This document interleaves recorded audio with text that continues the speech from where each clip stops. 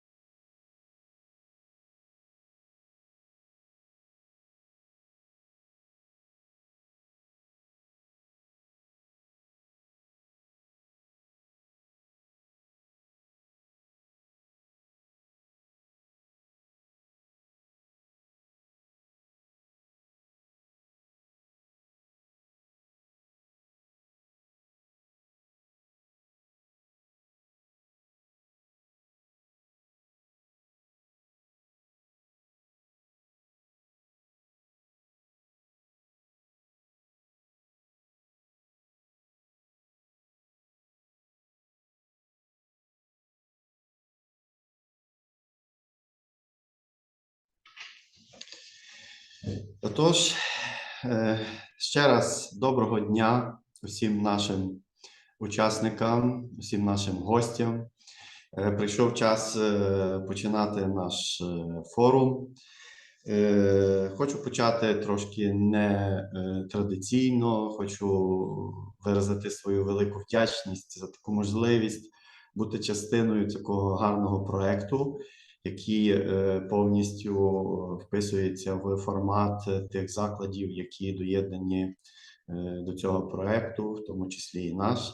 Ну, хочу сказати, що для мене є надзвичайно приємним моментом бути модератором сьогоднішньої події і відкривати першу конференцію, яка запланована в рамках цього проєкту SULAWE у Львові. З одного боку, це приємна місія, але з другого боку є і друга сторона медалі, яка не дозволяє, яка трошки прикра, яка не дозволяє нам мати очний формат безпосередньо у нашому гостинному Львові, який є древньою історією, і наш навчальний заклад був би радий бачити у наших стінах.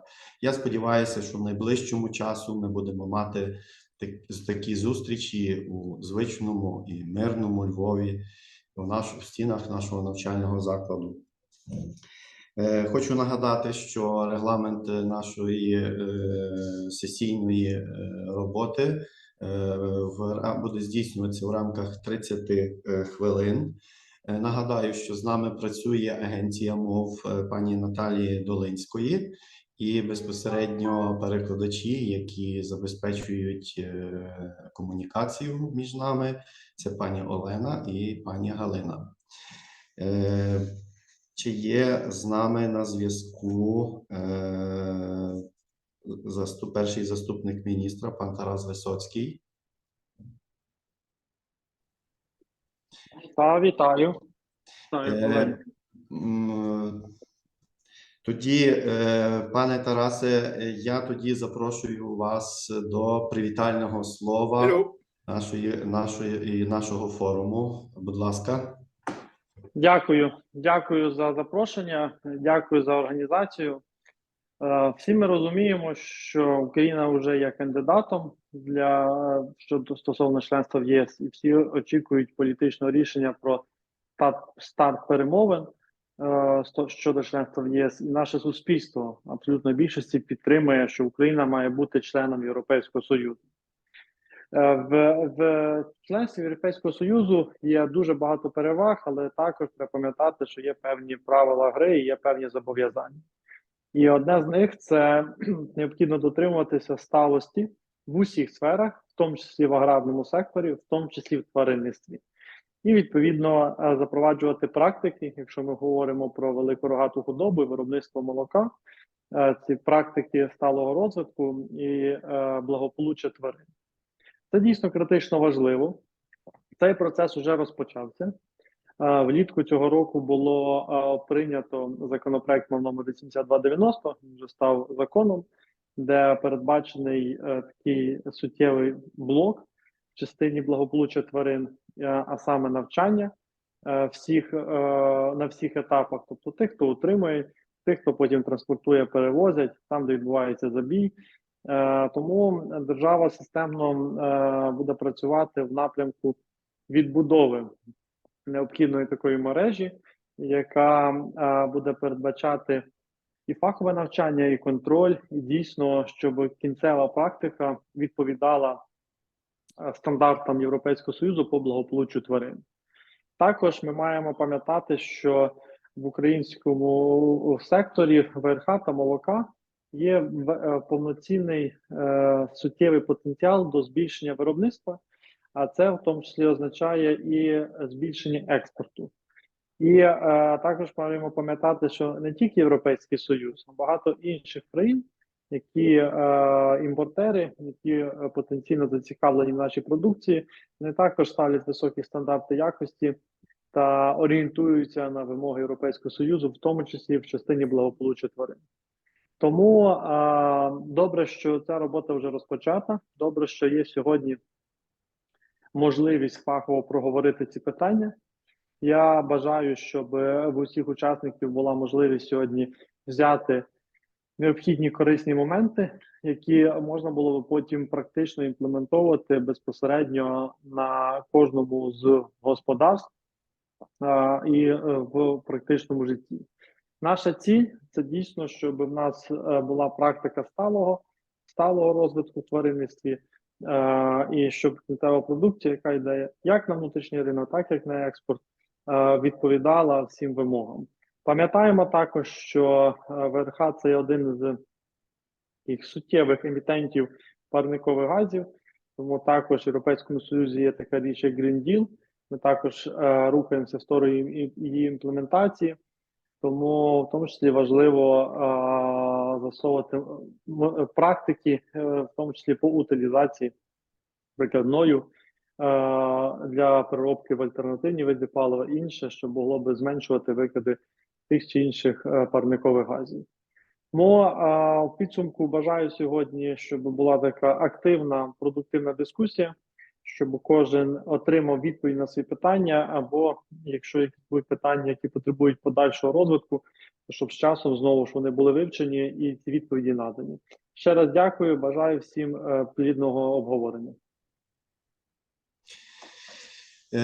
Дякуємо панові Тарасові за його увагу до нашого питання. І він, як ніхто, як перший заступник міністра, розуміє важливість цих питань, які ми сьогодні піднімаємо, з огляду на те, що наша країна має аграрний високий рівень ВВП, який вкладається в аграрну частину, яка потребує надзвичайної підтримки, надзвичайної уваги.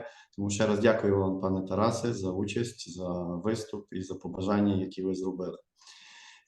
Я, очевидно, із великого хвилювання не оголосив саму назву нашого форуму, тому я перепрошую. І я перед тим, як запрошую до слова нашого ректора університету, професора Івана Парубчака, я назву назву нашого міжнародного форуму, який ми сьогодні розпочали. Це «Стале розведення великої, рогатої худоби та виробництво молока в Україні». Власне, з доповіді пана Тараса я зрозумів, що я той момент важливий упустив. Я тому перепрошую. Пане ректоре, прошу вас тоді до вітального слова. Доброго дня, шановні учасники Міжнародного форуму. Доброго дня, високоповажний пане заступнику міністра. Доброго дня, пане модератор. Всіх вітаю від імені Львівського національного університету ветеринарної медицини та біотехнологій на нашому міжнародному форумі. Шановні колеги, сучасний розвиток сталого тваринництва та благополуччя самих тварин є надзвичайно актуальним питанням. Є надзвичайним актуальним питанням як для державної політики в Україні, так і надзвичайно актуальним питанням в цілому для нашого сучасного суспільства. На нашу думку, на нашу позицію, ми маємо в такий спосіб працювати, щоб якраз знаходити золоту середину між прогресивним соціально-економічним розвитком над розведенням великої рогатої худоби та виробництво молока в Україні, а також і обов'язково дотримуватися всіх норм гуманного поводження з тваринами.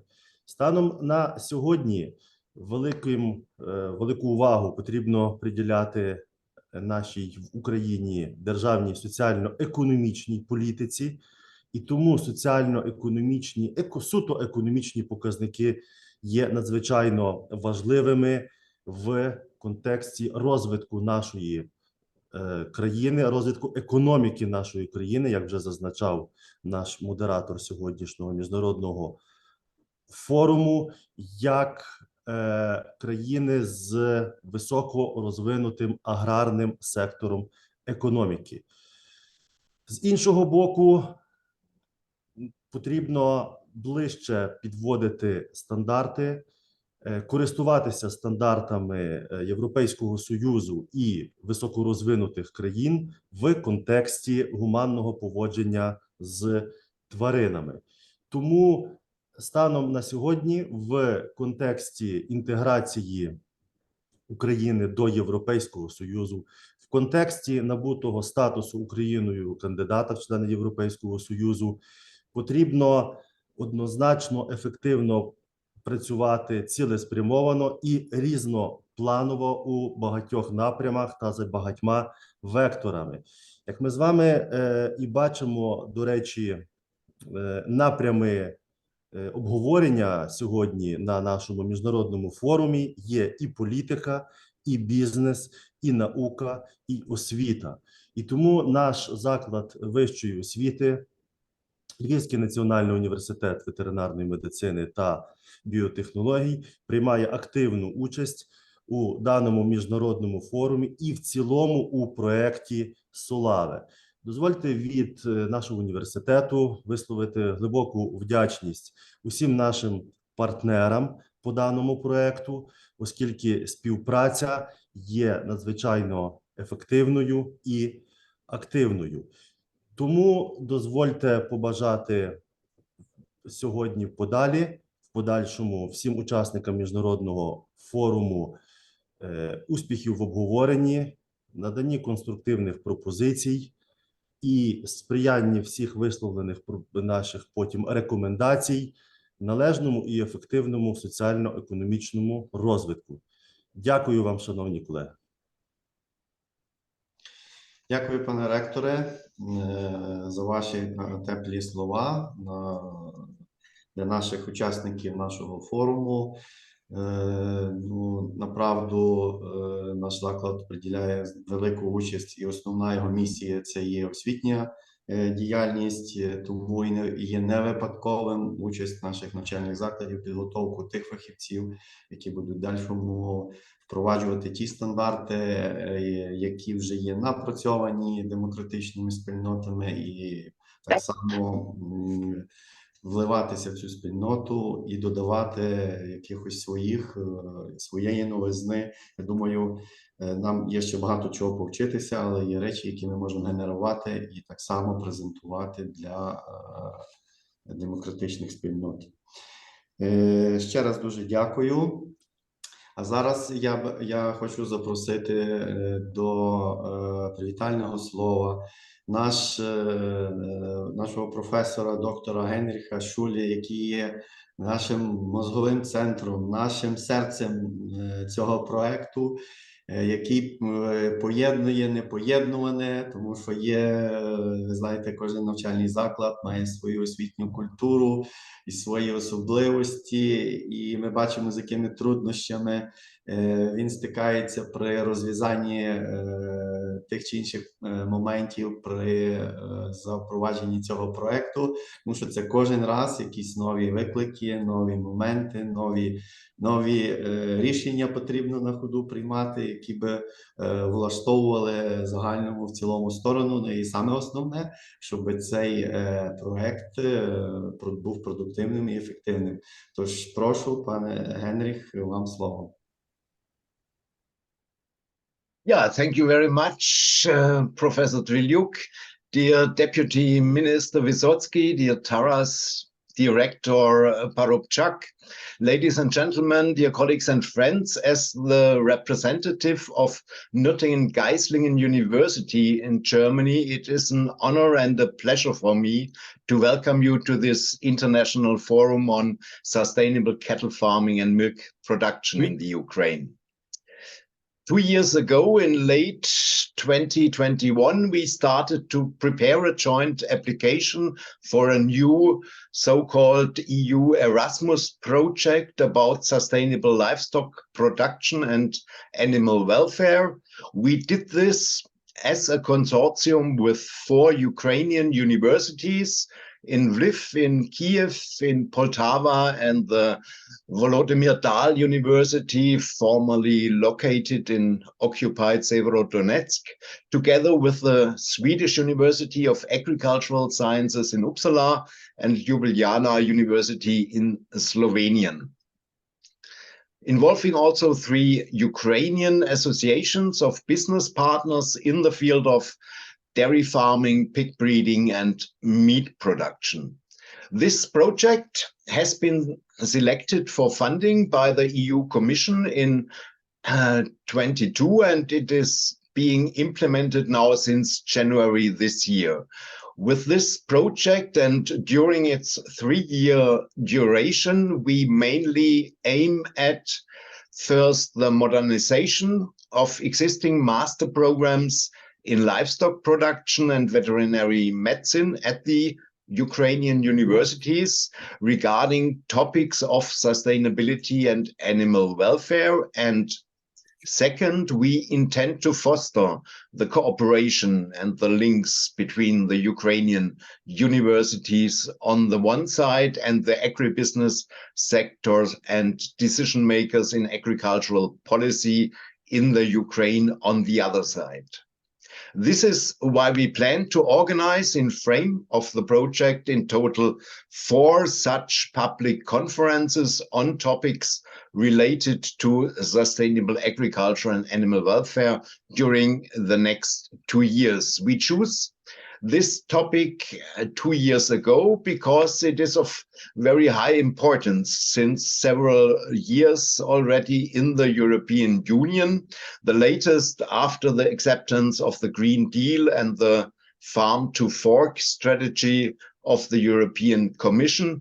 These topics are influencing and also dominating not only agricultural politics, but also the development of the farming and the agribusiness sector, and also agricultural education and research inside the European Union. And it could be assumed by that time that this topic will gain importance also in the Ukraine in frame of its further integration into the European Union.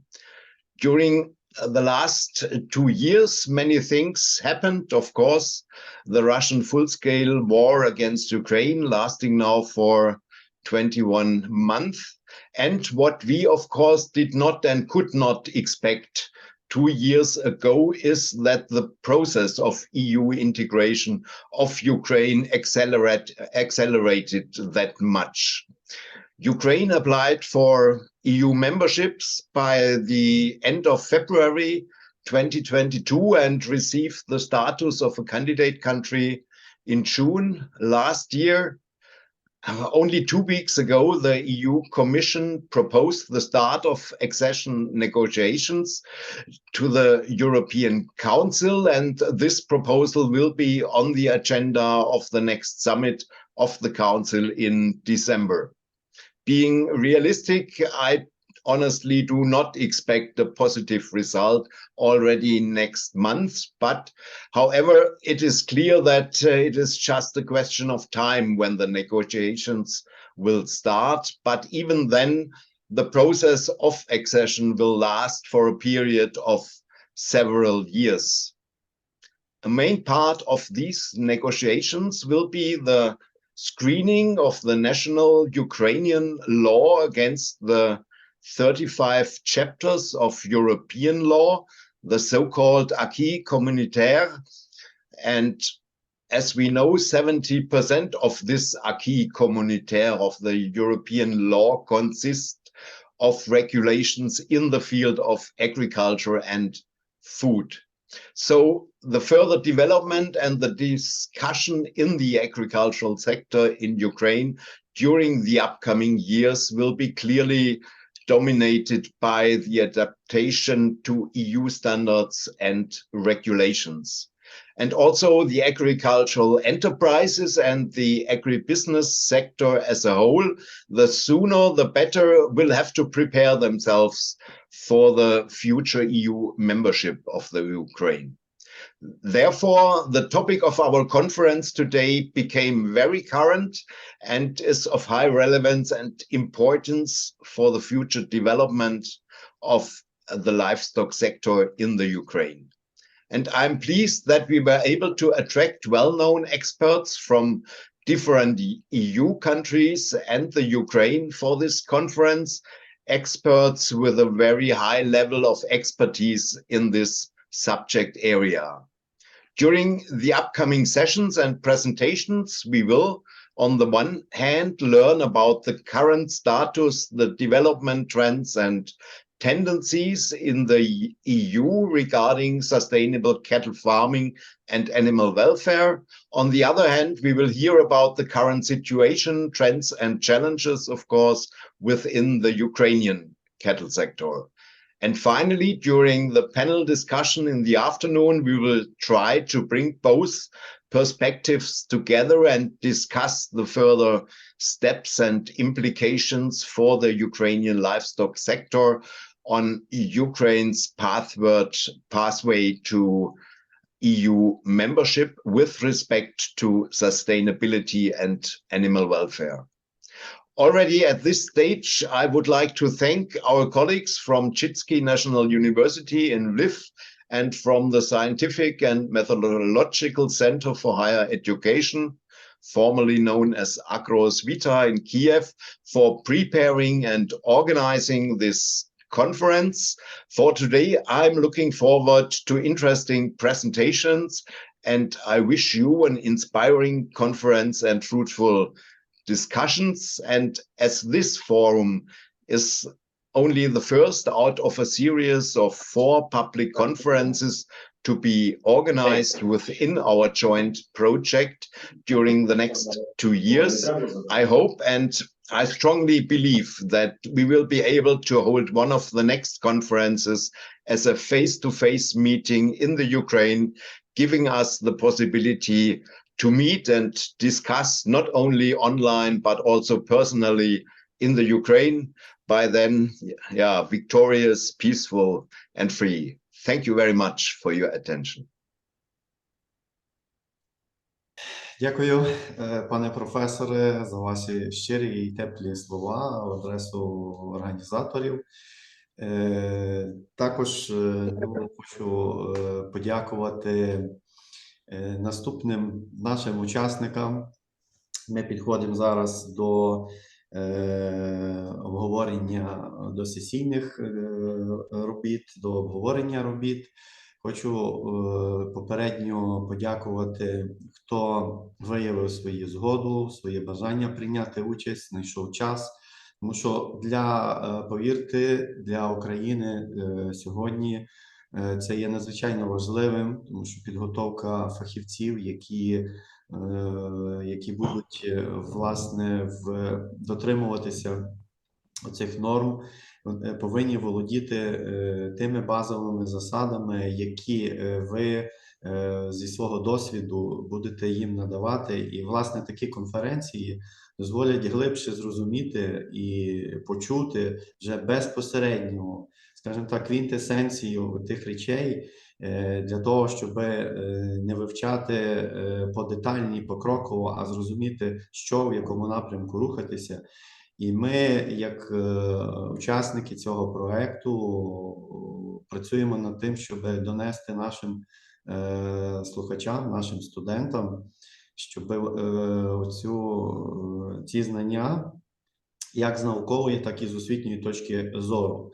Хочу сказати, що окрім освітнього середовища, яке буде спрямоване безпосередньо на студентів, які навчаються за класичною програмою, сам проєкт передбачає формування консультаційних центрів для слухачів, які навчаються протягом усього життя. Тобто в будь-який момент людина, яка торкнеться, схоче торкнутися питання тваринництва або питання дрібних тварин, тварин непродуктивних тварин, щоб вони були готові ці знання освоїти. Для цього будуть такі центри. Зокрема, Львів буде, оскільки в нас є сьогоднішній форум, присвячений великій рогатій худобі, у Львові заплановано є відкриття центру консультаційного центру по великій рогатій худобі. З огляду на те, що наближається час ключової сесії, я попрошу тоді технічно професора доктора Жана Луї Пейро Чи є він присутній? Так, є. Так, чи чує мене? Чи чути мене? Вас так. Пан Жан-Луї Піро, чи мене чує? Shall I О. share my screen or? Пане професоре, формат презентації ви поширюєте, будете поширювати екран, чи буде поширювати наш працівник вашу презентацію? Як вам зручно?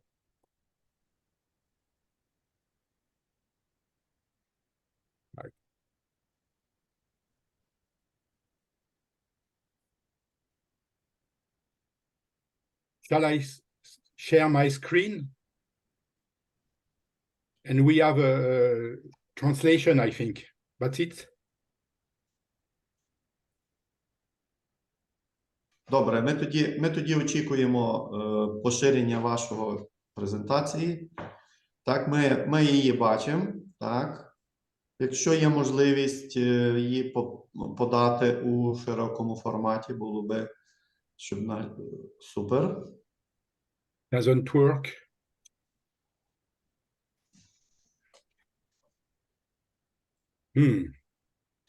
Пане Богдане, ви можете її поширити в широкому форматі? Да, можу зараз. Ну, будь ласка. А він уже сам. Угу. Ну, будьте готові. Do you see my screen? Так, ми бачимо. Видно.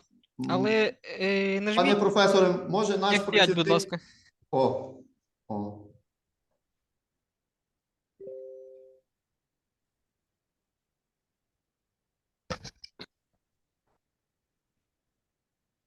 So I cannot. Do you see my screen now? Видно. Шановні колеги, чи є читабельним і достатньо для вас такий формат? Достатньо. Нормальний формат. That's it. It's okay for you? Good. Супер. Okay. Супер.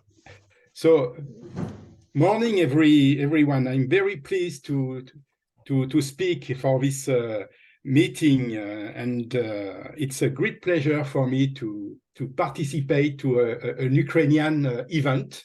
It's a pleasure to work with Ukrainian people from France. So many thanks for inviting me. My talk this morning is about the essential role of livestock in sustainable agri-food system. You know that a lot of debates are around livestock system in Europe. And most of the presentation are sometimes biased or how to say too strong. And we need to have a more balanced view of the livestock system. So I will speak not only about the dairy system, the dairy milk production, but also for other aspects, because all livestock system is under pressure. So for sure, we have some impact of the livestock sectors.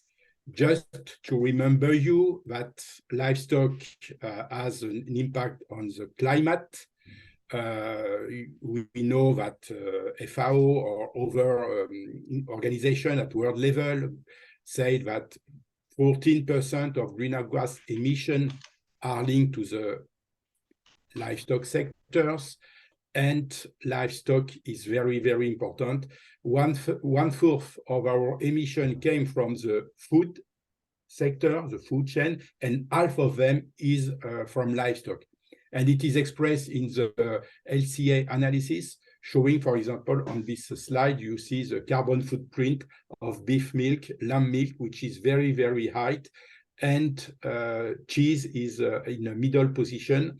And you see that the carbon footprint of animal-based food is much higher than the carbon footprint of plant-based food. It's clear.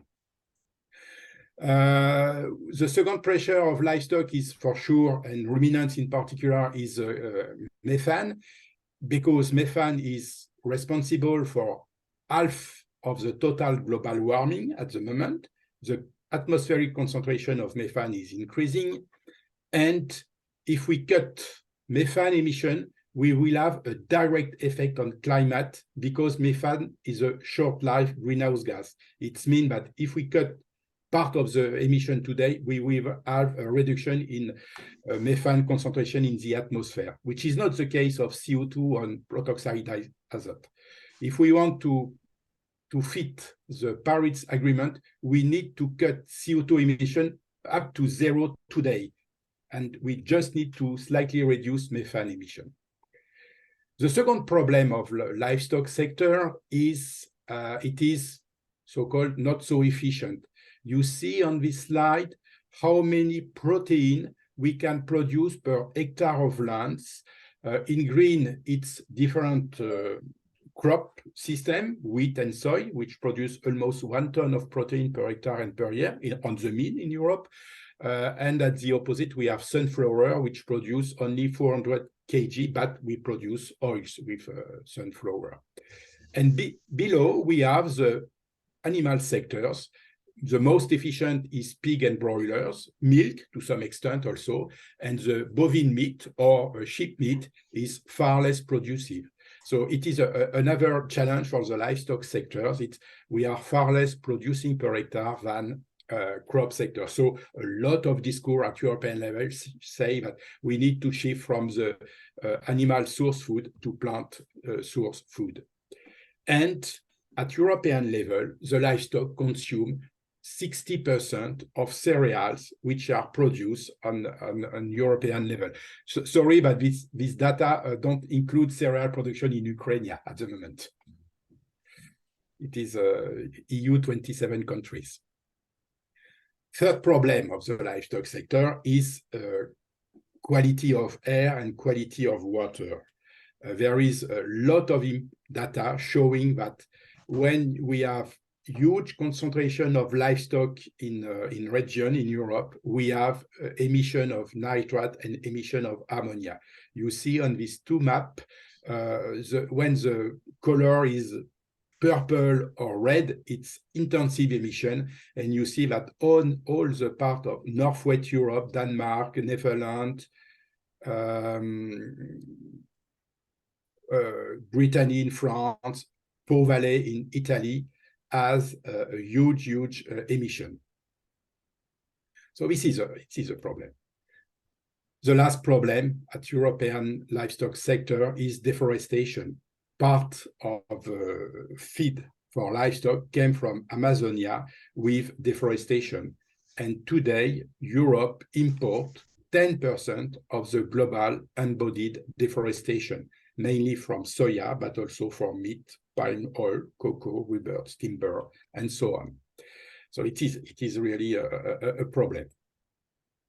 But you see also on this graph that 25% of embodied deforestation is imported by China. So China is a very, very big actor now for deforestation. So when we consider all these points, climate, biodiversity, resource use, quality of ecosystem, a lot of people claim we need to reduce livestock. It is the obvious solution. Probably this is a little bit too simplistic, but this data remind us that we need to find a way of improving the sustainability of livestock. The problem for me is that this vision is mainly linked to LCA analysis, life cycle analysis. And it is not all the vision of livestock. And now I will shift to another vision. First, what happens if we reduce too much livestock sector in Europe? First, we will have economic risk. We will increase the imports because the consumption of animal source food doesn't decrease very much. So we can lose some export position. Is it a relevant choice? So it is a political choice, clearly. But if we reduce livestock production in Europe, undoubtedly, we will increase livestock production everywhere in the world. And you see on this slide that in Europe, here, the livestock sector is much more efficient in terms of greenhouse gas emission per kg of protein produced than in other parts of the world. So long we will displace production from Europe to other places of Europe, of the world, we will increase greenhouse gas emission.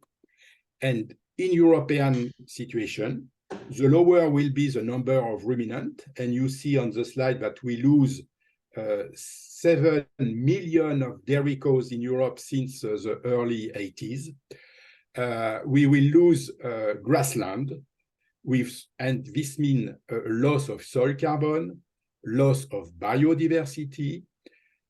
If grassland is replaced by forest, we will increase the risk of fires. You see that everywhere now at global level, we have fire with forest, and we will increase the population of wild ruminants, so increase the emission of wild ruminants, which partly compensates the reduction of dairy cows and beef.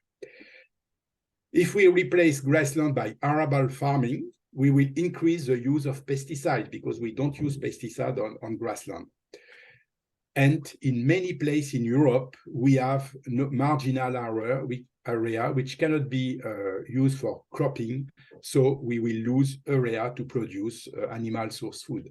So it's not so obvious that we need to drastically reduce the livestock production at European level. And I claim that the livestock is really part of the solution in a circular economy. And the last part of my presentation will be on this aspect. So we have emission to water, to air, to atmosphere with greenhouse gas, but livestock is also a solution. But we need to change the system. To be honest, since the Second World War, at European level, we have a linear approach of agriculture. The objective is to produce more, and we succeed in it. We have huge gain in productivity and in efficiency. You see on this slide that the wheat yield per hectare, the increase linearly since the early 80s. And the food conversion ratio of poultry, pigs declined, so we are much more efficient than 40 years ago.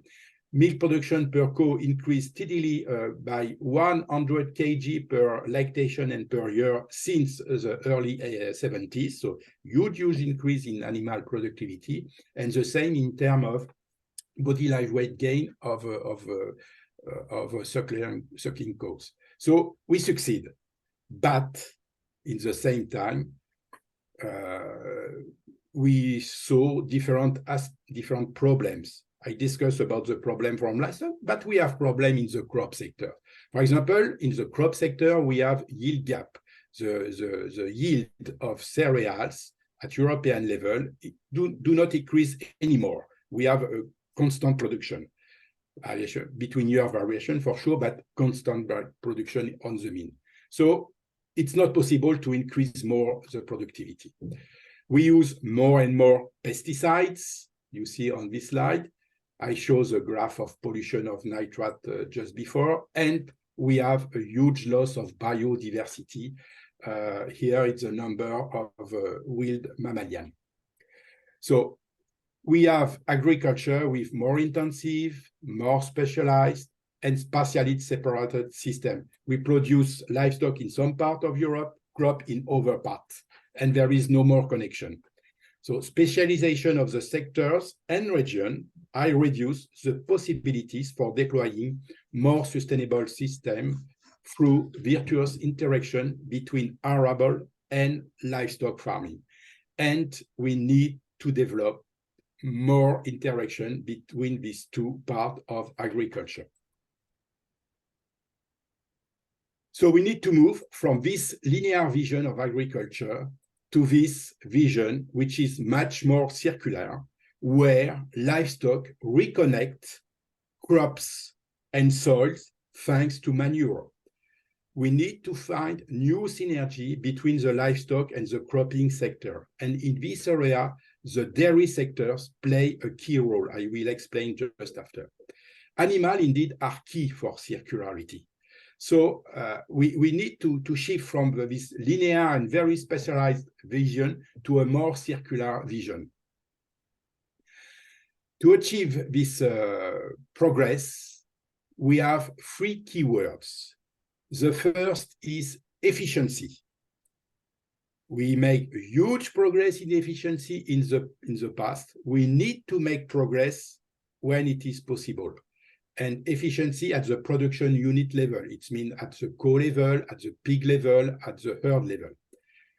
The second point, and this progress in efficiency is the more efficient we will be, we will preserve resource. So we will produce the same amount with less resource, less inputs. This is a sustainable intensification pathway of progress. We need to continue on this. We use this way since decades. We need to continue. Which is new is circularity. Circularity is to reconnect the livestock and the crop sectors. And livestock is key because it can use a lot of plant biomass and it can produce organic fertilizer and to shift from less mineral fertilizer.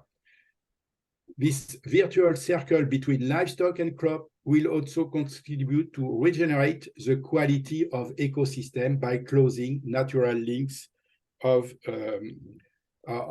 nutrient as carbon, nitrogen, phosphorus.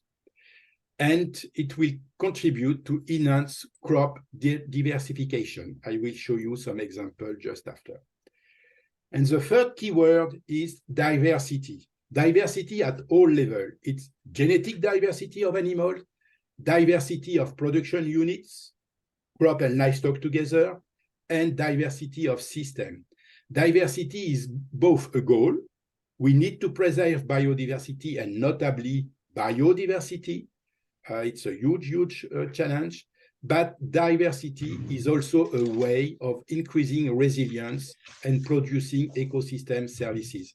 For example, with a climate shock in 1 year, if we have a diversity of system, some system will collapse due to the drought situation, but some other will not. So we will maintain some food security to some extent. So efficiency, circularity, diversity are the keywords. Efficiency first. It's just here an example showing how many protein we need to produce one pig. In early 80s, we need in France, this is data for France, but it's more or less in all country in Europe with pig producer, we need more than 50 kg of protein to produce protein of plant origin to produce one pig. Today, we need only 32 kg. It means that for the same production of pig, we need 500,000 hectares less than since 40 years ago. So it's just an example of progress we have done. For the future, we can expect progress with precision feeding. It means that we can expect 10 to 20% further reduction of N inputs in pigs. It's exactly the same figure for dairy cow, to be honest. And we can also make progress in efficiency by lower mortality of young piglets. And in this case, it will be a win-win strategy because we will be more efficient and we will improve animal welfare. The second example of progress we can do is combining efficiency, circularity, and diversity for a climate-smart food production. If we consider reduction of greenhouse gas emission, we can think about animal health, we can think about manure management, we can think about land use, and we can think about how we feed the animals. And for all these aspects, we will have progress to be done in efficiency. It is what it is now in the screen. For example, at animal level, we can select low-emitting dairy cows. We can increase animal robustness. For example, for cow having one lactation more per animals. We can produce more milk from dairy cows, more meat. Instead of having specialized meat breeds, we can produce part of our meat from calves from the dairy sectors, and we can change the slaughter age on the beef. For manure, we can develop smart use of manure, avoiding losses of ammonia and losses of methane. Land use, we can work on grassland management to limit emission. And at the feeding level, we can limit losses, because when we cut grass, we lose organic matter when we produce hay, so we can limit this kind of losses. We can have more precision feeding, and we can use feed additive for the dairy sectors. In terms of circularity and diversity, we have added level of action. We can develop some bioeconomy of manure, producing something else with manure, not only fertilizer. We can produce biogas. For the land use, we can use more legumes and fixing plants. We can use agroforestry to sequestrate more carbon in the soil. We can have crop diversification with dual purpose crop, producing in the same time both food and feed on the same field in the same years. We can use legume in feeding dairy cows or pigs or poultry, and we can also use residue of the food sector to feed the animals. So you see that combining both lever for efficiency, circularity, and diversity, we have a lot of lever of action to reduce the carbon footprint of the livestock sectors, with additional benefits, because we also reduce ammonia losses. We will use less fossil energy because less mineral fertilizer. We will increase protein autonomy of the livestock sector with end-fixing plant. We will reduce feed food competition if we can produce on the same field feed and food at the same time. We can have higher level of biodiversity because we will have diversity of crops, and we can increase soil fertility. So it's really a win-win strategy. Second point is circularity for manure-based fertilization, which it's very important. Manure offer a lot of possibility. First, we have a lot of manure at European level, almost the same amount of nitrogen in manure than in mineral fertilizer, but using manure reduce the emission of equivalent CO2, because production of mineral fertilizer is very, very costly in terms of emission. So it's an advantage of organic fertilizer. But the problem is that organic fertilizer, we lose ammonia and we lose methane. So we need to avoid these losses.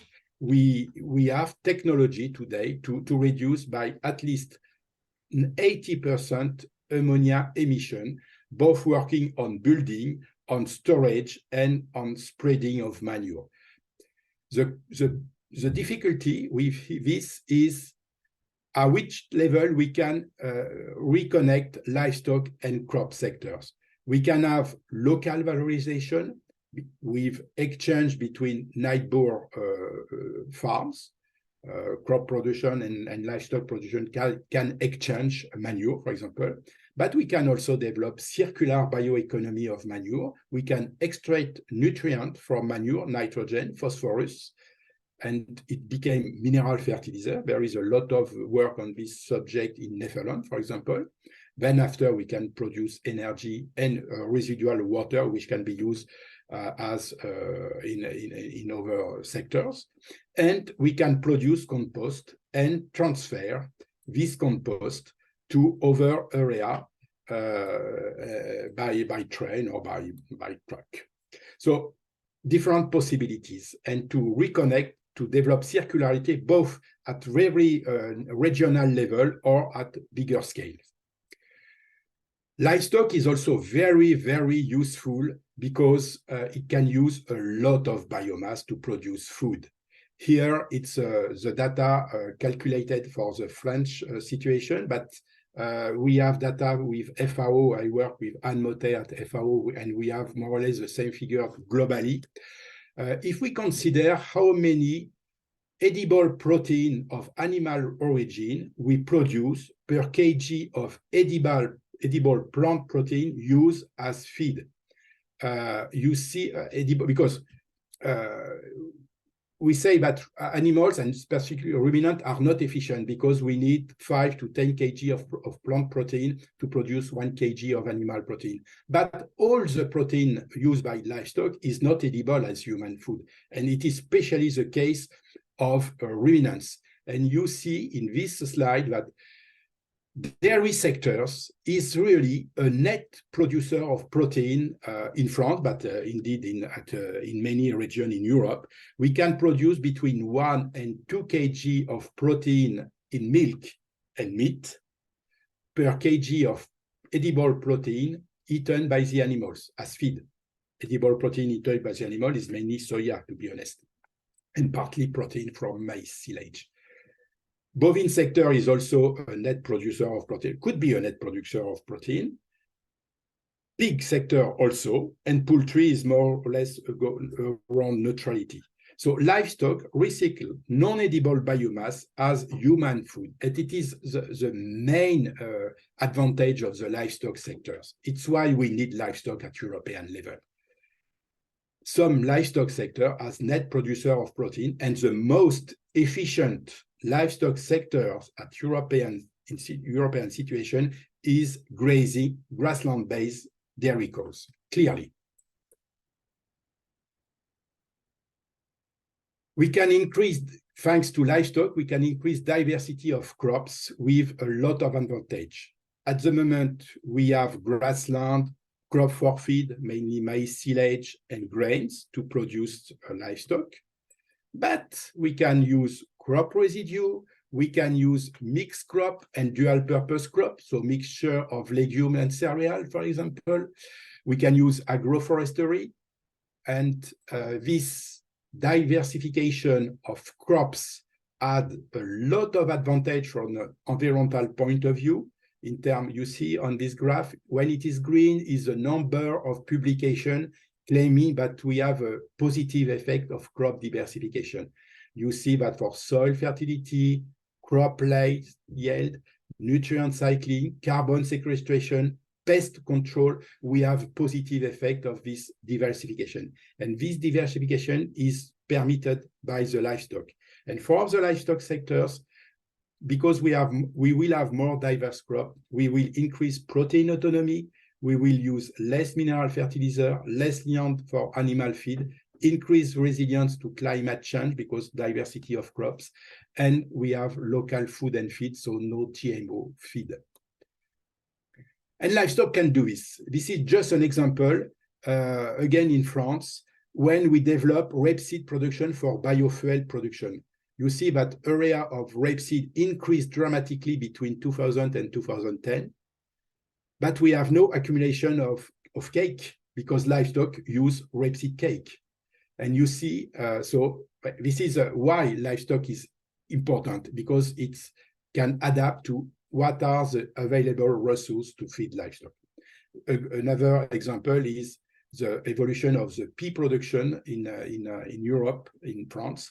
You see that after the CAP reform in 92, the pea production decreased and at the expense of cereals, and you see that pea in animal feed decrease in the same path.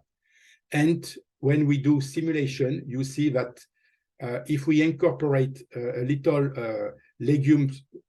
grain legumes in poultry, ruminants, and pork, we can produce 1 million or 1.5 million of legumes grain in France, which totally change the vision of the agricultural sectors. And we can also replace maize silage by lucerne, partly replace maize silage by lucerne, and it will have positive effect in crop rotation. The last point is circularity and diversity for livestock and biodiversity. You see that with livestock, we have grassland and dairy cow in particular. And grassland is a hotspot of biodiversity. And you see on this graph that the proportion of flowers which are fertilizer increase when we make measurement quite near a permanent grassland. When we are far for the most nearest grassland, 1 kilometer, we have no more fertilization. So a huge effect of ruminants and grassland on biodiversity. And this effect is also increased if we consider the landscape level, because we have a mixed system with hedge, grove, selvage, which protect a lot of biodiversity. So again, a fundamental role of livestock, and in special ruminant livestock. Livestock is also, because we have diversification of crop rotation, we can have a reduction of pesticides. We try to reduce pesticide use at European level, and in France in particular. We have in France a big issue on this, and we have research, which is Ecophyto, and you see that the pesticide treatment, the number of pesticide treatment is far less in mixed farming system, where we have crops and livestock in the same farm, than in specialized cropping system. So again, an advantage of livestock. With livestock, we use less pesticide because we have grassland, because we have more diverse rotation. Farmers use different crops to feed their livestock. And livestock is also good for soil fertility. When we use solid manure, we increase soil organic matter. Here it's an example of a long-term experiment using only mineral fertilizer, the right part, or solid manure, and you see that increase in soil carbon content when we use solid manure. Thanks to grassland, we have far less soil fertility, far less soil erosion, and you see that we have also more active soil. Here it's an example, it's a activity of one enzyme in the soil, which increase when we move from annual crop to grassland. So again, some very positive aspects of grassland, which are not taken into account by LCA analysis. So to conclude, we should say that reality is complex and that messages are often far too simplistic. For each performance, livestock can have positive and negative effect, and it depends on the system. So the problem is not the cow, it is how we manage the cow. Some emissions are inevitable because we have no how to say healthy ecosystem without livestock. It's not possible. So we need livestock. Livestock is need to close the cycle of regenerative use of resource to optimize circularity in the agro-food system. It's very, very, very important. Efficiency, circularity, and diversity in the integrated agro-food system are probably the most important or even the only option for a more resource-sufficient agriculture and emission-free of the food production sectors. So really, it's a way to achieve the compliance of the Green Deal ambition and related EU strategy, notably farm-to-fork strategy. The livestock production system should be transformed to optimize this role in circularity. And this is huge responsibility for the livestock sector and the ruminant sector in particular.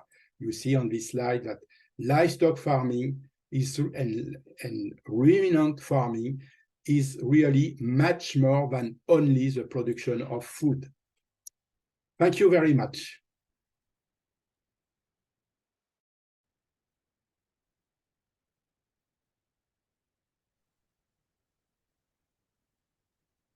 Вас і не чути.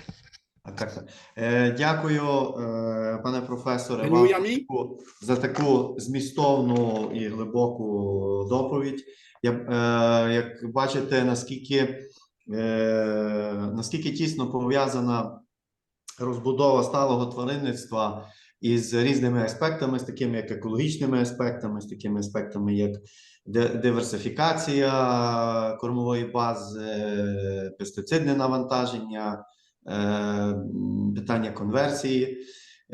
Тому дуже вам дякую за ті речі, за ті напрямки, над які ми маємо працювати. Значить, до наступної доповіді я би хотів запросити доктора Абеля Куйперса з темою доповіді «Тенденції сталого розвитку тваринництва та благополуччя тварин в Європейському Союзі». Чи є пан доктор Абеля Куйперс? Yeah, thank you. Can you hear me? Угу. Пане Богдан, у вас презентація. Можете допомогти? Can you hear me?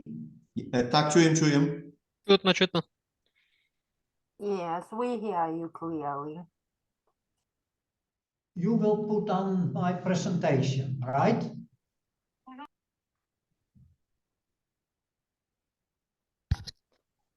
Я перепрошую, але у мене її немає.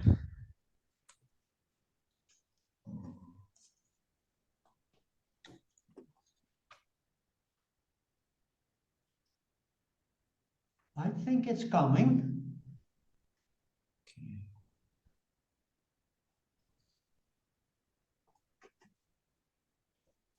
It's so easy that the responsibility is for the organizers and not for me at this moment. Пане I'm Ігор, happy.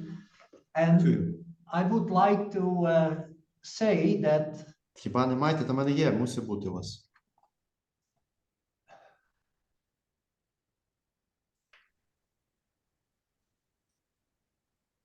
usually this is a kind of a difficult point if it works or not. That's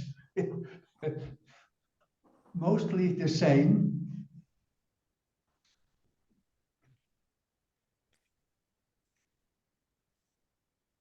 So I just open it. I can share it if you want. Є, де відео є, там маєте мати, Богдан, там великий файл є. That would be wonderful. Yes. В папці. Yeah. Just Yeah. give me. Just a technical problem, so we have this presentation. Yeah. Just a second. Well, thank you so much. Sorry. And also, I would like to express that I am quite honored to be part of your seminar, symposium, especially also because it's organized and part of Ukraine. Let you be sure that we have a lot of admiration for Ukraine and we support you fully in your struggle, such that I'm most happy to tell a little bit about the livestock sector and how we in the west of Europe, in my country, mostly the Netherlands, how we deal with farming and the European Union. I'd just like to give some impressions about it. The next slide, please.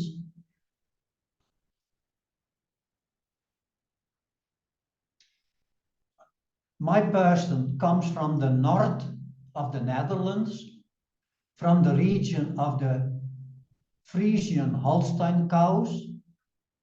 I'm a farmer's son, and farms usually look here like on the left side. That are the more modern farms.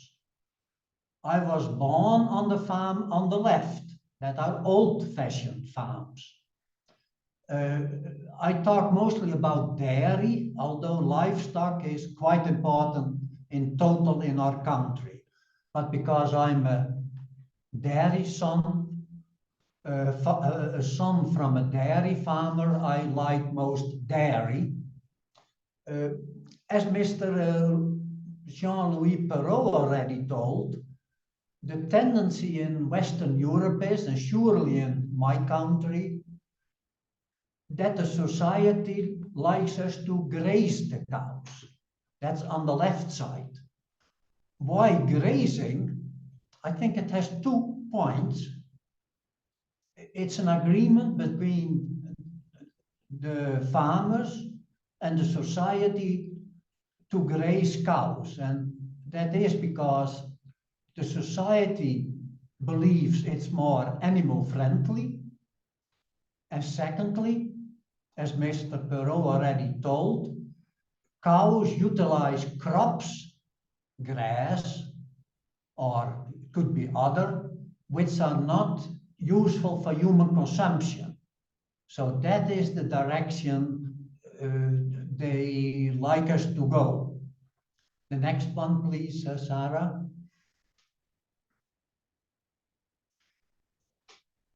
Of course, we have to work within the European Union, and I think we do that happily.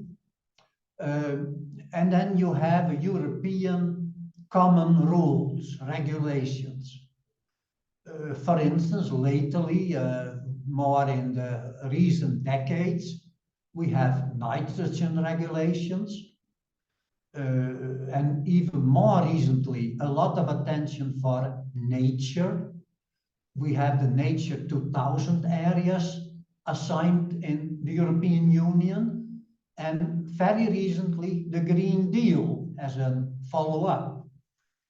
I tell a little bit how we work with that. The truth is that, and the possibility is that each member country, also we, can fill it in a bit to the local situation. The European Union offers us more general rules, and then we fill it in a way that it is more adaptable to our situation. And I'm sure that will be the same for Ukraine in the future, because you have, I think, you are on the other side of Europe, and your situation is differently than I and we who live on the Atlantic Ocean. Next one, please. To give you a little bit idea about how I experienced the European Union and how we dealt with it. And I have always been a research extension, and just a little bit history, how we experienced that. I am from, of course, born after the Second World War, and the first part of career of people here were in the period of production. As Mr. Perot said, it efficiency. And we achieved a lot in that area. But gradually, when I became active, it changed to more emphasis initially to animal welfare. And that has always been the same. It didn't change. Animal welfare came and stayed. To give you one impression, in our country, we have in our politics, in our parliament, since that time, a party, animal party, who only focuses on animal welfare. So they talk each day in our parliament about protecting animals. Then you can feel how important such a topic has become. The second topic, and that was a little bit under my lead, when I came, the nitrate leaching came into the arena. That was a European guideline to be more careful with nitrate leaching to the waters, to the rivers, to the groundwater.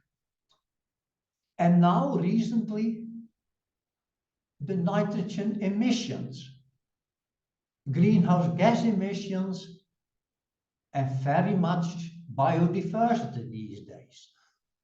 On next slides, I'll just give you some examples how we deal with it, how we work with that in this environment we are in. I tell a little bit about animal welfare, a little bit about nitrogen leakage, animal health, antibiotics, because I worked in that myself, and then at the end, just nitrogen today. Actually, it is so important that it is almost daily here on the television, in the news. And yesterday we had elections, political elections, and the nitrogen is one of the 5 most important topics. But that's in this region. but it expresses how important agriculture is as part of our society. Next one, please, Sarah. Thank you. When we look at animal welfare, this is where we work on, my colleagues and me. Other ways of keeping animals. Just a few pictures, one even from Italy, from colleagues we work with, and the other is in our country, and people like it. Farmers are a bit more nuanced about it, but it looks good, and it is just always a bit the same, more space for the animals, I believe. That's the main guideline. More space to live on. This is a new system we developed. It's now also, even the picture is from Slovenia, because it was adapted there, that we developed an artificial floor. It is still a little bit in development, but you can see differently, and a robot cleans the manure. And yeah, we like new, actually innovative developments. That is a bit our way of working. Next one, please, Sarah. To position a bit, and that may be really different from Ukraine, coming back to Mr. Perrault's vision, Europe. If you look at the left, that gives an impression how productive we are in Europe, the different countries. And that is, in this case, as example, grass growth. How much production of grass we have from an hectare. If the color is more dark, the production is higher. We around this, on the seaside, have fertile land, and we produce a lot of crops and grass. I think Ukraine is known as also being very productive. So there may be similarities. It has a consequence. If you go to the right, you see the use of nitrogen. And in those areas who are so productive, they also use rather quite some nitrogen, as in our country. Intensive farming. And if you use grains, it may be more pesticides which we use. And that is a huge topic these days. Sarah, next one, please. My first experience as worker in research extension was nitrogen. When I came in my working situation, nitrogen leaching and phosphorus accumulation in the soil became a topic in Europe, and we were asked to take care of it, to be more careful with it. What we did in our country was building a new research station called the Marke, who is still here and who devoted work on dealing with how to deal with nitrogen and phosphorus, especially in the soil and losses. And that has been very important also for our political system, because the data go to the government, and yeah, it has been a very successful investment. Actually, an investment of different government institutions. And we guided that farm. Next one, please. I give you one picture where I was amazed by. We were asked to work on nitrogen because there was too much nitrogen in the water. And just by working on it, in a few years, the red color disappeared. We were more careful with nitrogen. We advised the farmers differently about it. And in a few years, the concentration went down. But later on, it was more difficult to decrease the level more. The first steps were huge, but to go even lower was much more difficult.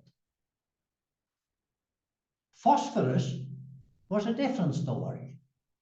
Phosphorus accumulated in our soil, especially because we used a lot of manure on our corn crops, probably too much in those days, and phosphorus had accumulated. And you cannot just remove that in a few years. That is a long, long route to go. That takes you a decades or more. So that was more tough. Next one, Sarah. Then I go to the next topic, which I experienced in my career. That was a little bit before the 2000 years.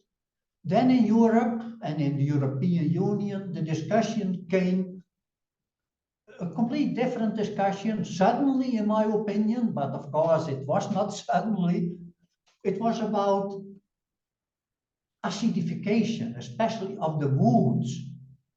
On the left, some signals of it. The trees were living less prosperous. We had too much nitrogen in the air, falling down on our woods. Well, in our country, we don't have many woods, but still, it was a huge issue. What happened? Actually, in the European Union, and that helped a lot. We got a regulation with our automobiles, the cars. And there was a regulation coming that we needed to filter the air from cars. The dirty air coming from the motors of our cars and wagons. And that has helped a lot. It almost solved it as it looked. What we did in agriculture, especially in livestock sector, our government was very critical at our and the society at our livestock sector, because also we produced nitrogen from the manure that went into the air. And we were told, reduce that. And actually there, as research, we managed in such a way that our station, our research station, developed the manure injection. And from that time on, in this part of the world, in the Netherlands and surrounding, we have to inject manure into the soil. And then the ammonia emission is reduced by 65 till 90%. So there we contributed in a positive way.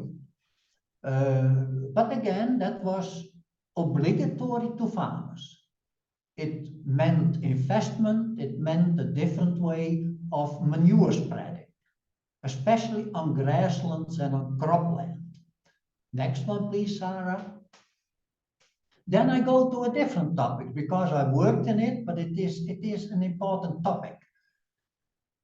In the 2010, around 2010, the European Union experienced, and there were a lot of notice about antibiotic use in the cattle sectors. No, sorry, in the livestock sectors. It became an issue. It became an issue from the human hospitals who told us animal keepers use too much antibiotics. Please lower it. And personally, I worked on it in the Netherlands, and this is a research which we published in those days, in those early days of attention for antibiotics. And you cannot believe it, when we started talking with farmers about that, we noticed that just talking about it already helped. We never thought about it. Antibiotics was fine, antibiotics this and that. and we just used it. And then farmers automatically talking about it lowered it in the next years. And when in 2012 and so on, there came regulations, we already were in a much better position because the farmers just lowered it by themselves before that period. My message is, if farmers realize and they know in an early stage, they can adapt, and most of them will adapt. But usually, honestly, those problems or those critical things come pretty late, and then suddenly we are confronted with it and we have to work on it in a hurry. And then it is almost a crisis. Next one, Sarah. And a crisis became nitrogen. And that's in our country at the moment. We call it the nitrogen crisis. Well, can you believe it? I think it's a bit local, but not only, surely in this area and around us. It is believed that we have too much nitrogen going to the air. It has to do with European guidelines, especially with the nature guidelines. We promised in the European Union that we would take more care of nature. Therefore, we have assigned nature areas in all EU countries. In the Netherlands, small country, we have 162 of those areas. Small areas. Sometimes just a few hectares, but they were assigned as being special. We promised to protect them, and lately it shows that there are organizations who told we don't do it good enough. And usually I think we notice that more and more it happens that people go to the juridical courthouses and they complain and they say we don't do enough looking at the regulations. And that happens in this area of the world. Action groups, NGOs went to the courthouse and the courthouse told government, you must go stronger for this. And then it becomes a very serious business. We showed, and that is also measurements, that in our area about a bit more than 40% of the nitrogen in the air comes from manure. Partly from traffic, partly from industry, and quite a lot just comes from everywhere in the air. Now the society asked the livestock sector to deal with that 40–45%. Please, they asked the livestock sector to reduce nitrogen in the air. And that is what now is a big issue. Next one, please, Sarah. And at the same moment, I'd like to tell you that of course it is because of the protection of nature, which is, I think, a very nice goal of the European Union. And nature is not only nitrogen, it is also animals who are around. And I really don't know how it is in your part, in Ukraine, and in, but I think in Western Europe, we have more and more discussion about, yeah, how can we look at nature? And in our country, I think it's really a huge discussion. For instance, you see me skating here in this area on the ice. If it is cold and freezing, some animals in that area die, like as you see on the picture. And then people from our cities are very irritated because they don't want animals to go dead. So they come protesting here and tell, we don't permit this. We don't want animals, wild animals, to die. So that becomes a discussion how to deal with it. Now the wolf is entering our country from the east, from Germany.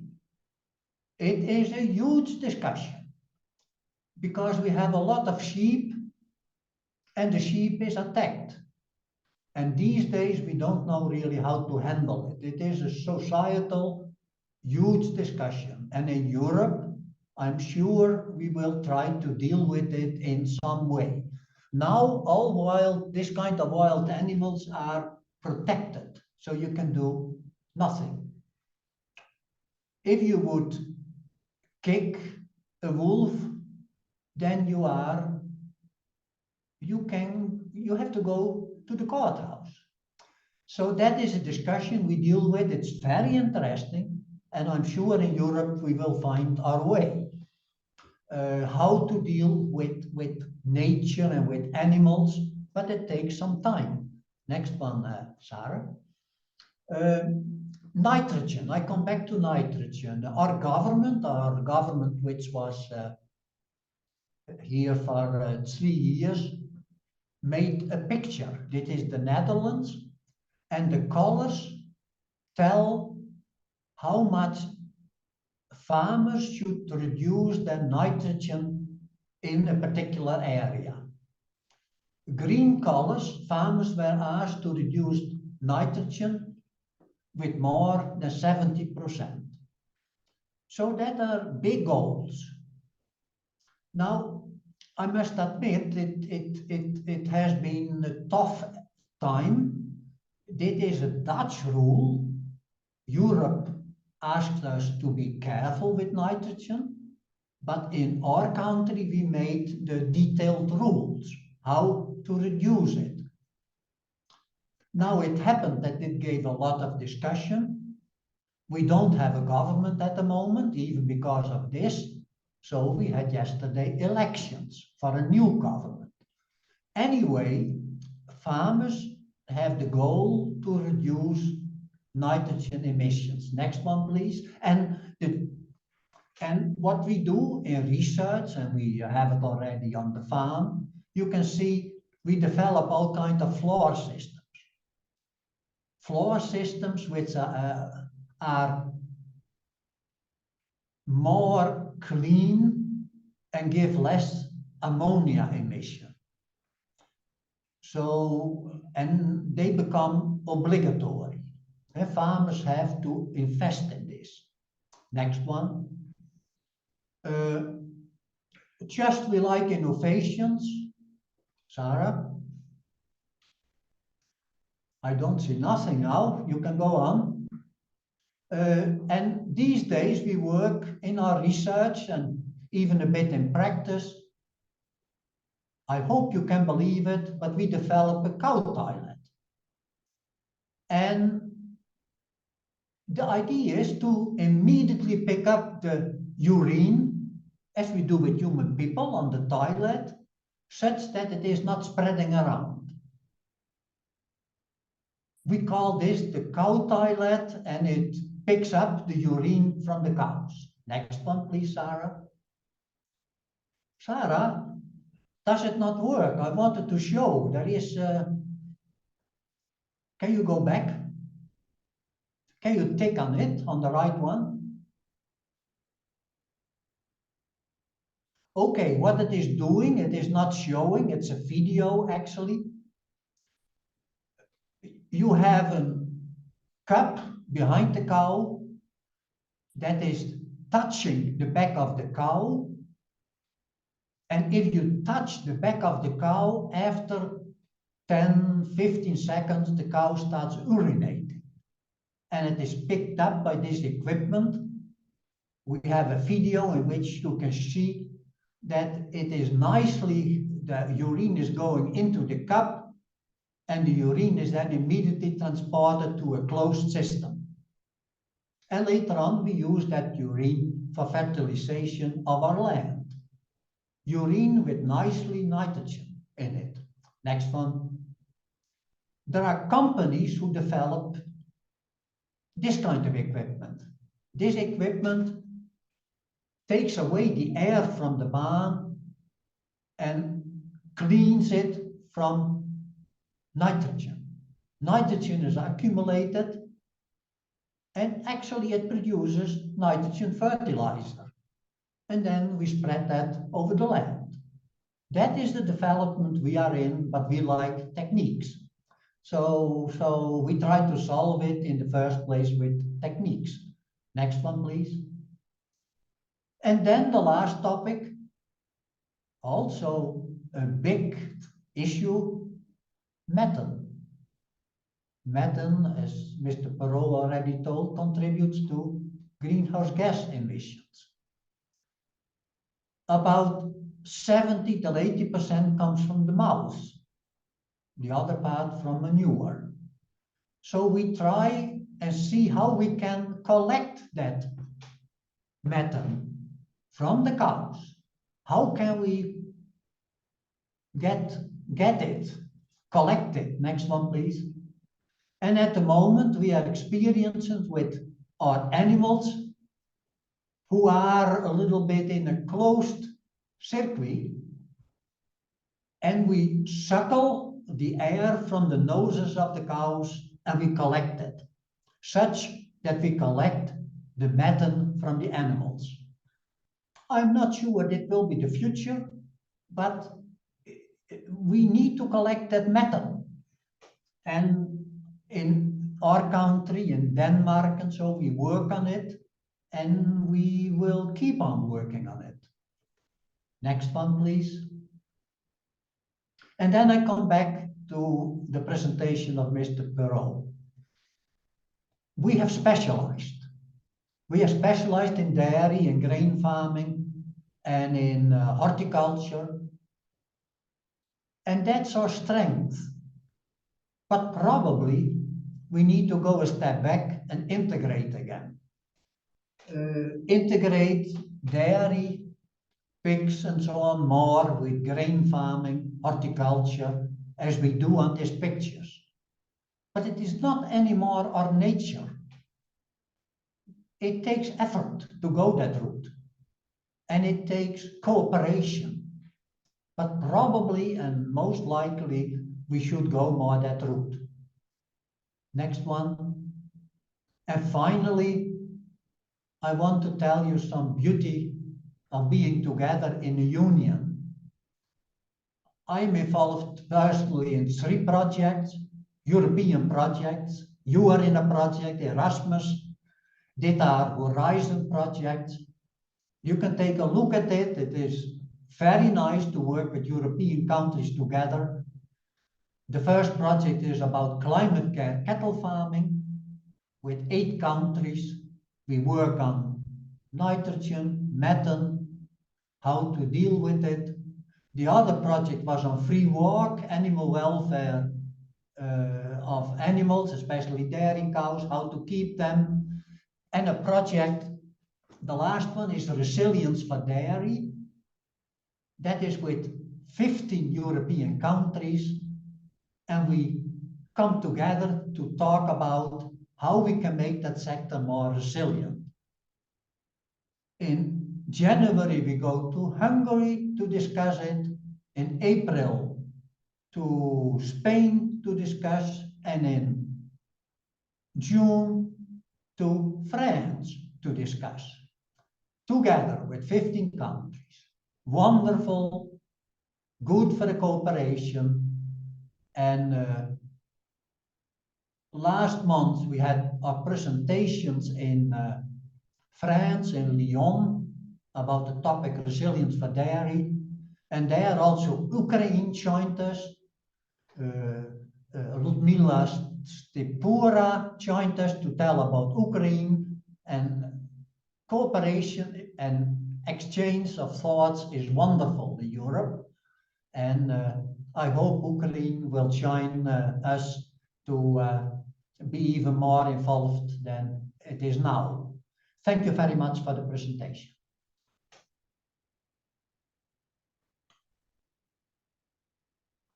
And thank you, Sarah, for presenting it. Thank you very much. Дякую, пане професор, за вашу цікаву доповідь. І направду ви бачите, наскільки є важливий відповідальний живий ефір, де трапляються різні моменти технічні, і показує, наскільки командна робота, наскільки важлива є в цьому. Дякую за підтримку в цьому питанні Сари. Ще раз дуже дякую. Головне, щоб був досягнутий результат. Ще раз, як ви бачите, наголошується питання на важливості роботи з природоохоронними зонами, на таку тематику підняв пан професор, яка є важливість сьогодні контролювання азотних викидів в атмосферу, як це все відбувається на нашому довкіллі. Тому, направду, потрібно є над чим працювати і потрібно вникати в такі деталі, які презентував пан професор, і досконалювати ці речі. Дякую ще раз за доповідь.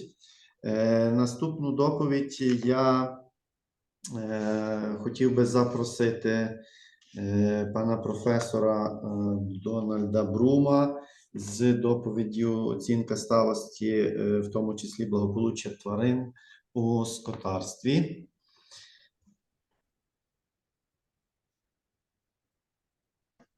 Okay, I think I'd like to share my screen because I have so many, have to switch it so often. So I try to share my screen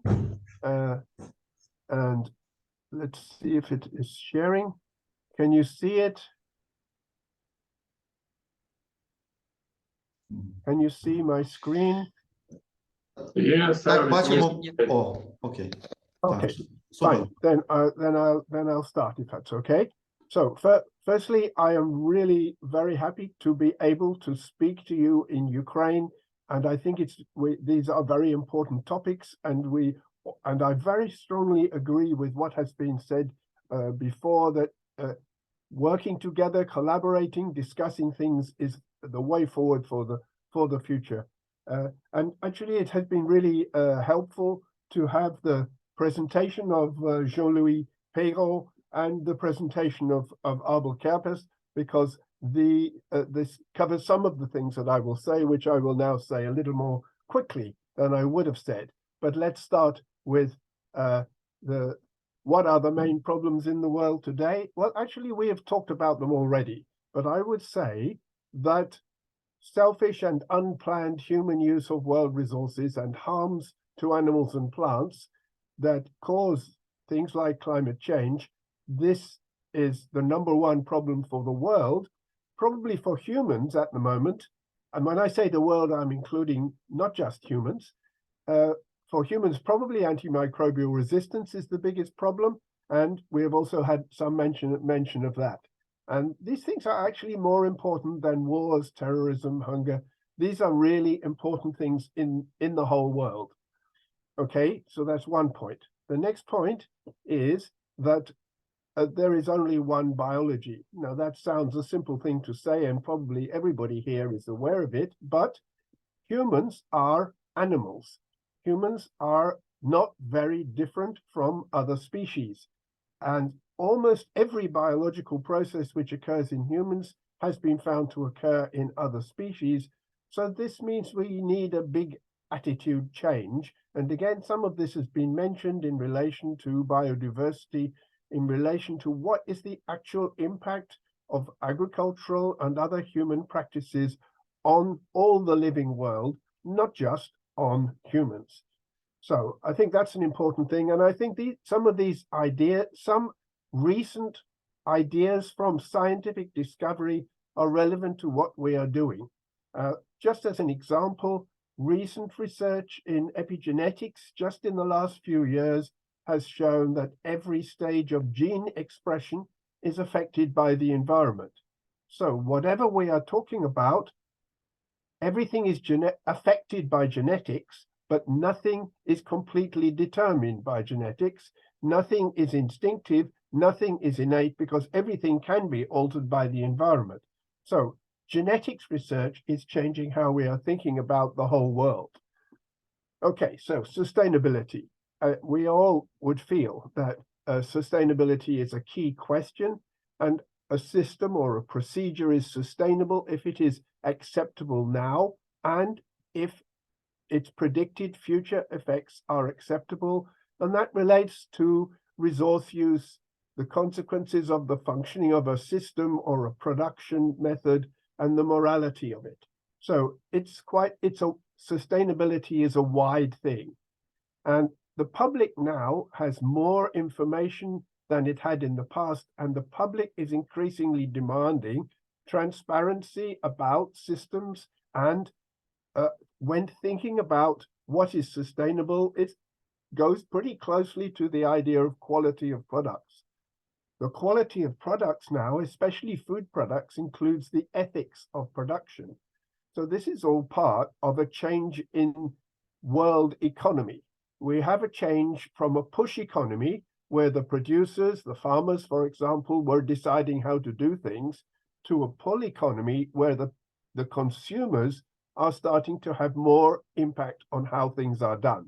It probably started with things like consumers avoiding products of child labor, which is one of the reasons why the World Trade Organization was produced, and then going to fair trade, the idea that people in rich countries should give a fair price to the producer, and it's not just in rich countries. People who do the production should have a fair deal, not just the middle companies. And so we have a situation then where consumers are exerting more control over the production systems, and that has been exemplified by both of the previous talks. So what might make a food production system unsustainable? What might make the consumers judge the product as poor because of something to do with the way things are produced? When this kind of question is asked to the public, they very often start by saying, when we're talking about food, the welfare of animals. A survey was done in Brazil recently, a published paper in which they asked many thousands of Brazilian consumers, what's the most important aspect of sustainability? They said the most important thing is the welfare of the animals which are being used in food production. And so welfare is actually a part of this food of sustainability. It's not something separate from it. So what are these aspects of sustainability? Well, so the welfare of the animals which are involved in production is one. Effects on human welfare, the effects on human health. Does the product cause problems for humans? Does the method of production cause problems for human health? Satisfaction of the people who are working in the industry is important. Whether the people who are working are getting a fair part of the production is important. And preservation of communities, including rural communities, is also something which is regarded as important. And then we have a whole range of other components of sustainability. Many of the public don't like some aspects of the idea of genetic modification. Personally, I'm happy to have genetic modification as long as it's properly checked, but it is a factor which is considered. And there's a whole range of harmful environmental effects, especially if we're talking about food production, and aspects where there is inefficient usage of world resources. And these things are being considered more and more now. And so the harmful environmental effects then are carbon dioxide and other greenhouse gas output leading to climate change, the lack of carbon sequestration, that is, you don't have a certain amount of carbon held in an area as you would in woodland, but you don't have if it's just very much if it's pasture plants, or even less if it's bare earth. Reduction in biodiversity has also been discussed already as being an increasingly important issue for the consumers. And then the actual amount of land which is used, the amount of water which is used, and the extent to which pollutants are being produced. We heard quite a bit about just now from Dr. Kappas. So how important are all of these components of sustainability, and how do we put them all together? Well, in order to compare systems, you need to have an objective method using good quality scientific information about sustainability. And it isn't actually possible to do it using the same units. You can't do it by using money or carbon or energy.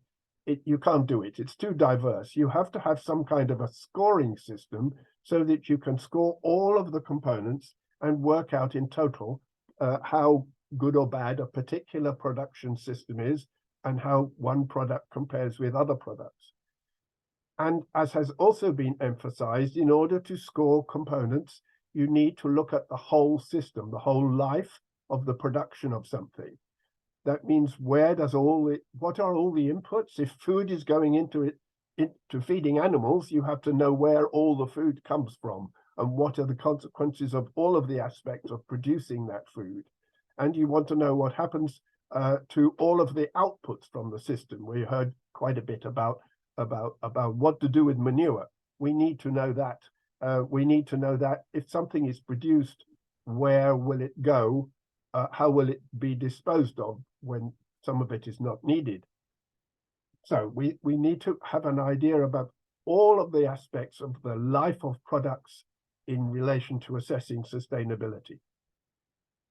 Okay, I just say a little bit about actually assessing then.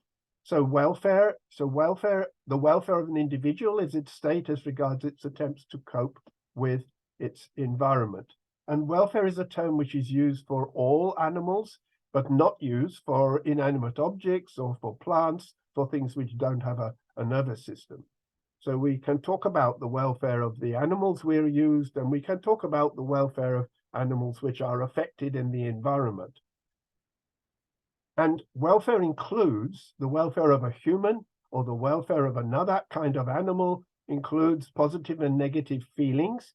A key part of welfare are the feelings which are adaptive biological mechanisms. Pain, fear, various forms of pleasure are all adaptive biological mechanisms. So we want to know about the feelings of individuals, of individual animals. We want especially to know about the health, that health is an important part of welfare. So health is the state of the individual as regards attempts to cope with pathology. So that's a really important part of welfare. It's not something completely separate from welfare. Quality of life is another term that also means welfare. So animal welfare then is a key part of sustainability, but in general, we protect some species more than others. So we have the concept of sentience, which animals are sentient, which animals have the awareness and cognitive ability necessary to have positive and negative feelings. Well, all cattle are sentient. Once there is a certain stage of embryonic development, they start to be sentient. And all cattle and all other animals have a range of needs, and we have a wide-ranging area of scientific study of what is important in the life of this kind of animal. In the case of cattle, what is important to cattle? So we have a wide range of measures of needs, and we have measures of the consequences of using different kinds of systems. And certainly for cattle, there was at one time the idea of 5 freedoms or 5 domains, but nowadays we have so much good information about the needs of these animals that we in fact, here is a list of some of the things that calves need. You can see they need to breathe, exercise, explore, show certain kinds of behavior, minimize disease, a whole lot of things. So there are lots of measures of welfare. There are physiological, behavioral measures. There are the extent to which things are not possible in development, the extent of aversion, disease prevalence, how much of different kinds of attempts to cope are occurring. And what is going on in the brain is underlying a large amount of this. So we have a wide range of measures of welfare, and these are measures of the positive and the negative. Welfare can be very good, can be very poor. It's not just the positive, we are measuring how good the welfare of animals is, and this is a very large area of scientific research now. We do often need to say what is the worst welfare or what is the best welfare. And actually, if you're looking, for example, at ways of killing animals or particular kinds of treatment, you can say, what's the intensity of the effect, the positive or the negative effect, and how long does it go on? Because something bad for a long period is worse than something bad for a short period. So what we are evaluating then is a function of intensity against and also of time. So we want to know what is the area under this kind of curve, what is the magnitude of poor welfare, what is the magnitude of good welfare in a particular system. Okay, so I've been talking quite a lot about welfare because I was asked especially to do that. But as I have said, we have lots of other components of sustainability. We can measure these as well. We can score them. For example, human health. In relation to food, we want to know what is the impact on human health. You can measure this. You can measure the actual health of people, and you can also measure what people will buy and people will not buy in relation to health. And we should be thinking all the time about what contributes to antimicrobial resistance, whether it's a measure of health or not. So we can score the effects on people, mortality rate, morbidity rate, how much welfare is improved or made worse if a product is consumed. So in a comparison of different products, we can evaluate the impact on human health. We can also impact on the jobs of people. Do people enjoy their life, their work? This is something we can assess. We can look at the effects on communities. What's the effect, and to what extent are people moving from the rural areas to the cities? This is something which has happened in many countries in the European Union. It's happened much less because there have been systems which have supported people for staying in rural areas. I would say that that's one of the great successes of the European Union. Then we can measure things like fair trade. Are the producers in poor countries getting a fair reward for what they do? And we can measure what the consumers are buying. So people are avoiding some products because they think it's not fair trade. Genetic modification. We want to know what is the effect of genetic modification. There are some people who just don't, in principle, like genetic modification. And I would emphasize that that includes gene editing. It's a form of genetic modification. And modifying animals is something which people often don't like. But what you need to know is what are the effects, because the effects could be positive.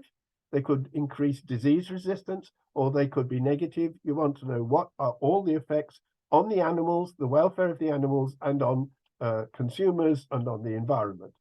So we need to, all these things need to be measured, and legislation is important. You have to have legislation which says what are all the consequences of this kind of genetic modification. And because the rate of change is very fast with GM, it's not the same as normal laws. You need special laws for genetic modification. Harmful environmental effects, again, we can measure it. So climate change potential, you've already heard about this. You can measure how much greenhouse gas is produced, and you can do something about it. Carbon sequestration. What is the standing crop of carbon in different systems of agricultural food production? How much pollution is there? How much pollution is there in waterways? How much pollution is there on land? How much pollution is there in the air? There are particular practices which we now know, things like crop burning, which give off a very, very large amount of carbon dioxide. So we need to know all of these things. Loss of biodiversity is clearly something which people are very worried about now. And you saw some data from Jean-Louis Perrault on exactly this, how much decline there has been in biodiversity. I live in the east of England. The area where I live has lost biodiversity more in the last 10 years than in the probably at any time in the history of the world. So this is, well, I mean, I live in one of the least biodiverse countries in the world. So we ought to know these things and we ought to think about it. If we are managing land, if you degrade the land, then you will have very low biodiversity, but it might be able to regenerate. If you convert natural vegetation to pasture, there is biodiversity loss. If you convert natural vegetation to arable production, you have even greater biodiversity loss.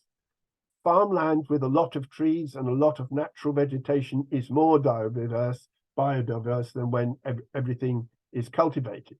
So we need to know what is the, and there are indices of biodiversity, and biodiversity includes small as well as large. So the animals in the soil are included in biodiversity measurement. It's not just mammals we want to know about.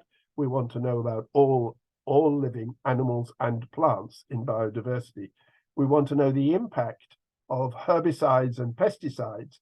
The biggest in the area where I live, and if I go 100 meters from here, I'm starting to get into farmland which is very low in biodiversity, mainly because of the use of herbicides, because the herbicides have killed everything except the crop which they want to grow. Pesticides also have a big effect. So we need to know what are all the consequences. Pesticides which are used as seed dressings, as crop sprays, have lethal effects on non-target animals, including insects. The biggest declines at the moment seem to be occurring in insects, and insects, of course, are often the food of other animals, and so we need to know that. We need to know about our use of chemicals like drugs. Veterinary and human drugs cause widespread death of land and water animals. Some forms of fishing, of course, cause very large amounts of death. So we need to know what is the efficiency of use of the resources of the world. How can we reduce food waste? How can we pass edible food to other humans who can use it? How can we feed food waste to pigs and poultry?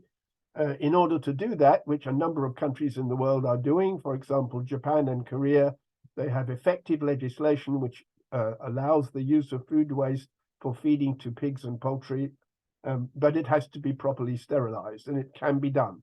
So wasting the food is not acceptable in the future, I think. Another area which has been mentioned briefly already is that animals which eat, that humans cannot eat leaves. Humans get very little nutrient return from leaves. Almost all biological, a very large amount of biological production in the world is leaves. So animals which can eat leaves and other food that humans cannot eat, such as ruminants, herbivorous fish, herbivorous insects, are going to become more important in the future because the humans can eat grain, for example, whereas humans can't get much out of leaves. This means that we are in a time of very great change. The humans should be eating the wheat, maize, soya that is produced, not feeding it to other animals. Excuse me. In particular, we should not be feeding grain to ruminants because they can be fed on something which we cannot eat. In order to manage the resources of the world, we should stop feeding grain to ruminants. We should not feed grain to dairy cows. It's a very inefficient thing to do. So part of our move towards using plants more and using plants more efficiently is to move away from things which might be cheap to do, but which are in the long run not going to use world resources properly. So I think, as I say, I think ruminants, herbivorous fish and insects are going to be important human food for the future. And that is not the same as when you just concentrate on carbon footprint and say, well, ruminants are all bad. I don't think that's been thought out well enough, and both the previous speakers have made a comment on this. Right. We can also measure land area, how much land area is used. If you're comparing systems, we can measure how much water is used, and it's especially conserved and purified water which we want to know about. So we can measure that. And so if you make all these measurements, you can compare, using all the components of sustainability, various systems for production. This is an example of beef production, and the systems were extensive pasture, which became degraded or did not, fertilized irrigated pasture with concentrates or without, with a feedlot or without, other systems like other feedlot and indoor housing systems, and the best of the extensive systems like the semi-intensive silvopastoral system. So those are some of the systems, and the comparison looked at a whole range of sustainability components: human health, welfare of the animals, land usage, land area per kilogram of meat, amount of conserved water, greenhouse gas per unit of product, amount of water pollution, biodiversity decline, reduction in carbon sequestration, and other things, although they didn't all come up in this particular comparison. And sometimes consumers completely refuse to buy products if they think they're very bad in some way in relation to sustainability. So this, these were the results of doing this kind of analysis, with looking at all the scientific information which is available in every area. And the biggest result of this, which is important, is that systems for beef production varied a great deal. So at the moment, we have things being said about beef production, which are as if every system was the same. But the best systems are enormously better than the worst systems in terms of sustainability. So extensive pasture which degraded the pasture was came out very badly, but extensive pasture which did not degrade and was well managed came out rather well.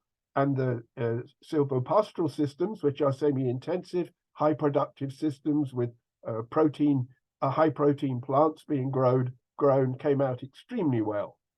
Feedlots did not come out very well. Everything which involved feeding concentrates came out less well, and the ones which also were not very good in animal welfare came out less well. But don't forget, this does include carbon footprint as one of the factors. So we can evaluate sustainability, and we can compare then with other meat. So there's no doubt that if you only eat plants, then the sustainability is going to be better. So we should move to eating more plants and eating less animals, but about 40% of all the cultivated area of the world can't be used for arable production. So it can be used for animals which are grazing, for animals which are eating the plants, and therefore we need to use it, I think, for the future of human getting enough food in the future. If we look at pork and chicken came out as less sustainable than beef and lamb, but it depends on the system. So if you use the best beef and lamb production system, then it's better than the best chicken and pork system, because the chickens and pigs are being fed and managed in particular ways which don't vary very much. So overall, then, what the FAO wrote in Livestock's Long Shadow is not borne out when you look at all of the aspects, all of the components of sustainability. Other kinds of new systems also need to be looked at. For example, perhaps cultured meat production. So we need to compare systems in a scientific way using all of the different components. So what do we need to change in agriculture? And this is the final part of it, and it's interesting how it overlaps with some of the things which have been said by the previous speakers. We should use new systems which are very efficient, like semi-intensive silvopastoral systems, when possible. That's an increase in the use of high-protein pasture plants, shrubs and trees, not just pasture plants, but shrubs and trees. The most productive areas have all three. We need extensive systems, because extensive systems generally have high biodiversity. The least biodiverse systems are are the ones most intensively cultivated for plants. We probably need to increase the use of extensive pasture, and we need to stop feeding maize, other cereals, soya to livestock, especially to cattle. We need to stop using feedlots and indoor housing systems, which are not very good for welfare and which generally involve the use of a large amount of food which could be fed to humans, or at least the land could be used for food which could be fed for humans. As far as dairy production is concerned, I haven't gone into this in detail, but the big problem at the moment is the welfare of dairy cows because of high levels of lameness, mastitis, and reproductive disorders. We need to have slightly less production per animal, and then you can improve the welfare and improve the sustainability in general. And actually, if you don't feed grain, then that has positive consequences for sustainability. So it might in the future be necessary to reduce pig and poultry production, the opposite of what has been happening in the world recently. We really are likely to need to use different kinds of systems from the ones which are widely used now. We need to stop minimize certain kinds of activities like ploughing, which damages soil and damages animals living in soil. And we need to increase the use of unwanted human food, including feeding it to pigs and poultry and farm fish. Okay, so here are some of the things that I've written in this area generally, and there are some of the references. So this will be available if it's sent to people. Okay, thank you very much.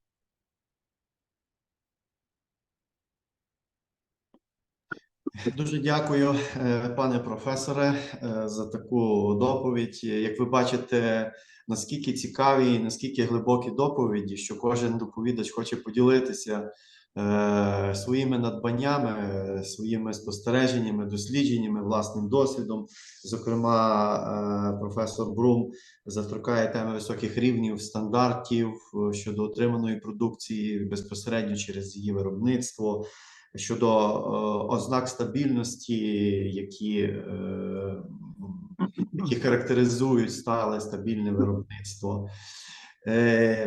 Крім того, що наші доповіді всі цікаві і всі би могли тривати цілий день, але, на жаль, ми обмежені є регламентом, ми його трошки не дотримуємося, тому я попрошу наступного доповідача бути стислим, викласти максимально стисло свої матеріали, щоб ми могли піти на перерву, і наші доповідачі так само в наступних доповідях дотримувалися цих часових рамок. Дуже вам дякую ще раз, пане професоре. Тому до наступного слова я би запросив пані Ганну Лавренюк, генерального директора компанії АВМ, з темою доповіді «Тваринництво України. Наслідки війни, тенденції та перспективи». Пані Ганна є з нами? Так, я з вами. Я дуже сподіваюся, що зараз слухачі і глядачі мають можливість бачити екран. Чудово, бачимо. Все, супер. Постараюсь виконати всі вказівки нашого шановного пана модератора, бути стислою, але при цьому дати можливість нашим перекладачам все-таки передати головну суть. Дякую дуже за можливість долучитися і бути частиною цього проекту SULAWE, а також попереднім спікерам не тільки за їх дуже ґрунтовні і цікаві презентації, а й також за те, що кожен із вас звертався з словами підтримки до української спільноти, зокрема до аграрної спільноти. В своїй доповіді коротко пройдуся по тому, власне, які є наслідки війни для молочного господарства України та наскільки ми готові і бажаємо, і маємо можливості виконати ці нові виклики, що перед нами стоять в зв'язку з євроінтеграцією та необхідністю виробництва більш стійкого і екологічного продукції тваринництва. Про асоціацію виробників молока до війни це була найбільша молочна і досі залишається найбільшою молочною асоціацією України, що єдина представляє інтереси промислових молочнотоварних ферм. І до війни, до повномасштабного вторгнення разом наші господарства виробляли близько 30% промислового молока в Україні. Заснована 2009 року, вона напрацювала за роки своєї діяльності цілу низку сервісів для господарств-учасників асоціації, а це підприємства, ферми розміром від 70 корів до понад 2000 корів. Але найбільшою, звичайно, часткою у роботі асоціації є імпорт і впровадження кращих технологій і рішень для ефективного та раціонального виробництва молока і ведення молочного бізнесу. На жаль, через повномасштабне вторгнення ми маємо також втрати і як асоціація, тому що ми тішимося поверненню 28 господарств, які були в окупації, але зараз звільнені. Тим не менше, близько 10 господарств досі залишаються в окупації і під постійною агресією російських окупантів. І знаємо точно, що 5 із таких підприємств вже припинили свою діяльність. Насправді, війна дуже потужно вплинула на молочну карту України, і пов'язано це в першу чергу із тим, що 10 із 24 областей України, які були уражені війною або й досі залишаються під окупацією, виробляли понад 40% молока. Концентрацію виробництва молока ви можете побачити на карті зліва. Чим темніший колір, тим більше молока виробляла цей... Аня, я перепрошую, нажми F5 і в тебе не рухаються слайди. I'm sorry. Пане Богдан, якщо можна, переключайте слайди. А зараз? Колеги, підкажіть, чи бачите зараз зміну слайдів? Одну хвилину. На жаль, ні. Поки що все титулка. I'm sorry. Таке буває. Зараз спробуємо ще раз перепідключитися. Ви самостійно демонструєте, так? Так, Ні. я сам. Це Ви я вже зараз. включили? Супер, спасибі вам, Богдане, дуже. Давайте перейдемо на наступний слайд. Власне, про асоціацію. Наступний слайд. Це те, про що коментую зараз, що 42% молока, яке вироблялося до повномасштабного вторгнення в Україну, вироблялося в тих областях, які зазнали втрат і уражень від військової агресії.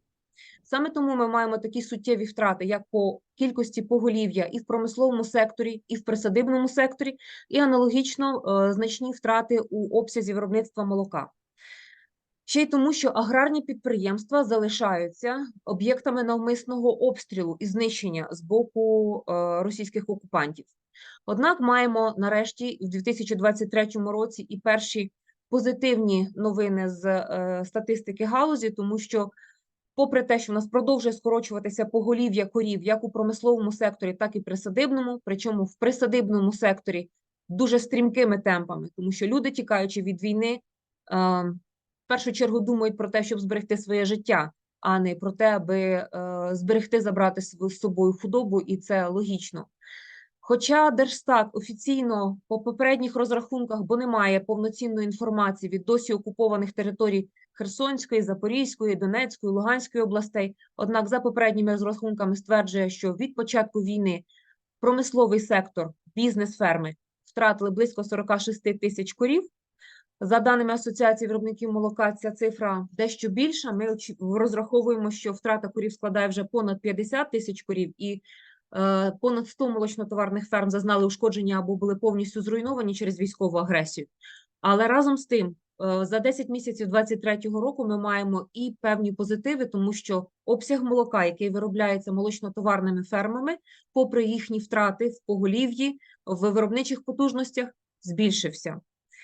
І на сьогоднішній день маємо зауважити, що хоча досі за попередніми розрахунками найбільшу частку корів та виробництва молока займає саме присадибний сектор, близько 70%, каже наша офіційна статистика, корів утримується в присадибних фермах, присадибних господарствах, тим не менше понад 80% усього молока, яке надходить на переробку, на те, аби ми мали що купити на поличках, це власне те, яке надходить з бізнес-ферм.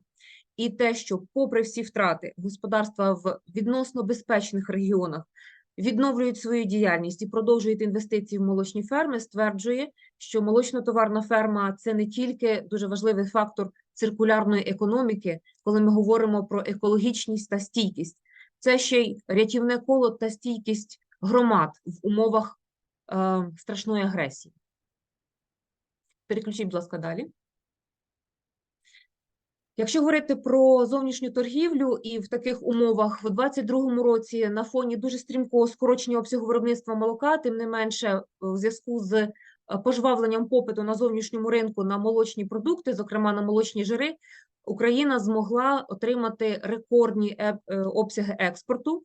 І крім того, завдяки співпраці з Європейським Союзом та скасуванню мит і квот на експорт молочної продукції, і те, що наші заводи дуже активно працювали з компетентним органом та з Європейським Союзом по отриманню дозволів на експорт своєї продукції на терени Євросоюзу, ми мали як збереження галузі, так і можливості плавного відновлення в 2023 році. У 2023 році маємо реімміграцію або так звану зворотну імміграцію людей в Україну. Якщо на початку 2022 року Міжнародна організація з міграції стверджувала, що ми маємо понад 9 мільйонів людей, що вимушено мігрували з території України, то наприкінці 2023 року, за попереднім розрахунком, близько 3 мільйонів цих людей повернулись назад до України. І тішить те, що хоча ми зараз досі відчуваємо дефіцит виробництва молока для задоволення експортних потреб, але внутрішні потреби в нас відносно задоволені, і Україна залишається нетто-експортером молочної продукції. Наступний.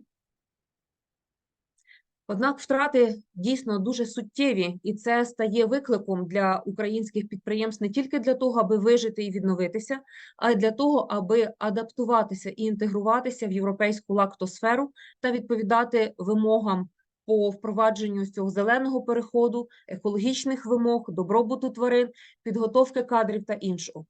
За попередніми оцінками Київської школи економіки спільно з Світовим банком, лише за рік війни, з квітня 22 по квітень 23 року, українська АПК втратили мінімум 30 мільярдів доларів, як прямими, так і непрямими втратами.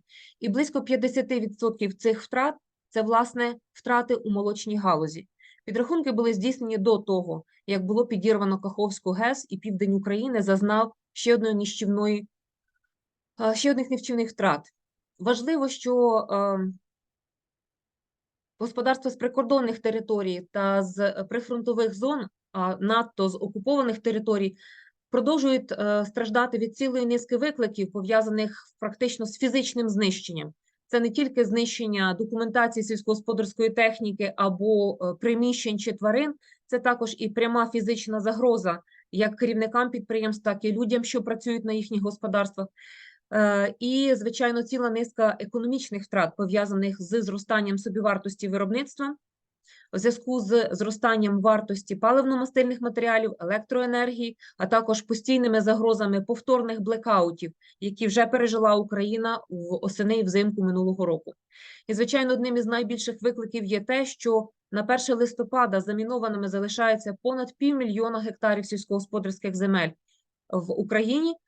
Це в першу чергу східна та південна територія України, де зараз досі тривають дуже важкі бої, і які перебували під окупацією понад 9 місяців, а деякі з них понад 21 місяць. І тому підприємства, що там залишаються або вже дочекалися деокупації, стикаються з новим викликом. Це необхідність розмінування території для того, щоб мати можливість виробляти грубі корми для своєї худоби або використовувати випаси. Наступний. Незважаючи на це, під час нещодавної події, яку організовувала Асоціація виробників молока, Міжнародний молочний конгрес, що зібрало понад 300 молочнотоварних ферм з України, ми проводили опитування традиційне для того, аби дізнатися про настрої, наміри та виклики і ризики, з якими зараз стикаються наші виробники.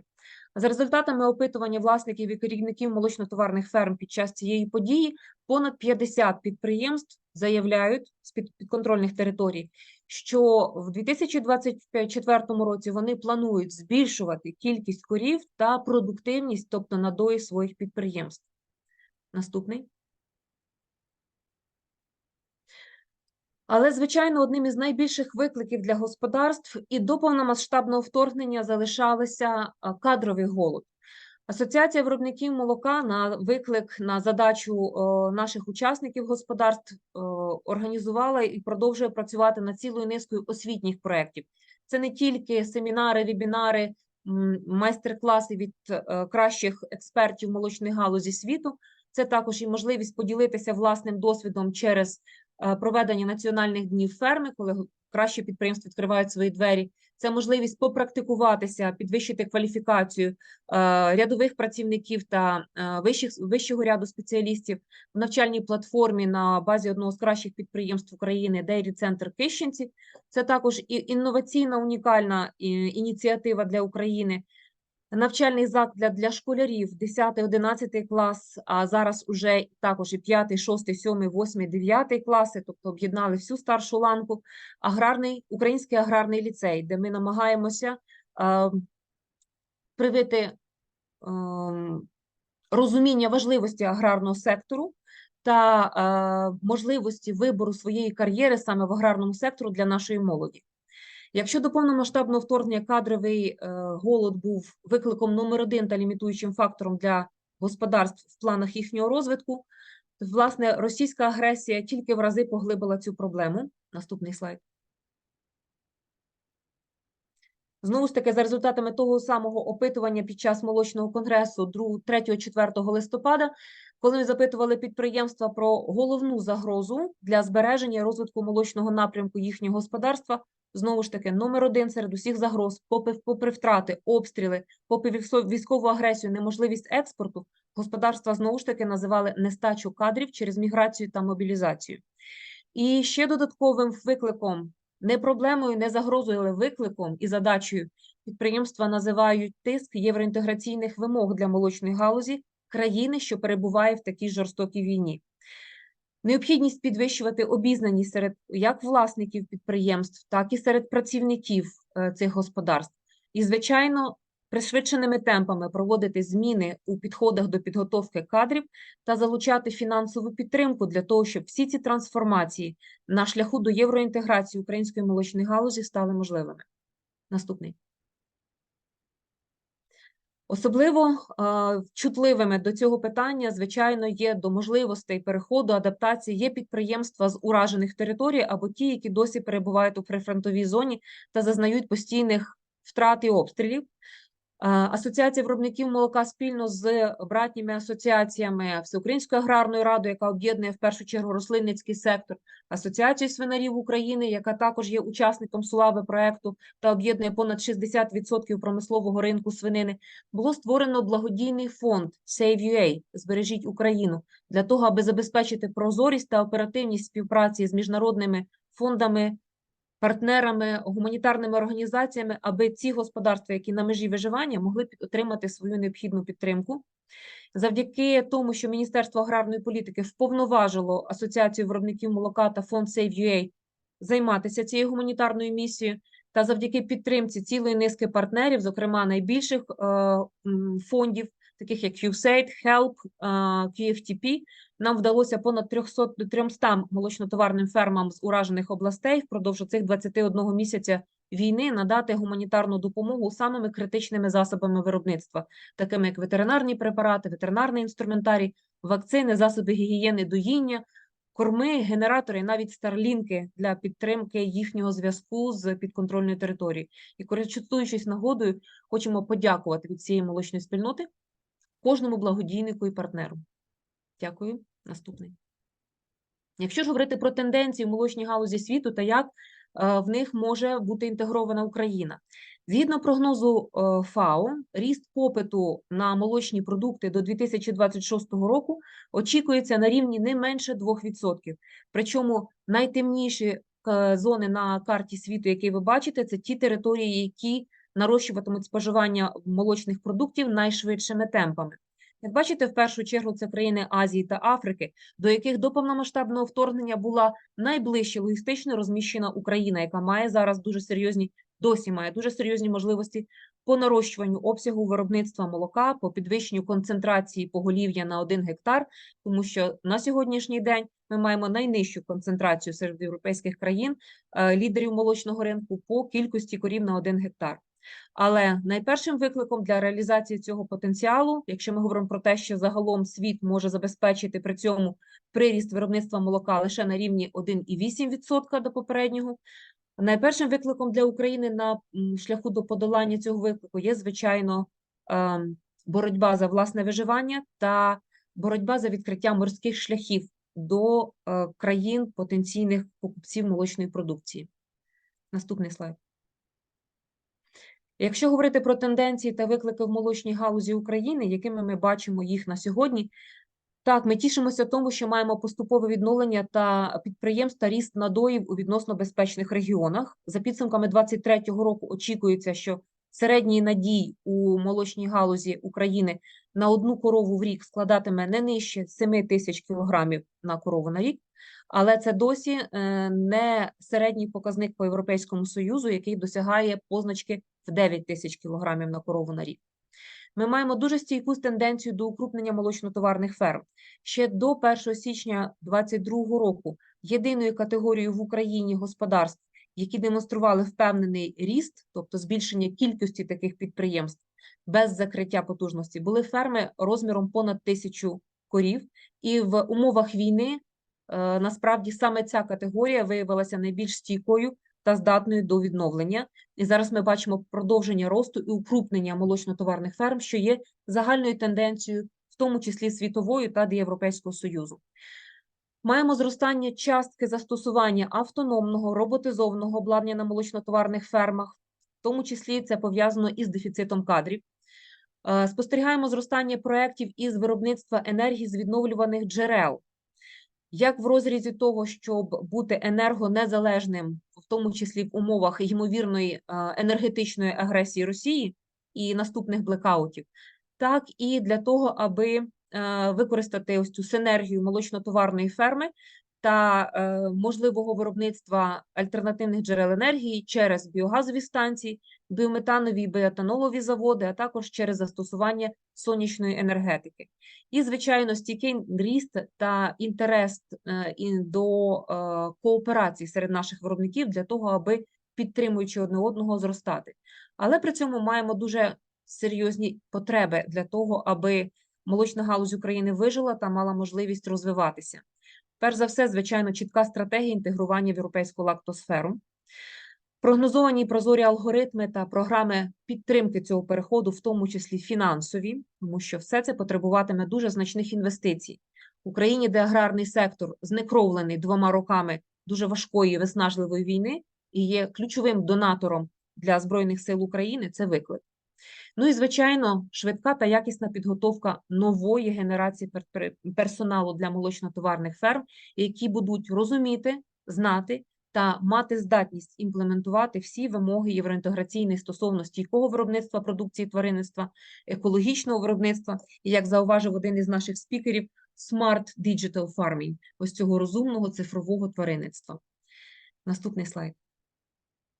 Тому як Асоціація виробників молока ще раз і ще раз підкреслюємо, що ми дуже зацікавлені бути те, що називається on board, бути в команді і разом сприяти тому, аби всі ці процеси трансформації відбулися для молочного сектора якомога безболісніше та оперативніше. Дякую за увагу і маємо нагоду та натхнення спілкуватися з усіма учасниками сьогоднішнього форуму. Контакти ви бачили на слайдах. Дякую. Дякую, пане Ганно, за виклад такої проблематики. Бачу, наші доповідачі мали можливість ознайомити із станом молочної галузі, з тенденціями і викликами, перед якими ми стоїмо. І, направду, надзвичайно складно в такий період, воєнний період, розвивати і підтримувати на високому рівні згідно тих вимог, тих досягнень науки і техніки, і тих філософій, які пропагуються у сфері утримання тварин, утримання тваринницької продукції. Дякую вам ще раз. Шановні колеги, я пропоную зробити коротку перерву, оскільки у нас графік змістився на 30 хвилин. Давайте ми о 12:40, перепрошую, на 10 хвилин буде достатньо нам перерватися, щоб кави, чаю попити? Ніхто не заперечує? Заперечень немає. Якщо дякую за підтримку. За східноєвропейським часом це буде 11:40, за 12:40, перепрошую, а за центральноєвропейським 11:40. Зустрічаємося на продовженні нашого форуму. Усі запитання, будь ласка, хто має, собі записуйте і викладайте в чатах. Можете на загал, можете безпосередньо до доповідачів. Так, хтось в чаті пише, перерва до 12:40. Дякую, пане Андрій. Робимо перерву. До зустрічі після перерви. Посилання те саме.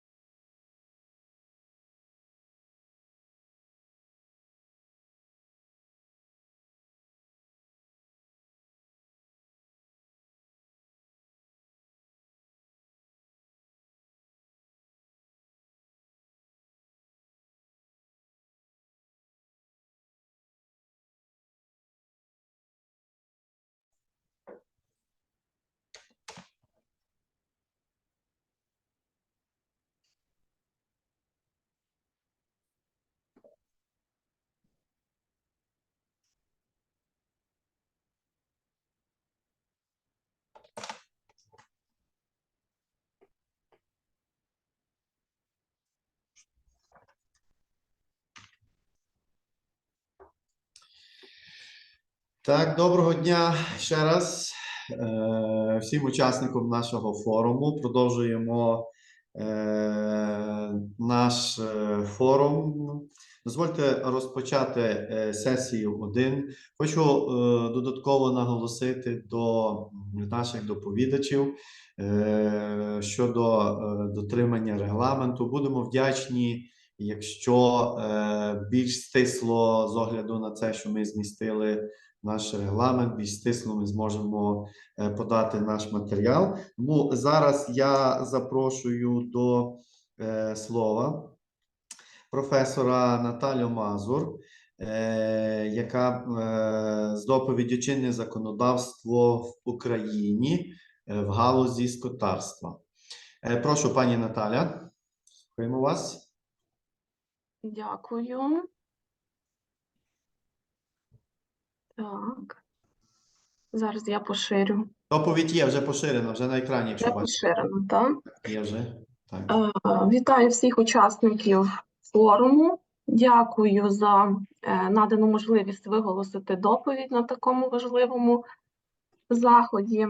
Моя доповідь буде на тему чинне законодавство у галузі скотарства. До групи правових інститутів, що регулюють сільськогосподарську діяльність у галузі тваринництва, належать інститути племінної справи у тваринництві, ветеринарної медицини, бджільництва, рибництва, птахівництва та молочарства.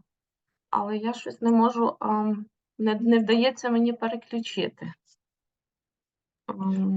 Пан Богдан керує слайдами, тому він переключати. Ви просите Це не я. наступний. Це не я. Поширила я, так. А тому ви давайте, тепер прошу. Можу я зараз. На налаштуваннях поширення може бути питання. Є. Так, я сьогодні зупинюся на інститутах, що регулюють племінну справу, ветеринарну медицину і молочарство. Отож, законодавство України про племінну справу у тваринництві складається із закону про племінну справу та інших нормативно-правових актів, виданих відповідно до цього закону.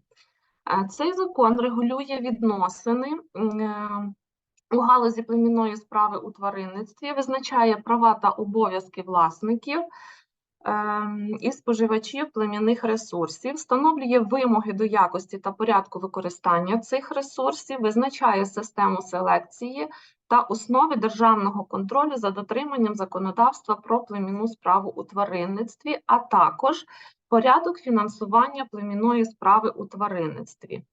Він визначає загальні правові, економічні та організаційні основи племінної справи у тваринництві, підвищення економічної ефективності та конкурентноспроможності галузі. Відповідно до цього закону, у 2015 році вступив в дію наказ Міністерства аграрної політики та продовольства України про затвердження порядку присвоєння відповідного статусу суб'єктам племінної справи у тваринництві та технологічних вимог до проведення селекційно-племінної роботи в галузі бджільництва, який визначає процедуру присвоєння відповідного статусу суб'єктам племінної справи у тваринництві, в тому числі і скотарстві. Необхідною складовою племінної справи у тваринництві є ідентифікація і реєстрація племінних тварин. Обов'язковість проведення цих операцій встановлюється статтею 10 Закону України про племінну справу у тваринництві, де вказуються обов'язкові вимоги щодо ідентифікації, а у статті 11 цього закону щодо державної реєстрації племінних тварин і племінних стад.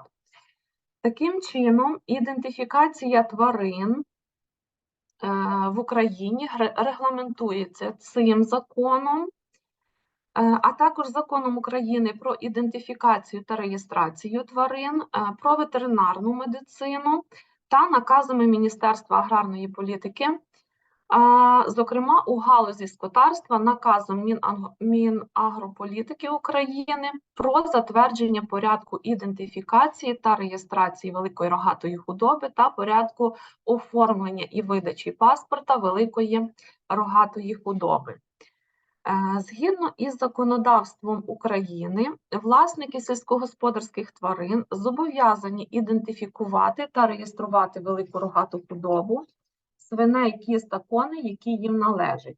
Відповідно до вимог вищенаведених законодавчих актів, переміщення, продаж, забій тварин дозволяється за умови, що тварина ідентифікована і зареєстрована в установленому порядку в реєстрі тварин, та за умови наявності ідентифікаційних, ветеринарних та інших супровідних документів. До слова, у країнах Європи ідентифікації тварин не існує альтернативи. Там ідентифікують навіть диких тварин. Покарання за продаж продукції від неідентифікованих тварин дуже жорсткі, аж до заборони займатися тваринництвом. Правові та організаційні основи забезпечення безпечності та якості молока і молочних продуктів для життя та здоров'я населення і довкілля під час їх виробництва, транспортування, переробки, зберігання і реалізації, ввезення на митну територію та вивезення з митної території України встановлюється Законом України про молоко та молочні продукти. У законі визначено важливі терміни, сферу застосування нормативно-правового акту, державну політику, вимоги до безпечності, якості, пакування, маркування молочних продуктів, порядок утилізації небезпечної та неякісної продукції, вимоги до технологічного обладнання, ветеринарно-санітарні вимоги та контроль за їх дотриманням, державну підтримку виробників молока, відповідальність за порушення цього закону, а також основи міжнародного співробітництва. Процес виробництва молока в особистих селянських господарствах детально регламентується у наказі Міністерства аграрної політики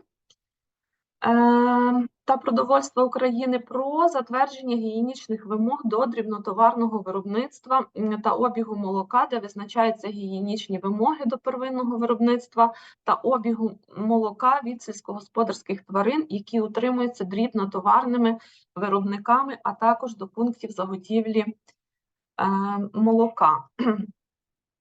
Регулювання відносин між органами виконавчої влади, операторами ринку харчових продуктів та споживачами харчових продуктів та визначення порядку забезпечення безпечності та окремих показників якості харчових продуктів, що виробляються, перебувають в обігу, ввозяться або пересилаються на митну територію України, або вивозяться, пересилаються з неї, регламентуються нормами Закону України про основні принципи та вимоги до безпечності та якості харчових продуктів, а правові та організаційні засади державного контролю, що здійснюються з метою перевірки дотримання операторами ринку законодавства про харчові продукти, корми, здоров'я та благополуччя тварин, а також законодавства про побічні продукти тваринного походження під час ввезення, пересилання таких побічних продуктів на митну територію України, встановлюється Законом України про державний контроль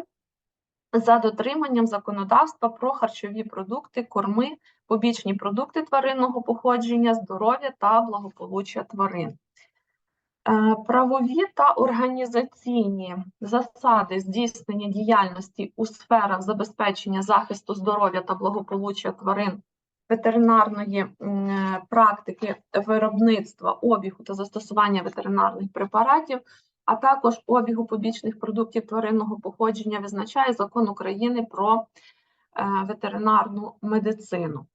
Правові основи захисту від страждань і загибелі тварин внаслідок жорстокого поводження з ними, захисту їх природних прав та укріплення моральності і гуманності суспільства встановлюється Законом України про захист тварин від жорстокого поводження.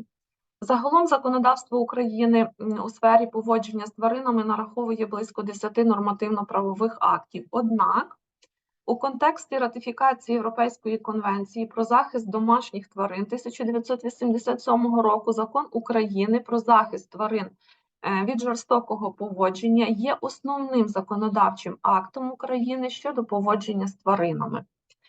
Логічна структура обох нормативно-правових актів є схожою. Конвенція і Закон України побудовані за системою принципи поводження з тваринами, умови утримання тварин і компетентні органи.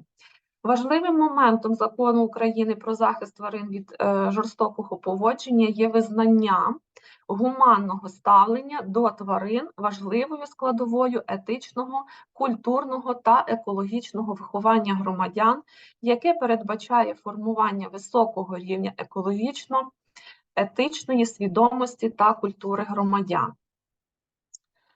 Верховна Рада України 30 червня 2023 року ухвалила Закон України про внесення змін до деяких законів України щодо вдосконалення державного регулювання продовольчої безпеки та розвитку тваринництва, який набрав чинності з 26 жовтня цього року. Закон спрямований на адаптацію національного аграрного законодавства до вимог Європейського Союзу та вдосконалення чинного законодавства у сфері безпечності та якості харчових продуктів, селекції сільськогосподарських тварин, кормів, здоров'я та добробуту тварин. Ухвалення цього закону було зумовлено недотриманням гігієнічних і санітарних вимог у виробництві та обігу харчових продуктів, відсутність діючих процедур державної реєстрації об'єктів санітарних заходів, неналежне маркування та представлення харчових продуктів тощо. Цим законом внесено зміни до ряду вище наведених законів. Він покликаний на забезпечення результативного державного контролю в галузі безпечності та якості харчових продуктів і встановлення чітких і прозорих вимог до маркування і обігу харчових продуктів, що забезпечить право споживачів на отримання повної і правдивої інформації про якість харчових продуктів, дозволить запобігти недобросовісній конкуренції. Крім того, цей закон має сприяти покращенню інвестиційної привабливості галузі виробництва харчових продуктів, що підвищить конкурентноспроможність вітчизняної продукції та її виведення на зовнішні ринки. Необхідно відмітити, що до повномасштабного вторгнення в Україну Міністерством економіки було представлено проєкт щодо розвитку скотарства в Україні на період до 2030 року. Дана програма була створена для стимулювання промислового скотарства та виробництва продуктів харчування. Одна із цілей – це покращення генофонду великої рогатої худоби. Все це мало би зробити галузь скотарства привабливою для інвестицій. Очікується, що програма позитивно вплине на збільшення кількості корів молочного напряму продуктивності. Також буде стимулюватися зростання кількості фермерських господарств тваринницького профілю. У результаті цього повинно збільшитися виробництво м'ясомолочної продукції.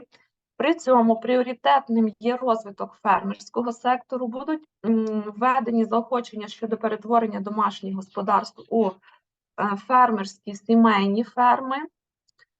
Також посадовці планують створити умови для підвищення безпечності продукції та покращення контролю її якості і будуть стимулювати переробну галузь також. На цьому в мене все. Дякую за увагу. Дякую, пані Наталя, за таку доповідь. Я думаю, наші учасники конференції мали можливість побачити, яке законодавство тло щодо ведення тваринництва в нашій країні, а також які тенденції, які напрямки в його розвитку і вдосконаленні дотримують наші законодавчі органи. Наступним до доповіді я запрошую пана Крістофера Вінклера з темою доповіді «Звіт EFSA. Добробут великої рогатої худоби». Дякую, пане Вінклер, за що ви запустили презентацію. Пані Наталя, ви можете... Thank you. Can you see my slide? Так, бачимо. Okay, thank you very much. And welcome to this presentation. And first of all, I would like to thank the organizers for inviting me to present these EFSA opinions on welfare of calves and dairy cows. I'm based at the University of Natural Resources and Life Sciences in Vienna, called BOKU, but I'm also a member of the scientific panel of the European Food Safety Authority. And in this regard, I have chaired working groups that I'm going to report on the outcomes.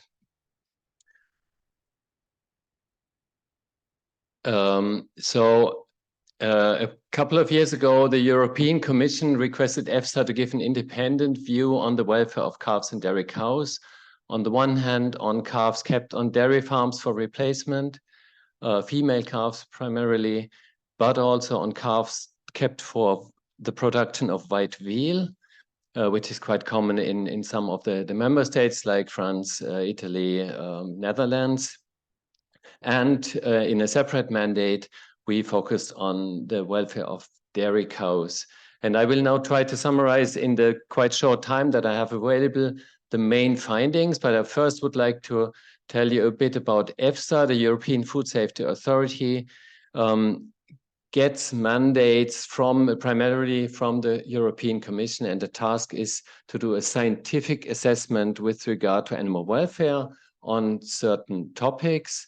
It is not the drafting of legislation, but the outcomes, the scientific opinions that are published by EFSA serve as a basis for the risk managers, for example, in the European Commission, when drafting new legislation, when revising the existing legislation. In the EU, there is existing legislation for the husbandry of calves, but none for adult or growing cattle. So bovines older than 6 months are not regulated on a European level. But maybe in future there might be legislations also for these categories of animals, and this is why we have been asked to work also on dairy cows. So what are the questions? There are so-called general terms of reference. We were asked to describe the most prevalent husbandry systems. What are the potential welfare consequences, the potential welfare problems connected to these husbandry systems?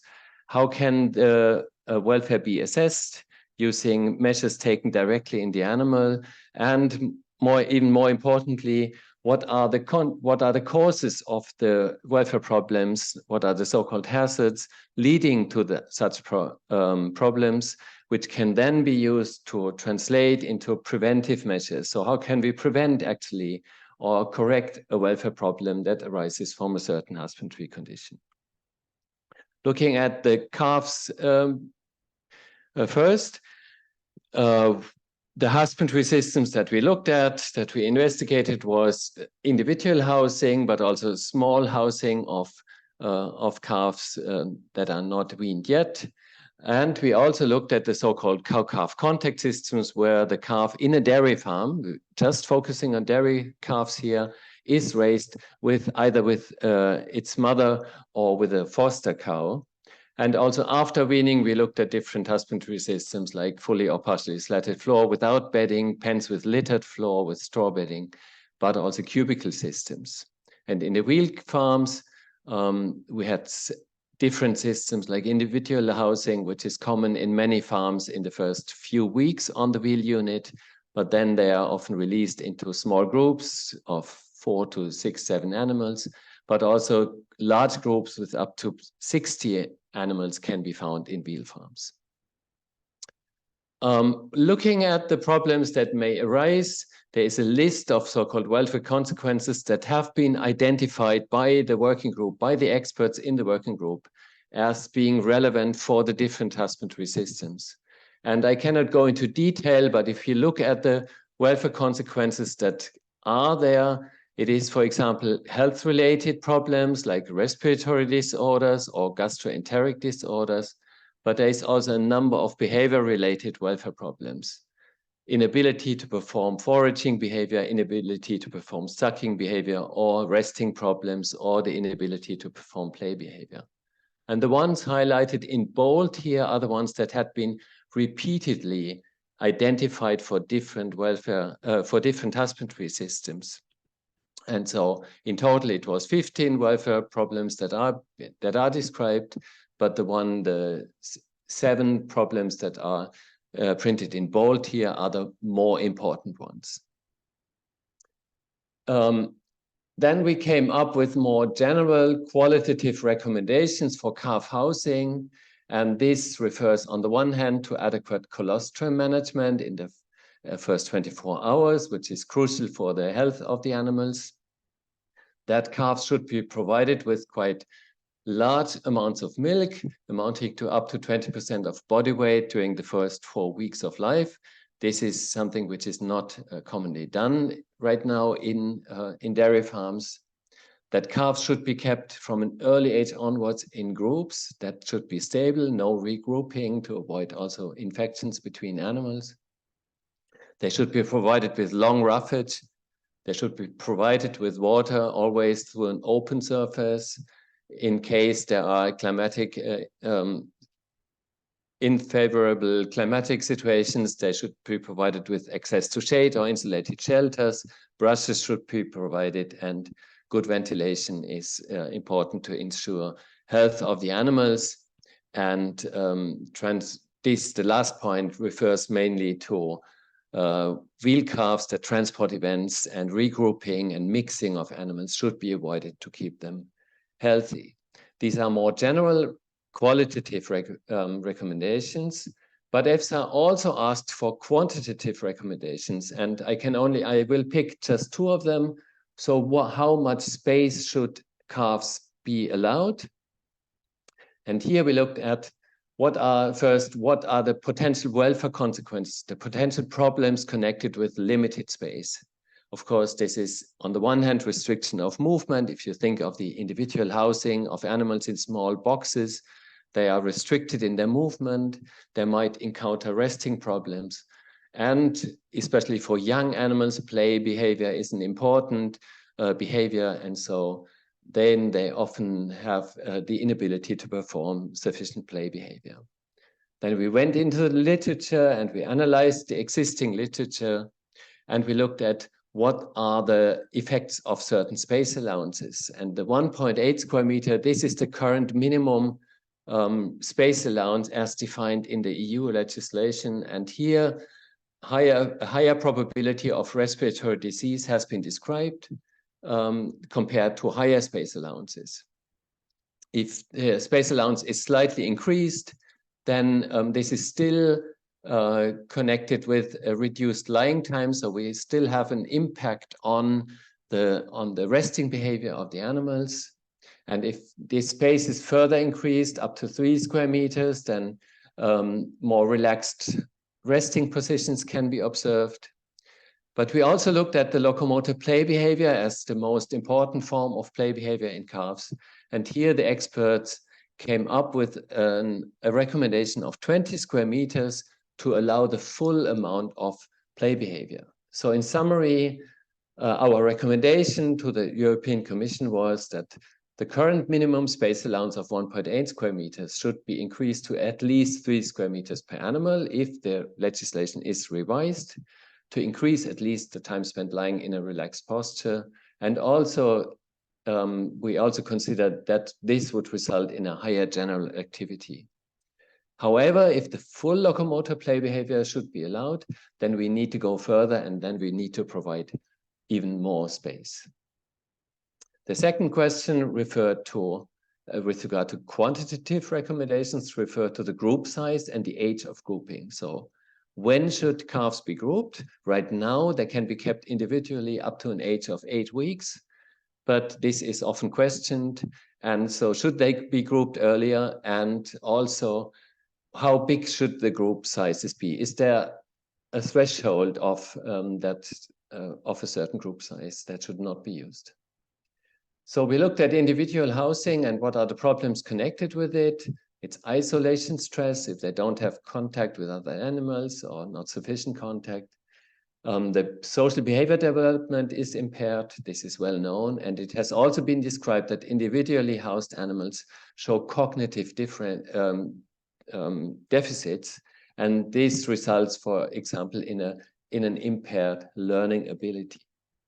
But also housing in groups can be connected with welfare problems. And this is on the one hand, group stress, especially if the groups are too large. And it's a higher risk of diseases with regard to respiratory disorders mainly. And this was also assessed in more detail. And here we compared different group sizes. On the x-axis, you see individual pens, then groups of different sizes increasing in the number of animals per group.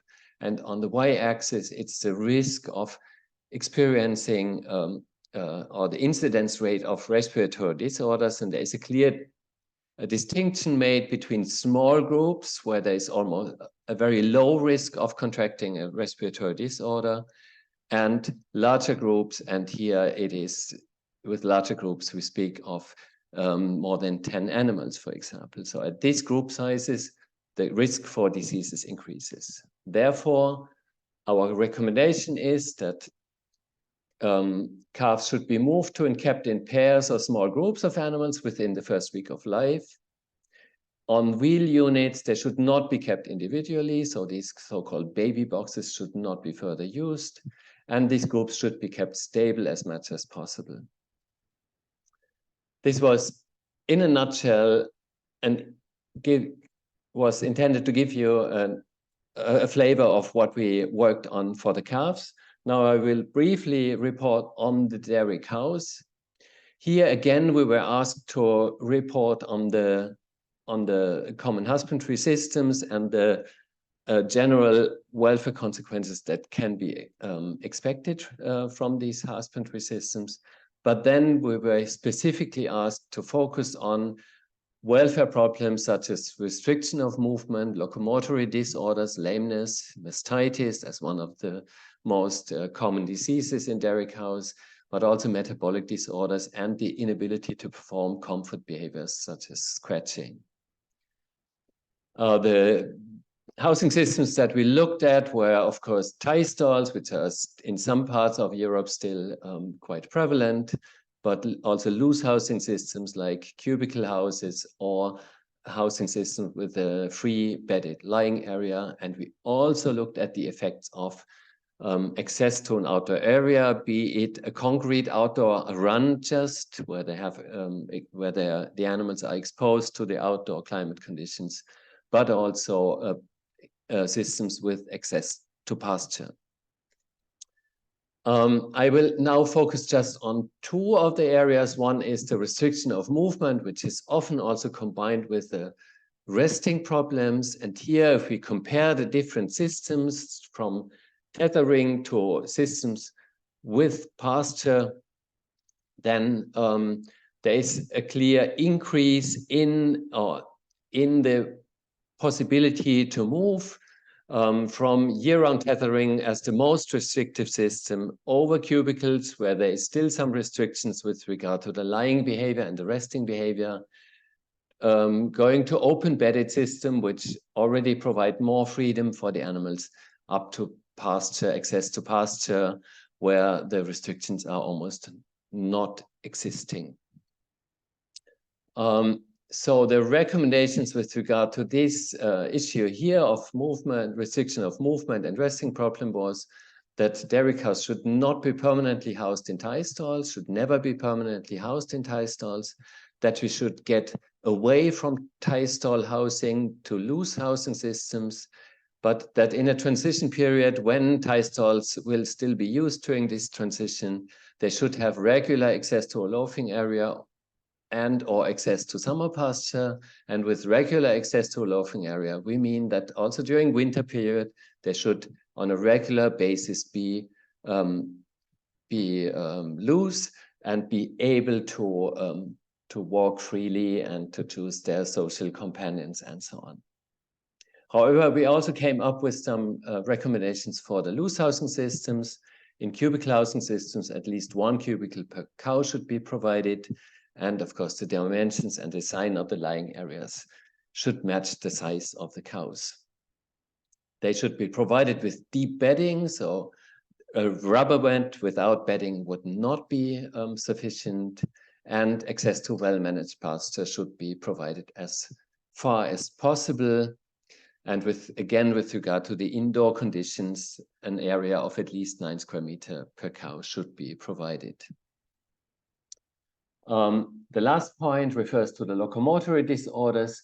Here, we did not find a clear evidence that one housing system is consistently better than the other, but some features of the system are important. So we know that poorly designed cubicles come along with a higher risk of claw disorders and lameness in cubicle housing.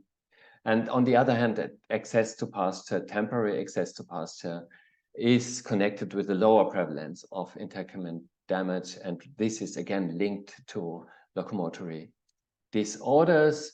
And so for this welfare problem, we recommend regular gait scoring to allow early treatment of lame cows. Again, the cubicles should be designed in a way that they match the size of the cows and the behavior of the cows. Again, we emphasize the importance of sufficient bedding, but also the walking and standing surfaces should have certain properties, such as being clean, dry, non-slip, and sharp edges should be avoided. And pasture is important, but also it is important that it's well managed, and this refers for locomotor problems, especially with regard to the quality of the tracks when the animals walk to pasture. They should be even surface, free from stones and debris to avoid lesions to the animals. All this is reported in the 2 scientific opinions that you can find following the links. And with this, I would like to thank you for your attention.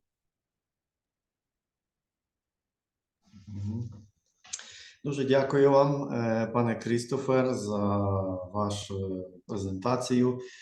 Я би хотів звернути увагу, наскільки є важлива на сьогоднішній день, направду, які наслідки мають різні технологічні особливості отримання тварин різновікових груп, і які заслуговують на постійне вивчення і вдосконалення підходів до їх ліквідації. Зараз я ще раз вам дякую. Зараз я запрошую до доповіді. Тут нас оголошено 2 доповідачі. У нас є доповідач Франції Бут, задекларований колишній міністр сільського господарства Словенії, і також професор Еміль Ер'явець. Я з доповіддю «Трансформація політики та основні виклики на шляху до членства в ЄС. Досвід Словенії». Попрошу тоді доповідача, котрий буде презентувати, взяти слово. Прошу, слухаємо вас. Thank you a lot for the word. Yes, I'm Emil Erjavec, former animal breeder, now agriculture economist.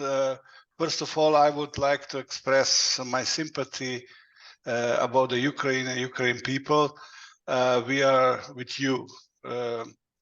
So I have been asked to speak about Slovenian experience, but it was 20 years ago. Now European Union is completely different, and especially Ukraine agriculture is completely different than Slovenia one. So I decided to speak generally more from Ukraine perspective. What will happen if Ukraine will join the European Union, especially in the field of the agriculture. I have a long track of records here. I was the member of core negotiation team dealing with common agriculture policy, also studies for commission. I was advisor to several governments, especially in the Western Balkans. So why the agriculture is so important in the accession process? Because agriculture is so different, and it's more than only agriculture. It's very administratively intensive, politically important, and is burden for all accession negotiation. in fact, the process is starting with the agriculture and finishing with the agriculture. It's a huge challenge for Ukraine agriculture, but also for the whole integration process of Ukraine, but also for European Union. There are voices in EU that if Ukraine is entering the European Union, common agriculture policy should be changed. I will talk about three different things. First, very brief introduction to EU common agriculture policy. Then what means accession tasks for candidate countries in the field of agriculture, so the accession process, structures, and so on. And for the end, some final lessons for Ukraine accession in this field. What is CAP? What is common agriculture policy? I'm sorry, but what is your important to say that presentations- this is only one of few complex public policy which are dealing only at the EU level. Your presentation stay on the first slide. I have full screen. Okay, again, I will try again, sorry.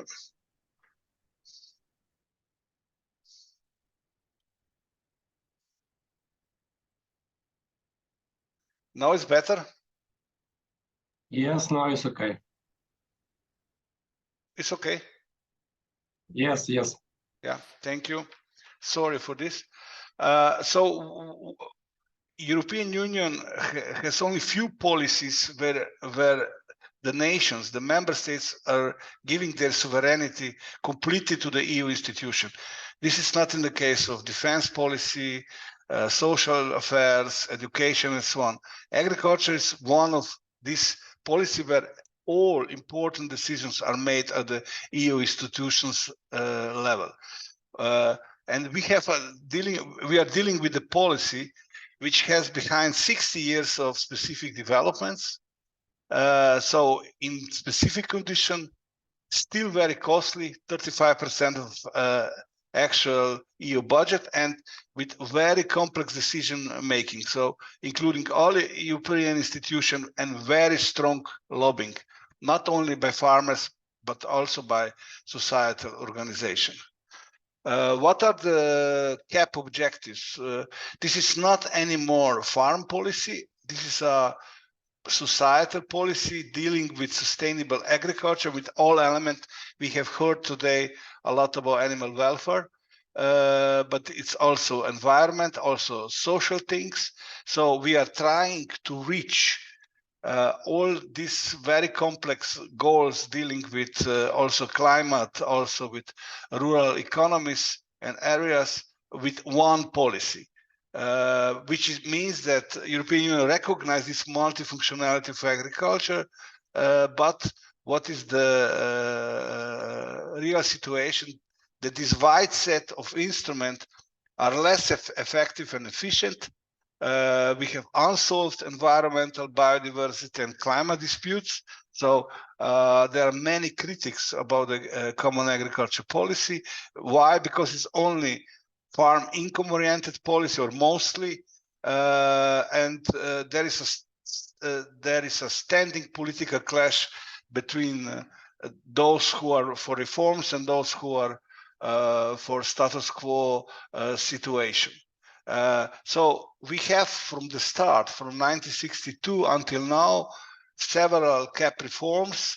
They moved the support to agriculture from price support, which means support to higher prices done by import restrictions and export subsidies, and now into the direction to targeted direct payments. And then the second such a line is the changes from farmers policy to societal sustainability concerns. And what we have seen the last years, from top-down approach to renationalization of policy, where now each member state can develop their own strategy plan for common agriculture policy. We can see here the evolution of budget for CAP, only EU part, because this is not the whole truth, because a lot of measures are also co-financed. So we can see the increase from 10 to 60 billion of euro per year. In the first year, this is the results of growing cost for agriculture policy for budgetary very costly items like export subsidies. Later is stabilization and increasing is only going through the accessions procedures. Now it's the budget relatively low, but the only one reason is behind is the Brexit, that UK leave the European Union. In relative terms, the policy is going down. Here is the level of budget as share of GDP. Now is around 0.3% of European Union budget. In terms of all budgetary resources in the EU is still 35%. The existing situation is showing us still two pillars of policy. We have one side market interventions and direct payments, and one side rural development measures. The main difference is based on the fact that first pillar is paid completely from EU budget, and second pillar is the policy co-financed by national budgets. The first pillar measures are still existing import duties, which are, of course, much lower than it was in the past, but they are still existing. And Ukraine producers, you know this very well. Then you have some market measures, but the key policy instrument are the area income payment. If you look back, this 2/3 of all budget is given to the direct payments. And this is the main policy. So you are getting the money per hectare in different form. There are also some top-ups, some specific requirements. And now they introduce also eco schemes, some more environmental targets, which is the sign that the things are changing. At the level of rural development policy, main instruments is farm investment support, but there is also support for forestry, farm diversification, young farmers, and then most of the money, in fact, going for targeted direct payments, which is all income support for less advantageous region like the mountainous region, or agro-environmental support, or support for organic farm production. And most of the countries are using also animal welfare support, which are the measures supporting more advanced animal welfare standards on the farms. These are the main instrument. The distribution of CAP funding is quite different. Generally, you can see here how much each member state is getting. France is more close to 9 billion euro per year. Here are also Germany, Spain, Italy, and so on, and small countries, of course, getting less. So you see there is a difference depending on how big is the country, but also how agriculture is intensive, because a part of the money are related to the hectares used, to the investment needs, employment status, and so on. You see that difference between first and second pillar is quite different. Some countries on the West, they have not such a high level of, still UK is here on this table, and they don't have such a high share on rural development, but some countries like Romania, and especially the countries which came to the EU in the last 10-15 years, they have higher share. The level of direct payments per hectare is still quite different. It's approaching to the level of average, with 200 and something euro per hectare, but still differences where Mediterranean countries, they have highest level, but then it's going down to the Baltic state. And this is the key issue, distribution of the money per farms, per country, per sectors.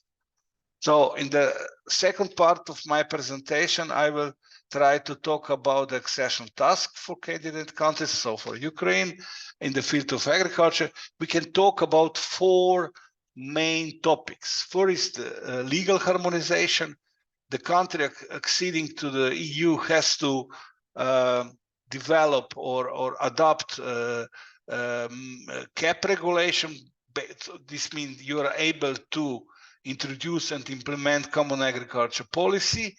Then very important related regulation. Today we talk a lot about animal welfare, but there are also food safety, food law regulations, veterinarian regulation, phytosanitary regulation, and special environment, so on. So all this package should be introduced before the accession, and the country is judged by success by adjustments rate.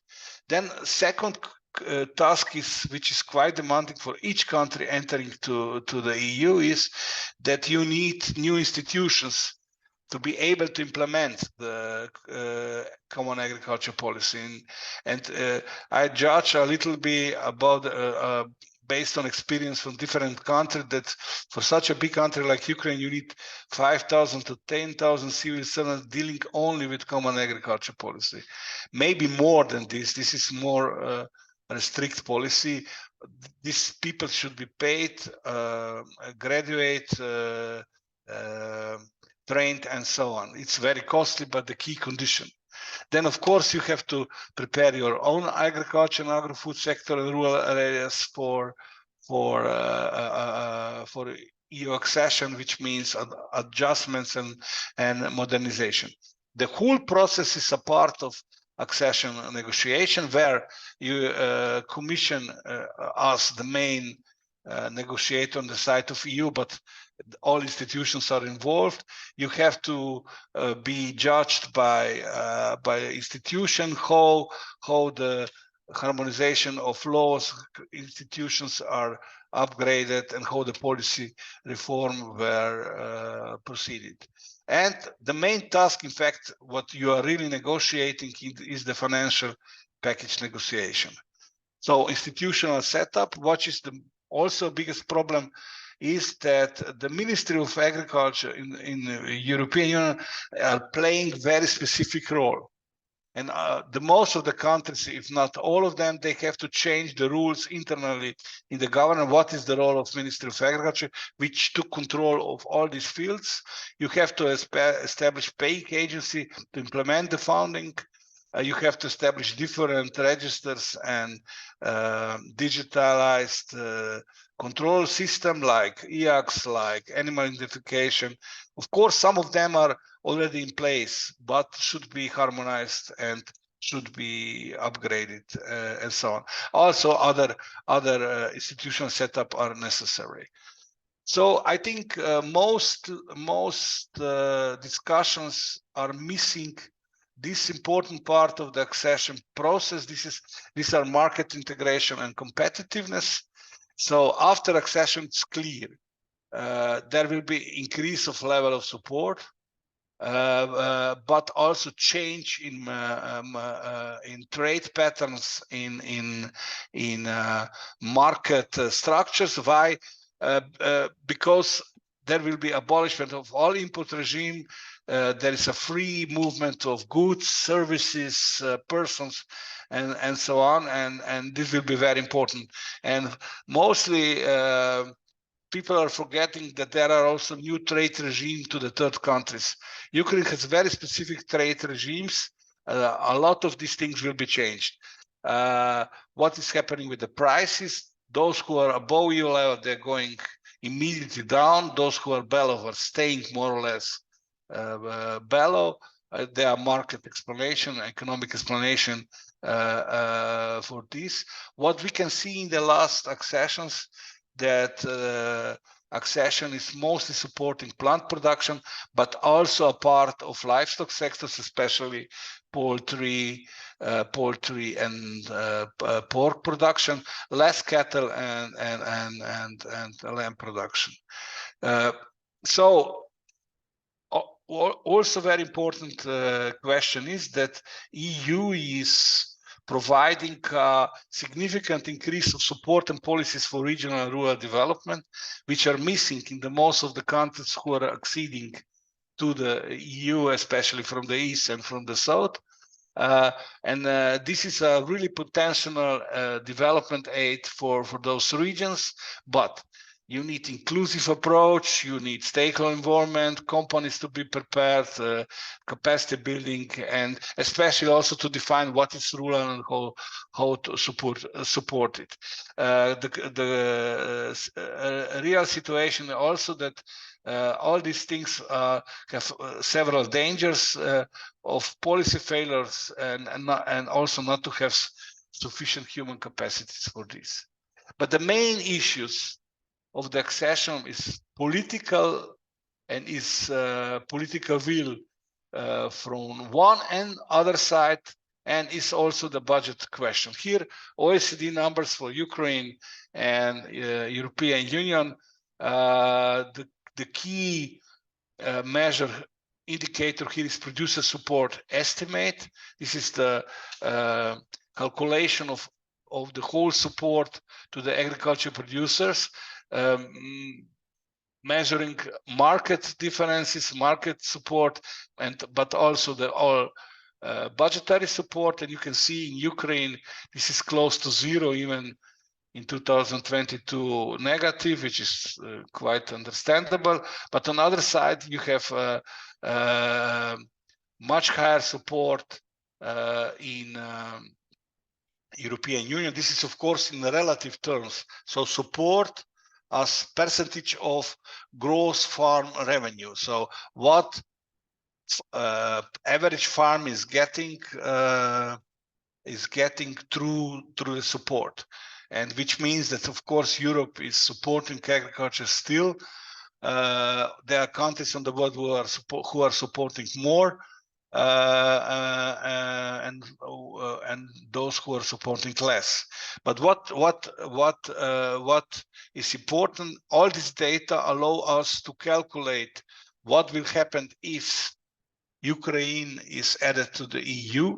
We know there is around 20% increase of agriculture area, and we can roughly estimate this mean at the end of the gradual process, which will be 7 years or more, around 10 billion euro for Ukraine. Of course, the funding should start very early. This is if the Ukraine is equally treated, and it was normal now from the first accession in 72 when UK, Denmark, and Irish entered to the EU. And what is important also know, there will be strong rural development budget, strong direct payments budget, and level of budget like France or Spain or somewhere here, and which means that there is a huge cost for European Union if the Ukraine is entering to the EU. This means significant increase of cap budget. We can calculate this at the level of 20%, and which is politically very difficult to get it. Finally, some lessons. First of all, I would say that what should be the main steps of adjustments of our accession strategy to rethink now to the accession of Ukraine to EU, where I hope that this will happen. First is comparable legal system. So adoption of all policy related laws and rural development laws and all other important for agriculture. Introduction of multi-annual budget, strategic planning of policy. Demands here are quite important. Then to reform agriculture policy, so to adopt the concept of sustainable agriculture, huge attention to the rural development policy. Important is to focus on pre-accession aid, because this is something like the test, and so on. And the third main step is to establish harmonized institutions. I think such accession strategy should have very clear objectives I think important is to say that country will adopt all rights and responsibilities, and it should be equally treated. Cap is a moving target, but I think that this obligation for the country entering to EU is very, very important. We will do everything what is possible, but of course also with the support from the European Union. Second, such a objective is that the farmers' economic position should at least stay at the same, if not improved. Then clear objective that accession should bring development of agriculture, agri-food, and rural areas, and this means that policy reform will be implemented and modernization of state administration, which is very, very necessary. And not to forget, agriculture is one of the priorities in the EU integration policy and should be clear strategy behind. The final lesson, it's clear from the last weeks that there will be a strong opposition from the EU farming lobby and majority of the member states against not EU accession of Ukraine, but against accession in the field of the agriculture. Why? Because there are no funding available for both sides, I will say. The existing subsidy cannot be only transformed to the new country. So there are two main conditions, logical, rational, not on the place now. I am predicting that there must be a change of the cap mechanism in future, which is already trying, and I think Ukraine accession will strengthen this process. And the second is that there will be, at least for the start, partial inclusion of Ukraine, so access to the markets, but not so strong budget for the start, only for the start. It is only a time when Ukraine will and should be completely equally treated. So to conclude, yes, now is the time to start to think about the legal adjustment and institutional capacity upgrading, focus mainly on rural development for the moment, and I will put this in context of war damage consolidation. Then focus on preparation of agri-food sector. And my last observation or last comment is the moral and ethics are on the side of Ukraine, but often this do not matter where the interests are strong, and this is the case of the cap. So thank you for your attention.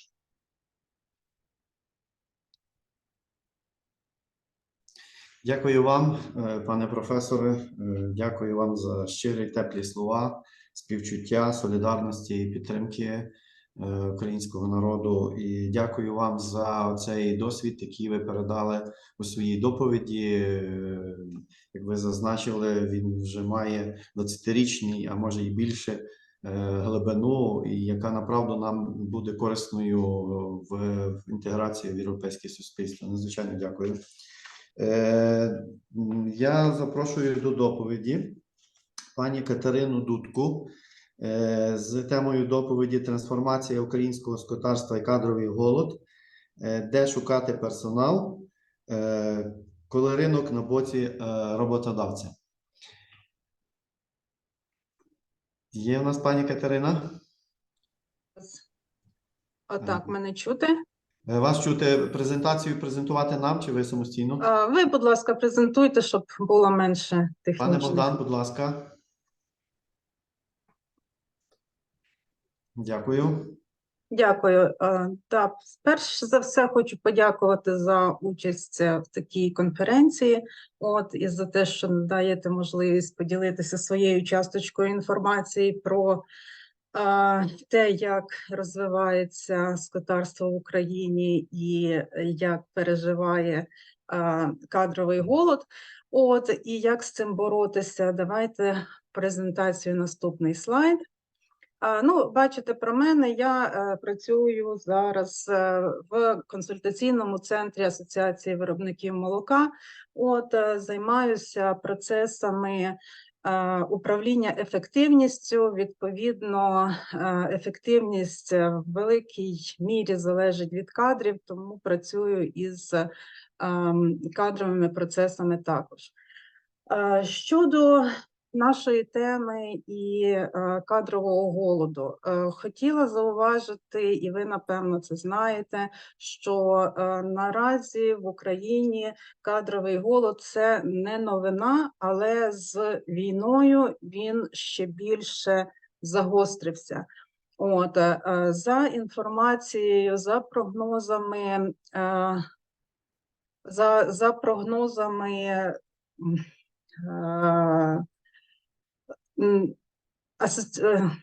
Організації Об'єднаних Націй, вибачте, за прогнозами Організації Об'єднаних Націй, як бачимо, що населення України, воно почало зменшуватися ще з кінця 80-х і в 90-ті роки населення України почало зменшуватися, відповідно, це впливало і на забезпечення кадрами.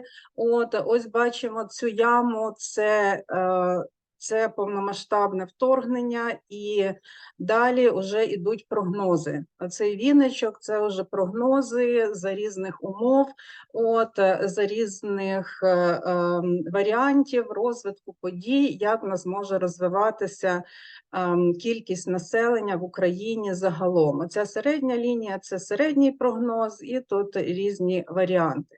Як бачимо, прогнози невтішні, і це не тільки ситуація в Україні. Ми знаємо, що ситуація з населенням в європейській частині теж населення загалом зменшується. Якщо казати про населення, яке працездатне в віці 20-64 років, то тут, відповідно, ситуація ще критичніша. Наступний слайд, будь ласка. Щодо сільськогосподарських підприємств, які знаходяться, як правило, в сільській місцевості, особливо середній малий бізнес, це підприємства, персонал якого це сільська місцевість. І, як бачимо, теж прогнози кажуть про те, що сільське населення зменшувалось і матиме тенденцію до зменшення. І ця тенденція, в принципі, не тільки в Україні, а по всій Європі така ж сама. Тому, якби стосовно сільськогосподарських підприємств, ми будемо відчувати потребу в кадрах саме в першу чергу, через зменшення кількості населення. Далі, будь ласка. І наразі це вже більше пов'язано із повномасштабним вторгненням, із різними факторами, в першу чергу з тим, що населення виїхало за кордон частково, те, що населення нас мобілізоване, те, що пішли люди добровольцями в військо і захищають нашу країну. Те, що в нас багато внутрішнього переміщення, і це теж надає такого стресу ринку праці, тому що не кожна людина відразу може працевлаштуватись і так далі, тобто ці всі причини зрозумілі. І зараз надзвичайно висока конкуренція на ринку праці серед роботодавців. Ми бачимо кількість кандидатів на одну вакансію, наскільки зменшилася по регіонах. Якщо, наприклад, про середній рівень казати, це десь мінус 14%, це дуже великий показник, але бачимо, є регіони, де і 35%, де і 56%, там плюс, вибачте, де і 36%, і мінус 51%, мінус 52%. Тобто є в окремих регіонах взагалі зменшився запит від пошукачів роботи на ту чи іншу вакансію. Далі, будь ласка. Це інформація від сайту Робота.ua, сайта організації Робота.ua. Вони поділилися цією інформацією. Я була нещодавно на конференції стосовно управління персоналом. І тут ми бачимо те, що зараз кількість кандидатів на одну вакансію в межах там 2,4 відгуки на одну вакансію іде в місяць.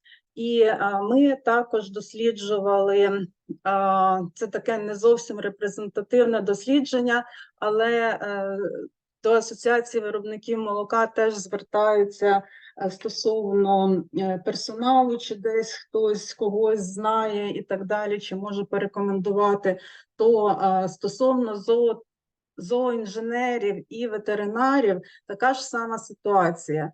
2 відгуки на вакансію в місяць. Це дуже критична ситуація. Йдемо далі. І цей кадровий голод спричиняє, звичайно, підвищення заробітної плати. Ну, є, звичайно, і інші чинники, це і інфляція, і підвищення цін взагалі, але сам кадровий голод, він спричиняє можливість пошукувачів роботи вибирати ту вакансію, де пропонують більшу заробітну плату, шукати там, де пропонують більшу заробітну плату, і роботодавці змушені в конкуренції за працівниками підвищувати заробітні плати. І в сільському господарстві, як бачимо, це вже дослідження Work.ua було опубліковано, що в сільському господарстві заробітна плата зросла в середньому на 17%. Це якщо казати про верхній кварталь, тобто це найбільш оплачувані такі професії і робочі місця на 20% зросла, середина в середньому оплачувані на 13%, і нижній кварталь, це ті, які були з нижчою заробітною платою, на 17%.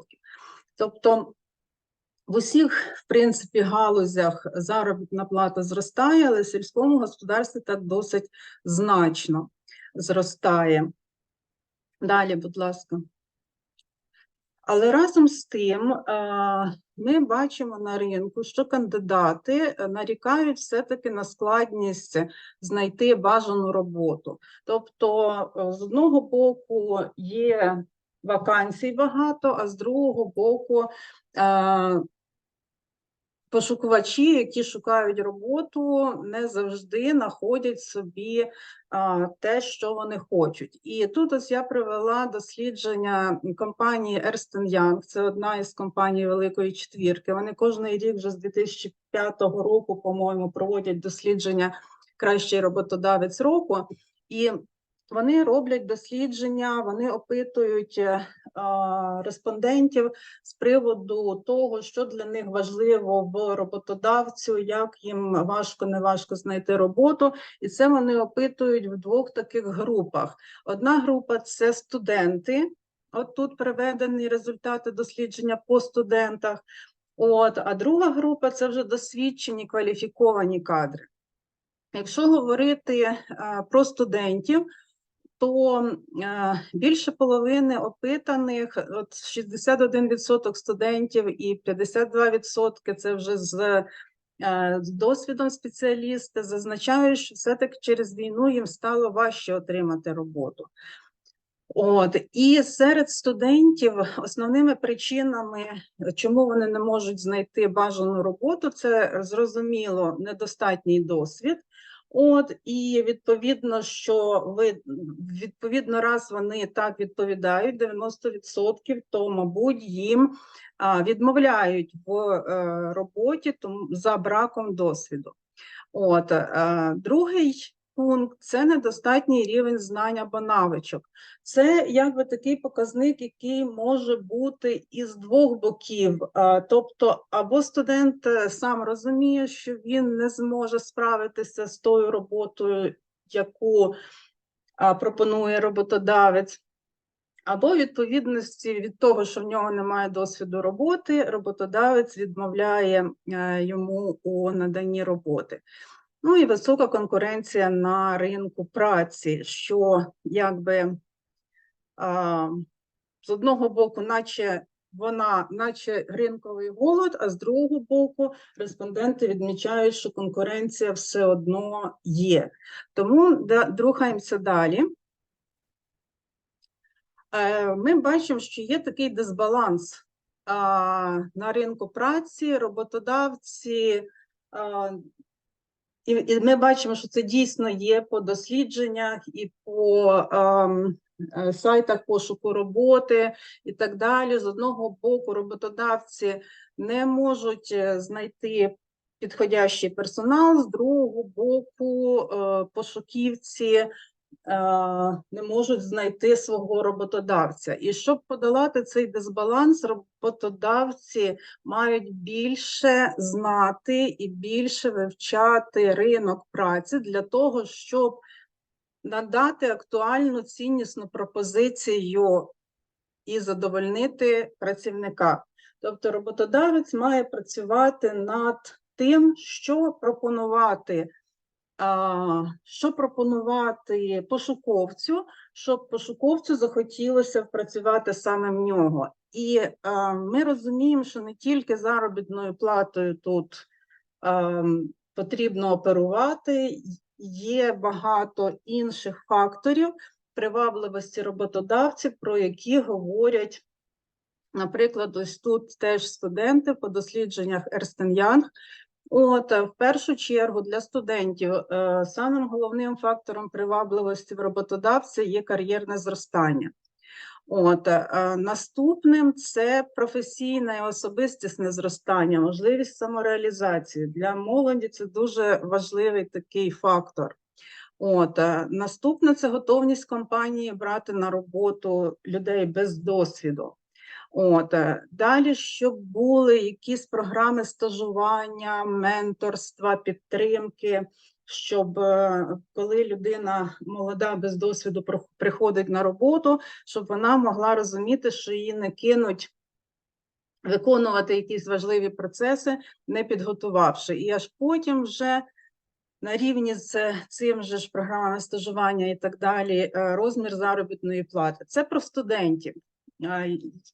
Ми просто сьогодні якби більше будемо звертати увагу на значення і на роль саме навчальних закладів по подоланню кадрової кризи. Давайте далі. Так само є дослідження тої ж самої роботи UA. Тут вже немає розділення, хто ці респонденти. Це загальний графік. Що в першу чергу це таке заробітна плата, але якщо ми подивимося в порівнянні з 2020 роком, то питома вага фактору заробітна плата трохи знизилась, ну не трохи, а майже на 10%. На друге місце вийшла прозорість працевлаштування, гнучкий графік роботи, можливість кар'єрного зростання і умови праці. Це топ-5 таких факторів. Далі. Я би хотіла ще виділити такий фактор з урахуванням теми цього заходу нашого. Це соціальна місія компанії. Тобто в порівнянні з 2020 роком більше, майже 60%, більше 50%, більше половини пошукувачів роботи звертають увагу на соціальну місію компанії. І я би тут хотіла зауважити, що з точки зору нашої теми, що сталий розвиток аграрного бізнесу, добробут тварин, екологічність, технологічність, все це теж сюди вкладається. Тобто це теж є важливим, і підприємства теж повинні розуміти, що якщо вони будуть на цьому мейнстрімі братися за такі проекти, тим більше, що це вже і законодавство вимагає, то вони будуть більш привабливішими. Далі. Теж я б хотіла звернути увагу на те, що підприємства, які прагнуть знайти таланти, прагнуть знайти собі хороших спеціалістів і взагалі працівників, які відповідали б їхнім цінностям і їхнім потребам, то роботодавці мають звертатися до вивчення ринку праці, звертатися те, що ми казали, до факторів привабливості і розуміти також світові тренди на ринку праці. Тому що якщо щось змінюється взагалі в світі, воно рано чи пізно доходить до кожного підприємства. І на зараз тут я привела міжнародне дослідження компанії Deloitte. Це теж одна із компаній Великої Четвірки. Це міжнародне дослідження, це не тільки український ринок. І вони виділили такі напрямки, що роботодавець має переосмислювати роботу працівників, відштовхуватися і надавати можливість розвивати навички працівників. Тобто, якщо людина має якісь навички, ці навички можуть бути використані в користь компанії, якщо це навіть не hard skills, тобто якщо це не саме професійні навички, які відносяться до саме роботи персоналу, ці навички треба вміти використовувати і дати можливість розкритися цій людині. Тобто, якщо, наприклад, компанія якийсь проєкт затіяла по тому ж самому чи розвитку персоналу, чи там якийсь проєкт пов'язаний із тими ж умовами для тварин, а ця людина, наприклад, вона просто, наприклад, тракторист, механізатор. Але якщо їй цікаво, треба дати можливість прийняти участь в тому чи іншому проєкті, якщо це людині цікаво. Дуже важливим стає зараз підтримка людей і врахування думки кожної людини на робочому місці для розвитку компанії. Організація робочого місця, робочого середовища, все це перекликається із цими вимогами від європейського законодавства, пов'язаними із тваринництвом. Перекликається, що ми маємо будувати сталий бізнес і робоче середовище і атмосфера в колективі, це все впливає на розвиток сталого бізнесу. Далі. І тут я би хотіла звернути увагу на те, що навчальні заклади, вони природньо є посередниками між роботодавцями та кандидатами, тому що навчальні заклади випускають кандидатів на роботу для наших підприємств. І навчальні заклади можуть дуже допомогти роботодавцям відшукати актуальну ціннісну пропозицію. Тобто, що пропонувати роботодавцю, студенту, як доносити до випускників навчальних закладів, в першу чергу там аграрних, як їм правильно доносити, що компанія йому пропонує. І, відповідно, роботодавці мають актуалізувати свою ціннісну пропозицію, перебудовуватись під потреби пошукувачів. Демонструвати, що вони готові розвиватися в напрямку технологічності, в напрямку екологічності. Це все цікаво для молоді, і це все дає більші переваги роботодавцю, якщо роботодавець дійсно будує свої цілі і перебудовує свої цінності, демонструє ці цінності як на загал назовні, так і чесно і послідовно застосовує в себе на підприємстві. Тому навчальні заклади можуть надавати таку інформацію, спілкуватися з роботодавцями стосовно того, які цінності в кандидатів, студентів, молоді, формувати ці правильні цінності, враховуючи цінності сталого розвитку, екологічності і так далі. Тим самим допомагати роботодавцям, нашим аграрним підприємствам, нашим підприємствам-молочникам, підприємствам, які займаються молочним скотарством, формувати свій бренд роботодавця. Далі, будь ласка. І знову ж таки, для подолання кадрової кризи ми розуміємо, що населення в нас більше не буде найближчим часом, і нам треба пристосовуватися і шукати можливості, шукати спеціалістів, шукати кадри, забезпечувати кадрами наш бізнес.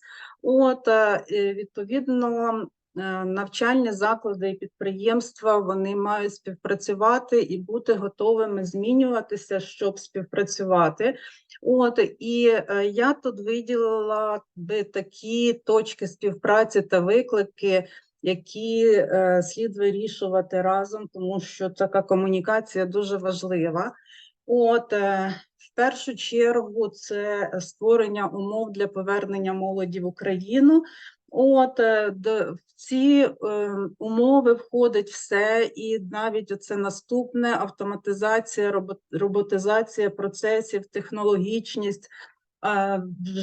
Це приваблює молодь, це потрібно наголошувати, і підприємства, які розвиваються, вони це дуже прекрасно розуміють, вони впроваджують передові технології.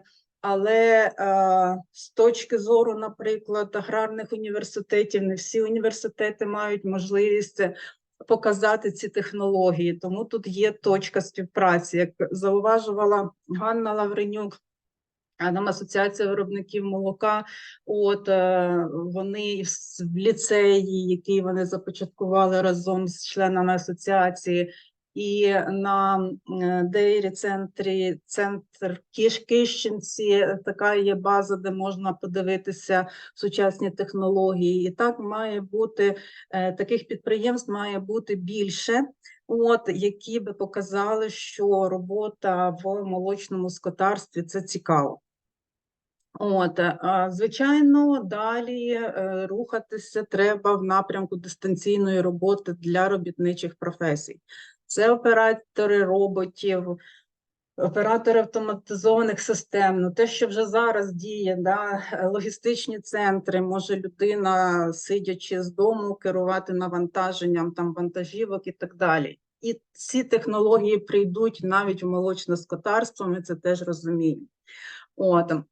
Тому це як виклик і як точка співпраці, як ми можемо інформувати один одного і допомагати один одному ставати краще. Збільшення або регулювання держзамовлення, тому що ми знаємо, що в нас є такі історії, що випускників аграрних вузів багато, а до сільськогосподарських підприємств їх доходить менше половини.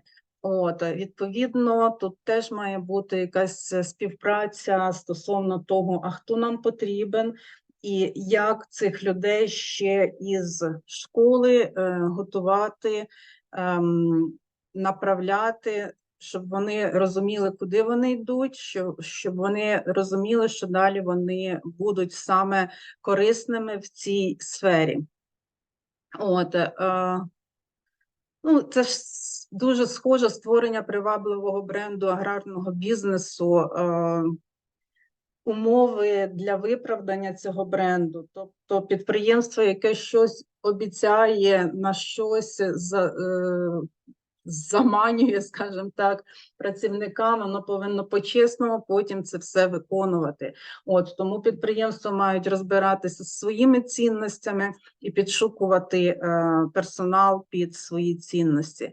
Дуже важливо це впровадження умов і програм для прискореного навчання і перенавчання ветеранів та внутрішньо переміщених осіб. Тобто це якісь мають бути швидкі курси, де ми можемо підготувати, перенавчити. Важливо створення умов та інформаційної підтримки для навчання і перенавчання жінок на раніше такі стереотипні чоловічі професії. Це і механізатори, і оператори, і слюсарі. Що важливо, на це теж треба звертати увагу. І теж важливо – це розвиток і підтримка інклюзивних програм в навчанні і в роботі. Мається на увазі те, що в нас буде багато, вони є, і їх буде збільшуватися, людей з обмеженими можливостями. І ми знаємо ситуацію і в навчальних закладах, і в підприємствах. Дуже зараз на низькому рівні ці речі. Тому це те, що я хотіла вам сьогодні розповісти. В принципі, дякую. Тут посилання на всі ці дослідження, які і більше, які можна дивитися, можна ще щось підшукувати. Це такі дослідження, які робляться постійно. І я би наголошувала на тому, що роботодавці мають ринок праці вивчати і відповідати на його виклики. Дякую. Дякую вам, пані Катерино, за таку глибоку доповідь. Наші слухачі, учасники конференції, мали можливість ще раз переконатися, з якими викликами щодо кадрового забезпечення нашого і аграрного сектора, в тому числі, оскільки наша конференція присвячена цьому секторі, нас очікують. Тут і освітні складові, і безпосередньо фізичні ресурси, як такий, мається на увазі працівників. Ще раз дуже вам дякую. Шановні колеги, оскільки наша конференція має такі дуже цікаві доповіді, глибокі і змістовні, відповідно, наш організм трошки відчує сьогоднішню конференцію, оскільки ми змістили її на 50 хвилин. Тому зараз підійшов час обідньої перерви. Якщо ви не заперечуєте, щоб ми провели обідню перерву в 40 хвилин і повернулися 14:50 за східноєвропейським часом на зустріч, і 13:50 за центральноєвропейським часом на зустріч. Чи є якісь заперечення, чи може побажання, щось хочеш? Нема заперечень, все приймається. Дякую. Приймається, дякую. Добре, шановні колеги, тоді йдемо, відновимо енергетичний баланс нашого організму. І через 40 хвилин, 14:50, 13:50 за центральноєвропейським часом, зустрічаємося і продовжуємо конференцію. По цьому ж самому посиланню. Дякую.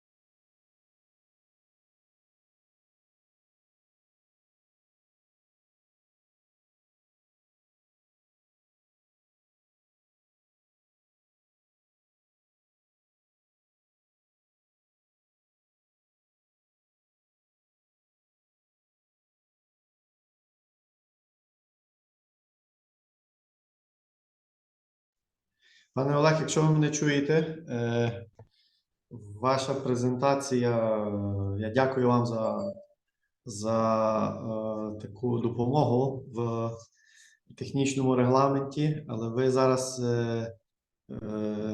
ваш екран світиться як людина, яка презентує доповідь.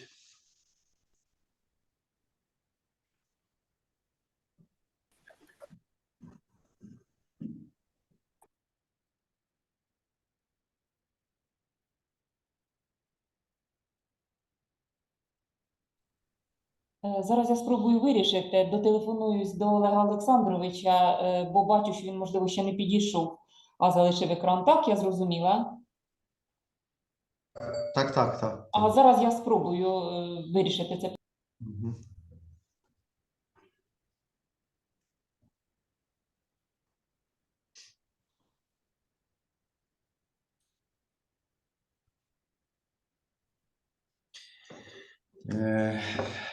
Тож, повертаємося до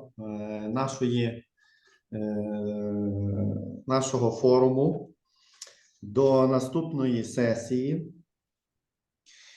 Сесії 2 під назвою «Трансформація української галузі скотарства у напрямку сталості та добробуту тварин.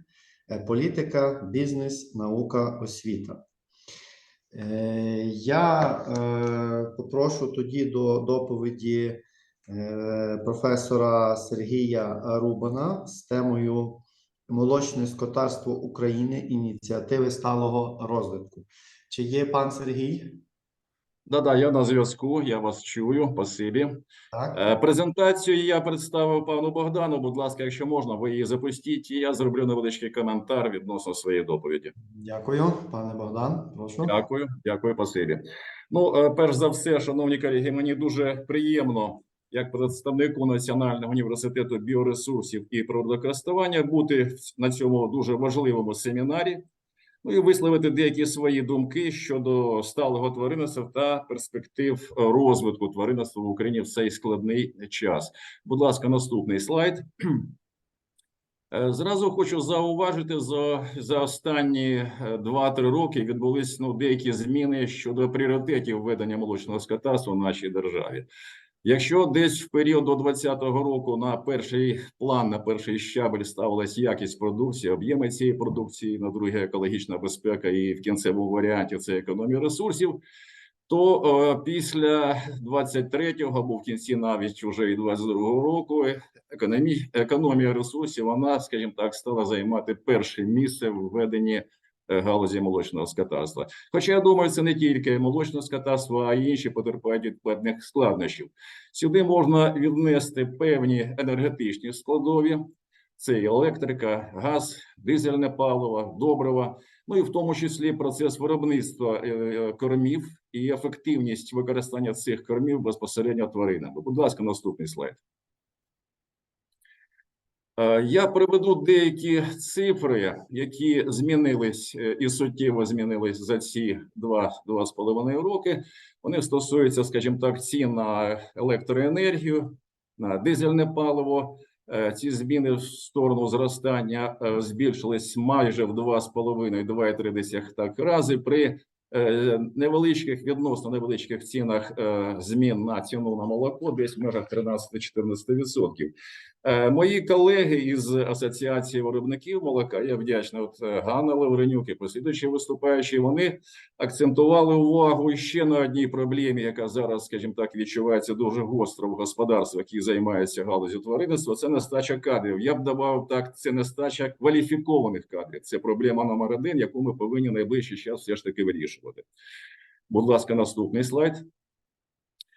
Я не буду довго коментувати ці цифри, які виділені тут червоним кольором. Так, станом на січень 2022 року у нас було 1,5 мільйона корів, і на сьогоднішній день ці втрати десь склали в межах 15-16% за основним результатом російської агресії. Хотів би зразу зауважити, що у нас в нашій державі не стоїть гостре питання проблеми парникових газів, парникового ефекту. Я думаю, що за цих вимушених умов Україна виконала вимоги Кіотського протоколу на багату кількість років вперед. Тому для нас це не є, можливо, в якійсь мірі актуальним. Хоча, в принципі, да, така світова проблема існує. Будь ласка, наступний слайд. Деяка невеличка статистика, щоб ми зрозуміли, де ми знаходимося, які наші перспективи щодо ведення галузі молочного скотарства.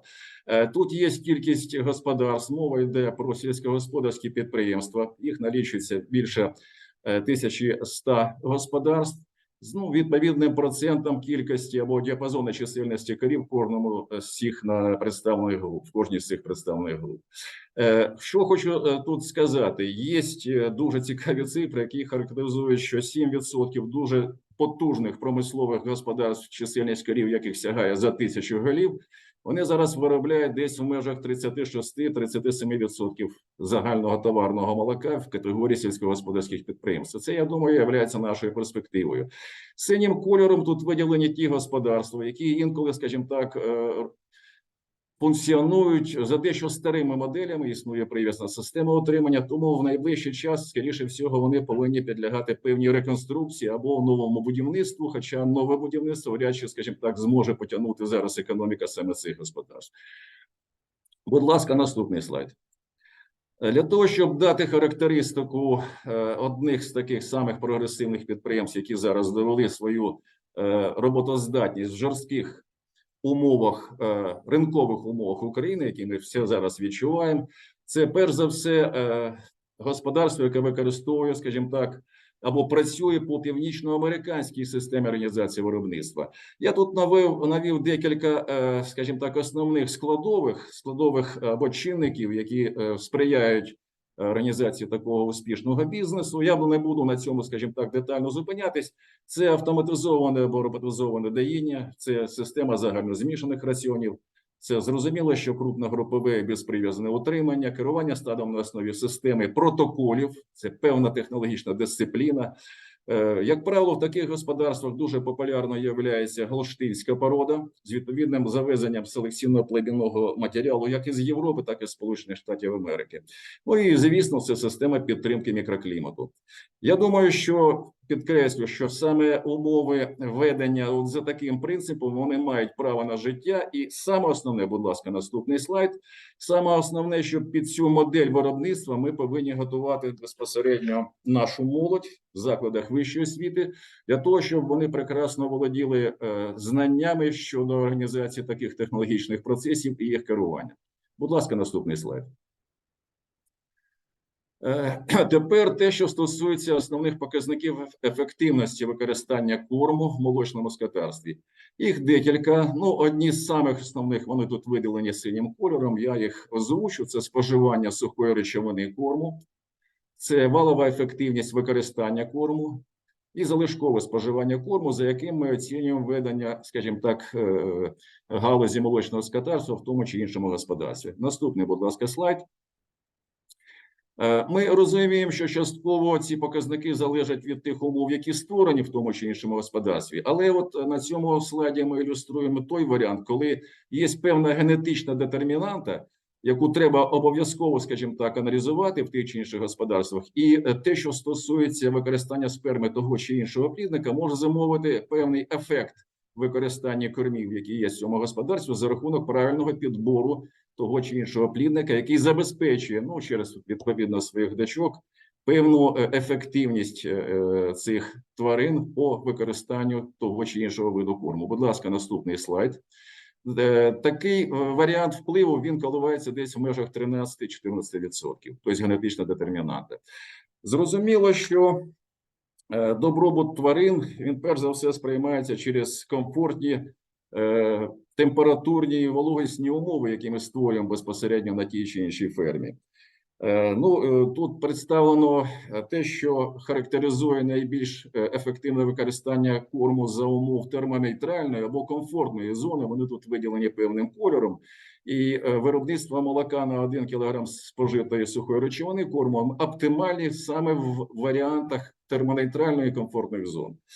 Чому для нас це так важливо? Справа в тому, що в більшості регіонів України, як правило, ці регіони характеризуються різким континентальним кліматом, де період коливання температур в зимовий період може скласти мінус 30 або до мінус 30, а в літній набагато більше, ніж плюс 30 градусів. Тому створення саме комфортних умов, будь ласка, наступний слайд, вони грають дуже і дуже велику роль.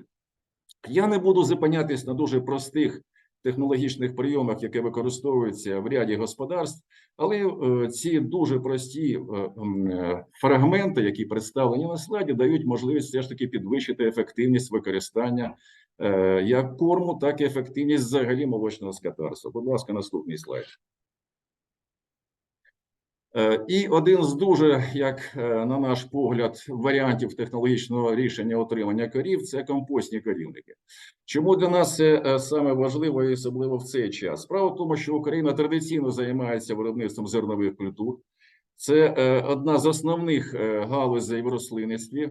Україна, я думаю, буде займати потужне місце в експорті зернових культур. І постає питання, куди дівати безпосередньо пожнивні рештки, солома. При виробництві 65-80 мільйонів тонн зерна десь така ж кількість залишається і пожнивних решток, соломи. Один з варіантів використання безпосередньо соломи в якості такого підстилкового матеріалу представлено тут на слайді. Є господарства, які мають пристойні показники продуктивності. До речі, тут одна з наших, скажімо так, місцевих українських червонорябих молочних порід, які прекрасно себе рекомендують по рівню продуктивності і використання корму саме в таких умовах утримання. Нас вже зацікавив той матеріал, який був представлений безпосередньо доктором Абеле Куйперсом, Вагенінський університет. Там були різні варіанти, скажімо так, утримання корів. Я думаю, той досвід, який досягнутий саме в цьому університеті, буде цікавий в тому числі і для наших фахівців.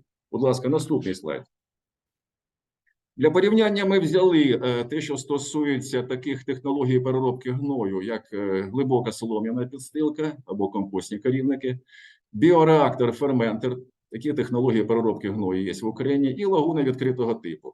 От три основних таких стратегічних варіанти по переробці гною, ми їх проаналізували. Що виявилось? Будь ласка, наступний слайд.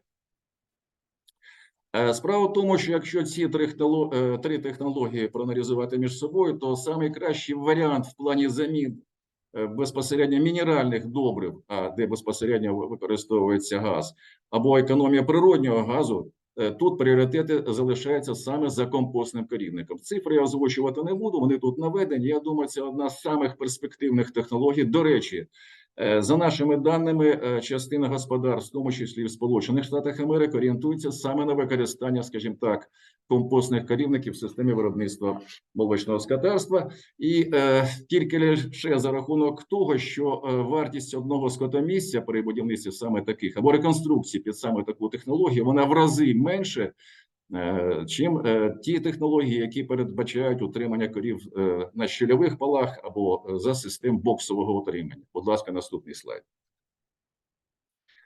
Є ще один дуже цікавий варіант використання органічних добрив, які ми отримуємо безпосередньо за цією технологією компостного корівника. При внесенні в ґрунт це дає можливість підвищити якість, скажімо так, такого основного корму, як люцерна.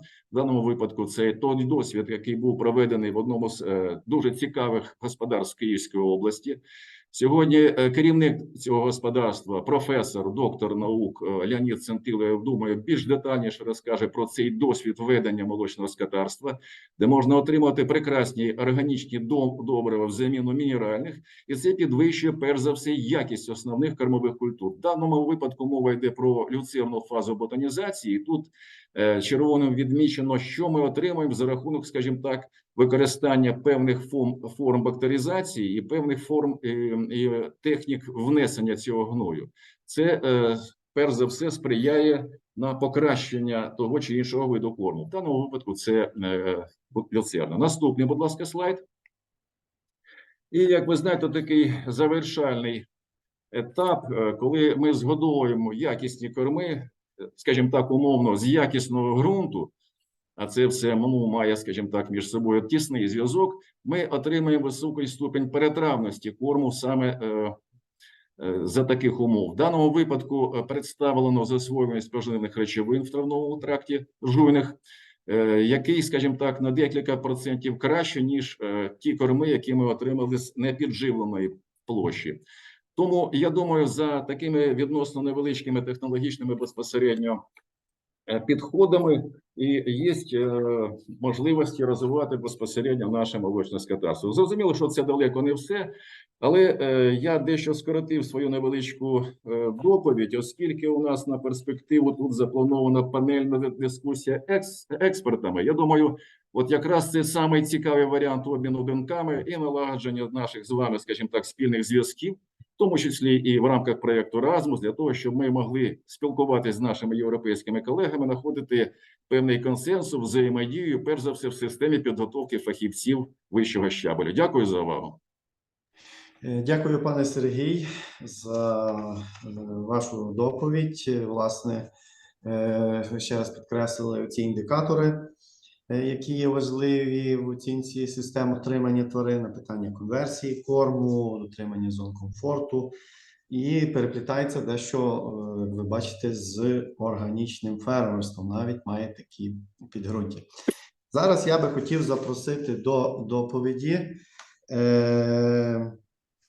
старшого викладача Шведського університету сільськогосподарських наук пана Гораціо Гонду із темою доповіді «Сталі виробничі системи у тваринництві». Okay, can you hear me? Так, чуємо. Пане Богдан, запускайте презентацію. Okay, so first, I mean, I would like to be grateful with all of you, I mean, for this opportunity. And of course, I mean, all my thoughts are with the Ukrainian people these days. Can you hear me okay?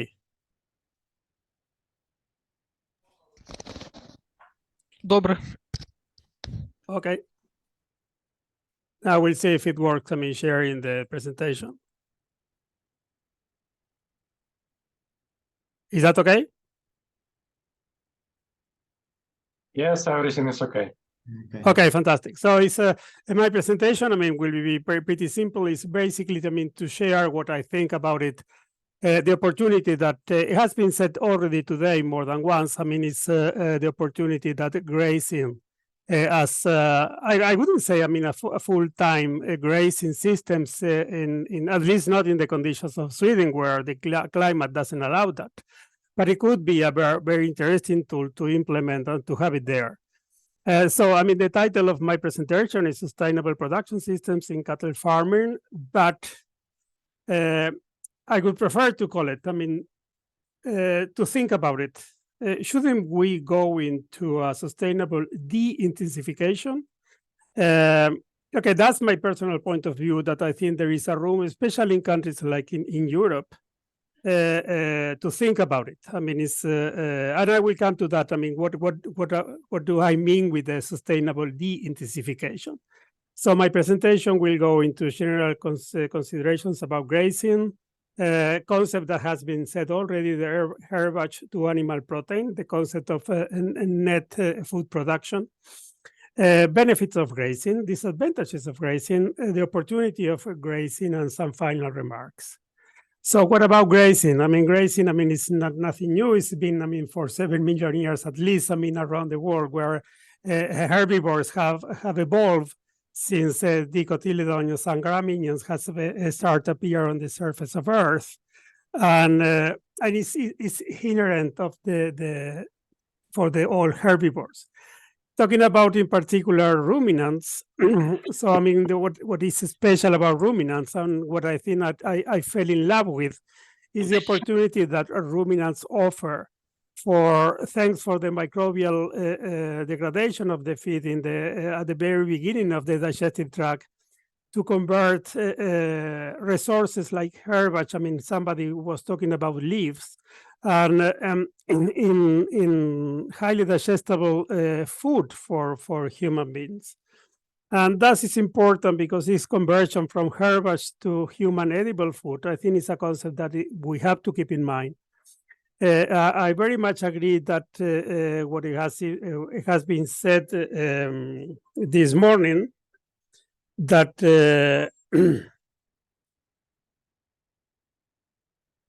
oh, sorry, Rumain, I mean, it's Ukraine is 227.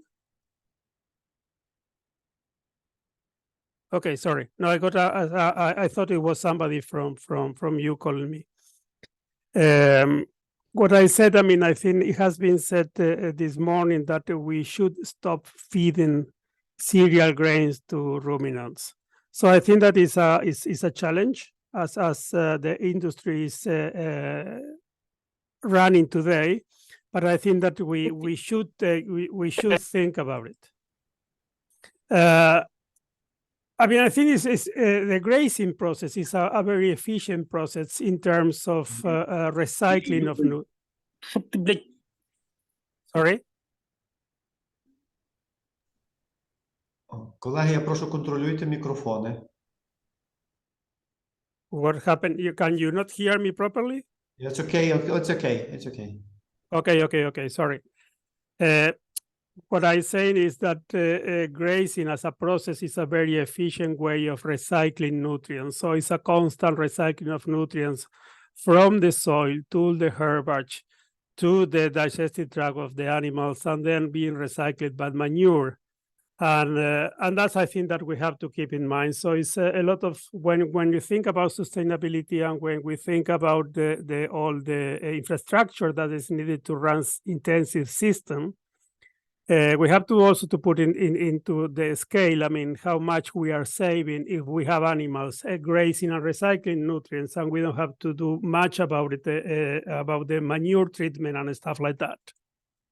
Having said that, I think that we can think about grazing benefits. And I think that one thing is what I said before is the recycling of nutrients. And that contribute, of course, to the quality of organic matter and carbon stored in the soil, as well as nitrogen. So I think this is very important. One concept somebody said today is, I mean, by using manure, we save a lot of inorganic fertilizers. So Sweden, as a country, is importing 200,000 tons of nitrogen per year. So, and most of that nitrogen, especially the nitrogen that is used for feeding cows, end up in runoff water, or also like lixiviating to the underground water, and it's a main cause of nitrogen and phosphorus for eutrophication of the surface water, lakes and the Baltic Sea. So I think that we have to think about it. Grazing also provide a lot of ecological services, like, and it's one thing that we have to take into account, that is landscape restoration and also beauty, that is important for the consumer's perception.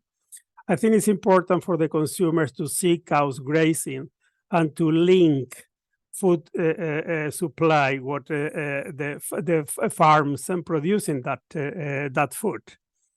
Also, of course, I mean, if we have a nice cover of soils, I mean, it's a better utilization of the rainfall and stuff like that. And of course, I mean, we have to think about also about the what is called the environmental impact. And I think especially when we think about ruminants, also methane is important, but I think also about nitrogen. When we have in an intensive system, basically to get the pay of the cost, I mean, we have high producing dairy cows, and we tend to overfeed nitrogen. And I think that cows are very inefficient in utilizing the dietary nitrogen when the nitrogen content in the diet is high, but they are very efficient when the nitrogen content of the diet is low. So if we think in terms of a grazing system, so that would also have to think about probably we also have to think in cows with less requirement, and that's what I meant with the de-intensification. I think one of the problems that we are facing today is that with the very intensified systems, so we have cows that are producing something more than 40 liters, 60 liters, or even some cows that are able to produce 80 liters of kilograms of milk per day.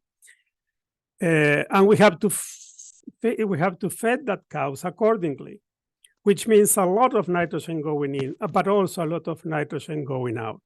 So I think that the opportunity for this de-intensification is just to think about probably if the opportunity is there for having grazing into the production system, we also should. Sorry. Okay. So probably we have to think about also in having cows producing less amount of, sorry.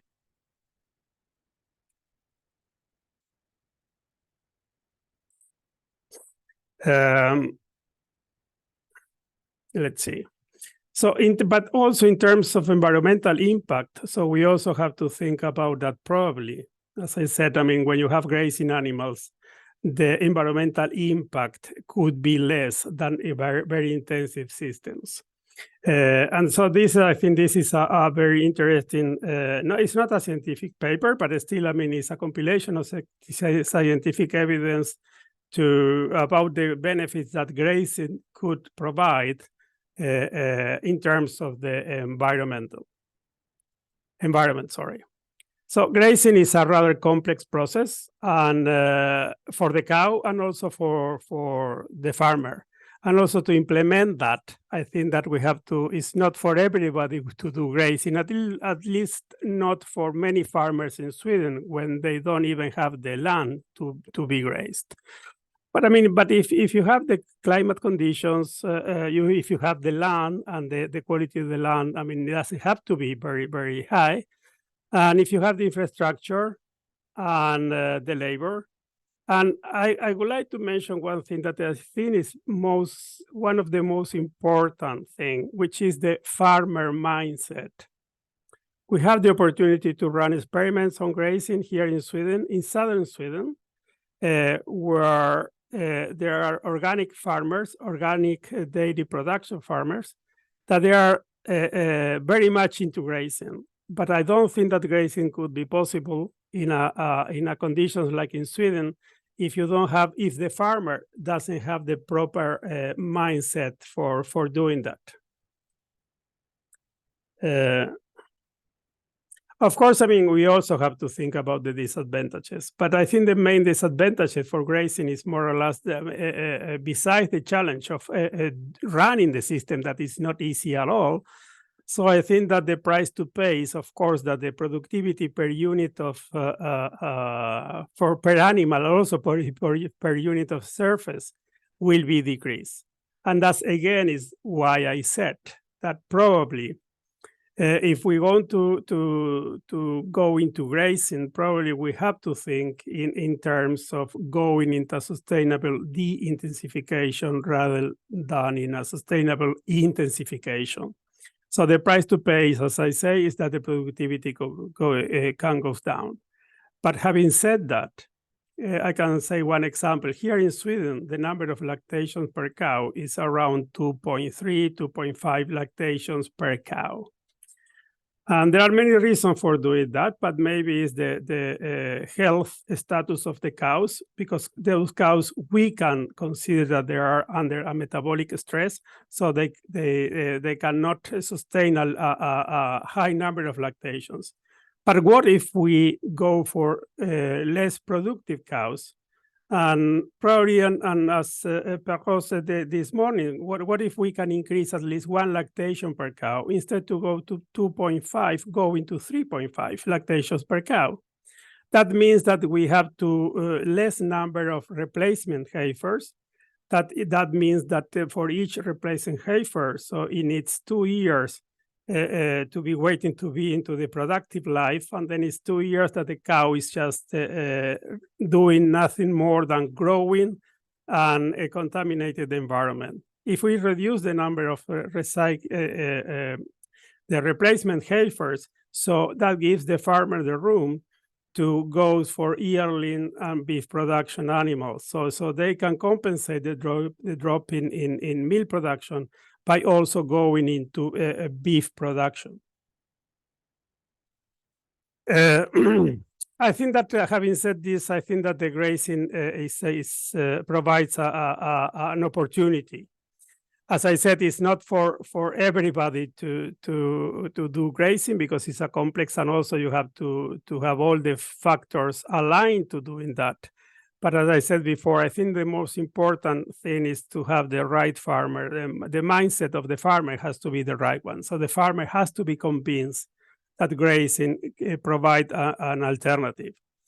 This is not new, but I mean, we are working also now starting a project on low input, low output production systems. So this is basically refers that we try to optimize or maximize the use of resources we have in the farm. So, and also it doesn't mean that the profitability of the system will be less. The picture here that I'm showing in this slide is for this farm where we are running an experiment on grazing management, and the farmer and also another farmer close by, which are convinced in grazing, they were giving a talk, I mean, presenting all the numbers and how efficient the grazing system could be from the point of view of the economics and the profitability of the system. I mean, low input, low output, but very highly profitable system. I think there are also the advantages for that. I mean, if we go for more local on-farm resources, especially on-farm protein feeds, we can sustain and increase the feed security. And I think the feed security is the basis for food security, and also feed security could be also sustained. For instance, in Sweden there is a lot of semi-natural lands that can also be utilized for grazing. So not necessarily compete with the cash crops, arable lands, but it's a lot of semi-natural lands where grazing could provide a lot of ecological services. So as I said before, so if you do this, I mean, we can reduce the use of fertilizers, and of course, I mean, we decrease the competition between feed and food. And we can avoid using human edible products, and then to use the advantage of the ruminants to convert human and edible products into the high quality protein. And this is especially for many countries, but also I think that is ruminants can really provide an opportunity for other countries outside Europe, for all the developing countries. I have the opportunity to have projects in Rwanda. And I was surprised that years ago, the consumption of animal protein in Rwanda was only 2 kilograms per person per year. And in those countries where they have not many resources, rather than, I mean, leaves and vegetables, I think that ruminants has a very important role to play. As I said, I mean, if we go into grazing, we certainly can decrease the environmental impact of the highly intensified system, and we can increase the animal welfare. And also, I think it's very important, especially in Sweden, it's a huge debate about the consumer's perception and people turning into veganism because they see that the conditions on which the animal protein is produced is not right. So I think that I would recommend, I mean, for those who are interested in the question graze or not graze, I don't think that it's a black and white thing. So I think that, as I said before, grazing could be an opportunity. So we know that it has to be thought about it. Having said that, I just want to thank you all for your attention.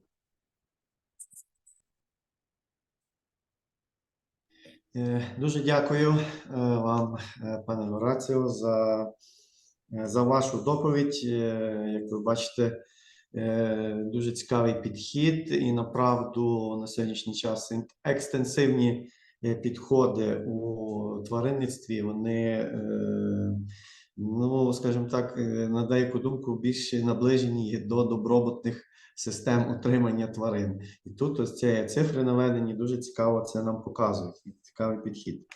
Так, зараз я запрошую до слова директора та власника компанії агрофірми «Колос» Леоніда Центила з темою доповіді «Основи сталого виробництва в сучасних умовах. Шляхи до благополуччя тварин». Прошу, пане Леонід. Доброго дня, шановні колеги. Дякую за можливість приймати участь, тим більше можливість сьогодні говорити на ті актуальні теми, які сьогодні чекають нас в Україні. В той час, коли ми теж дійшли до того моменту, що, на превеликий жаль, рівень споживання молочної продукції, тих всіх компонентів жиру і білку суттєво в Україні скорочувався до воєнний період.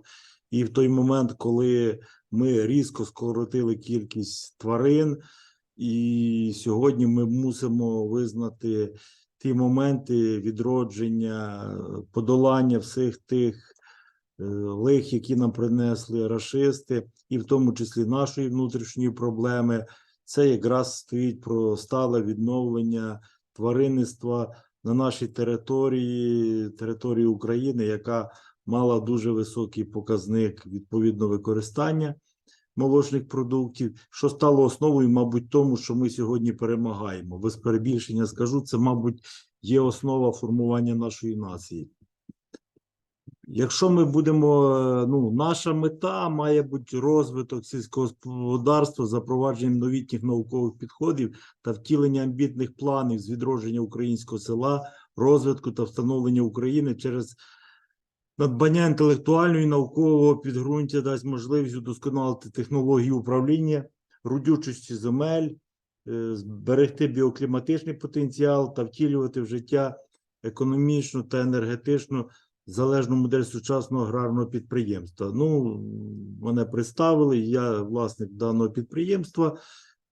За сумісництвом я є науковець, доктор, професор, маю можливість працювати в багатьох вузах, основним це НУБІП наш, і маю багато різних розробок, які сьогодні дають можливість вирішення. Скажу наперед, що створення нових робочих місць, відповідно, і виховання тому є. З гордістю можу сказати, що наше підприємство є базою інноваційним центром Національного аграрного університету біоресурсів природокористування, що дає можливість повноцінно працювати як і науковцям, так і викладачам, так і студентам, проходженні практик, проходженні відповідних експериментів, і саме головне, що ми є базою, на якій можна реально творити сучасне нашої науки, випробуючи ті чи інші галузі.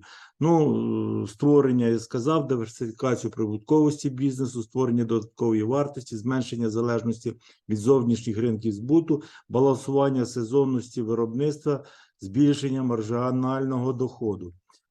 Хочу тут додати, що насправді територія, площа підприємства дає можливість дійсно досить давно розпочати формування тої моделі, яка вкаже нам, що тільки за умови повноцінного інтегрованого підприємства є можливість чітко дбати про родючість ґрунту, збереження родючості ґрунту, відновлення. І саме, що є головне в цій кризі, коли ми бачимо ту кількість людей, які сьогодні перебувають в світі в голоді, це все-таки безпечні продукти харчування. Тому і ми про це будемо говорити, і основою цього всього є це стале ведення тваринництва, відповідно використовуючи кращі моделі світової розробки, які в той чи інший спосіб прийшли, в тому числі і до нас на території України, і тут ми можемо їх використовувати. Напрямки нашої діяльності – це, зрозуміло, біологічне землеробство, це технології компостування, з якими маю гордість сказати, що ми широко йдемо по всій території України, вже сьогодні за межами території України, незалежно в тому, чи ми працюємо із відходами тваринництва, птахівництва, різних інших відходів, в тому числі і той великий проєкт, як ми розпочали його в місті Львові, що стосується безпосередньо переробки органічної складової, що дає можливість повертати основу нашої родючості, тобто поповнення ґрунторесурсів на наші поля. лабораторний комплекс, де ми можемо і вивчати, і робити все те, що є виробництво біопрепаратів, органів. В обробітку ми маємо 4000 гектарів ріллі, маємо насіннєвий завод, цехи з переробки, молочне скотарство, бджільництво, конярство, рибництво, все те, що має сьогодні бути в основі сталого життя, розвитку як держави України, так і відповідно повноцінних галузей, які можуть представлятися тут у нас на території України. Ну, якщо ми говоримо про структуру посівних площ, то я б хотів би звернути увагу нашу, це дані Держстату, ще були на 2018 рік, що практично шукати відповіді на ці всі питання досить стало легко в тому, що ми не мали сталості у підході, і тому виконати ту модель, яка б давала можливість зберегти родючість наших ґрунтів і сталого кормозабезпечення, хоч і на ту невелику кількість тваринок, це суттєво змінилося. Бачите, що в нас практично пшениця вона не змінилася, ячмінь він не змінився через те, що на півдні скот теж, відповідно, ми позбулися його і людям щось потрібно сіяти. Ми бачимо, суттєво ми зросли по кукурудзі на зерно, суттєво ми зросли в частині там виробництва ріпаку, а в інших культурах це 3,6 і 14 мільйонів гектарів. І в цих 14 мільйонах гектарів ми зможемо побачити те значне зменшення площ кормових культур в Україні. З 91 по 2018 рік площа в нас суттєво, знову ж це за даними Національної аграрної академії нашої, відповідно, ми бачимо, що ми суттєво зросли з 12 мільйонів до 1,2 мільйони. Ми втрачаємо як землероби, ми втрачаємо як тваринники, і ми втрачаємо в цілому як держава при сталому веденні правильного сільськогосподарського виробництва. Ну, інтенсифікація повернення ґрунторесурсів, це біологічне землеробство забезпечує задовільну продуктивність агрофітоценозу, економічну ефективність тільки за оптимальних параметрів родючості ґрунту та дає можливість здійснювати тільки при бездефіцитному, а краще позитивному балансі органічної речовини та біогенних елементів, що можливо досягти лише при застосуванні оптимальних доз органічних добрив, мінеральних добрив і хімічних меліорантів. Зростання інтенсифікованих систем та технологій землеробства, тваринництва провокує вирішення проблеми накопичення, утилізації, переробки вторинних відходів заради забезпечення економічно доцільного принципу безвідходності та компенсаційності виробництва в будь-якій сфері. Тому ми сьогодні можемо констатувати факт, що коли з'явилася та нова тема, про яку всі говорять сьогодні на території України, про що говорить сьогодні сучасна Європа, це мова йде про одне з самих цінних, про одну із самих цінних сировин, яка сьогодні є для виробництва біометану, який став, ну, як ніколи на часі, коли ми позбуваємося залежності, як і Україна, так і позбувається залежності від Росії весь європейський світ. Це підстілкові гноївки, це те, що є сьогодні самим дорогим продуктом, за яке готові компенсувати самі великі гроші. От тому, і як ніколи, ми мусимо на наших фермах почати розуміти, що в нас це не просто відходи, а це дуже цінний компонент в багатьох напрямках. Ну, я б хотів би сказати, що метою безвідходного компенсаційного сільського господарства як основи біологізації землеробства є створення умов для підвищення сільськогосподарських стандартів шляхом впровадження системного підходу до поводження з відходами на державному та регіональних рівнях, зменшення обсягів утворення відходів та збільшення обсягу їх переробки та повторного використання. Тут ми бачимо дуже позитивні тенденції останнього року. Практично всі ті ферми, що сьогодні ми мали можливість структурно розібратись і подивитися в попередніх доповідях, вказують на те, що попит на самі процеси перетворення, на самі процеси управління і практично застосування незалежно чи напряму уже готової продукції, як в ґрунт, чи так уже через механізм біогазових станцій практично вказує нам, що дійсно ми в кращому положенні будь-хто на сьогодні на території України. Через те, що навантаження в нас по суті саме мінімальне, через те, що ми різко позбулися тої кількості тварин порівняно з 90-м роком, страшно про ці цифри говорити. Тому в нас досить велика перспектива, яка цікава як і нам, так і нашим європейським колегам. Ну, компостування, мусимо ми про нього говорити через те, що це основа з основ, один із засобів біологізації ґрунту та повернення ґрунторесурсів. Ми бачимо компостування вторинних відходів тваринництва, птахівництва, рослинництва, муніципальних відходів, дуже позитивний досвід, я вам навів приклад. Вермокомпостування – це практично це панацея, це спасіння на сьогоднішній день для наших ґрунтів. Ми бачимо, що це позитивно розвивається на території як і Сполучених Штатів, Канади і інших європейських країн. Практично це основа, це панацея, яка дає можливість, як то кажуть, маленькою пігулкою виправити ситуацію у великому просторі. Створення спеціальних органічних добрив на основі відходів тваринництва, птахівництва. Це теж і саме головне те, що є великий уже досвід у нас в Україні, є вже реально нами впроваджені моделі, які дозволяють дійсно на основі знезараження стічних вод підприємств птахівництва, тваринництва, господарсько-побутових, промислових, практично отримати панацею і спасіння для наших ґрунтів і можливості всіх людей, ті, які працюють на землі від великого фермера до малого, практично управляти сталим процесом, як і вирощування сільськогосподарських культур, так і, відповідно, забезпечення сталого процесу ґрунтоутворення. Ну, види компостів, вони є різні.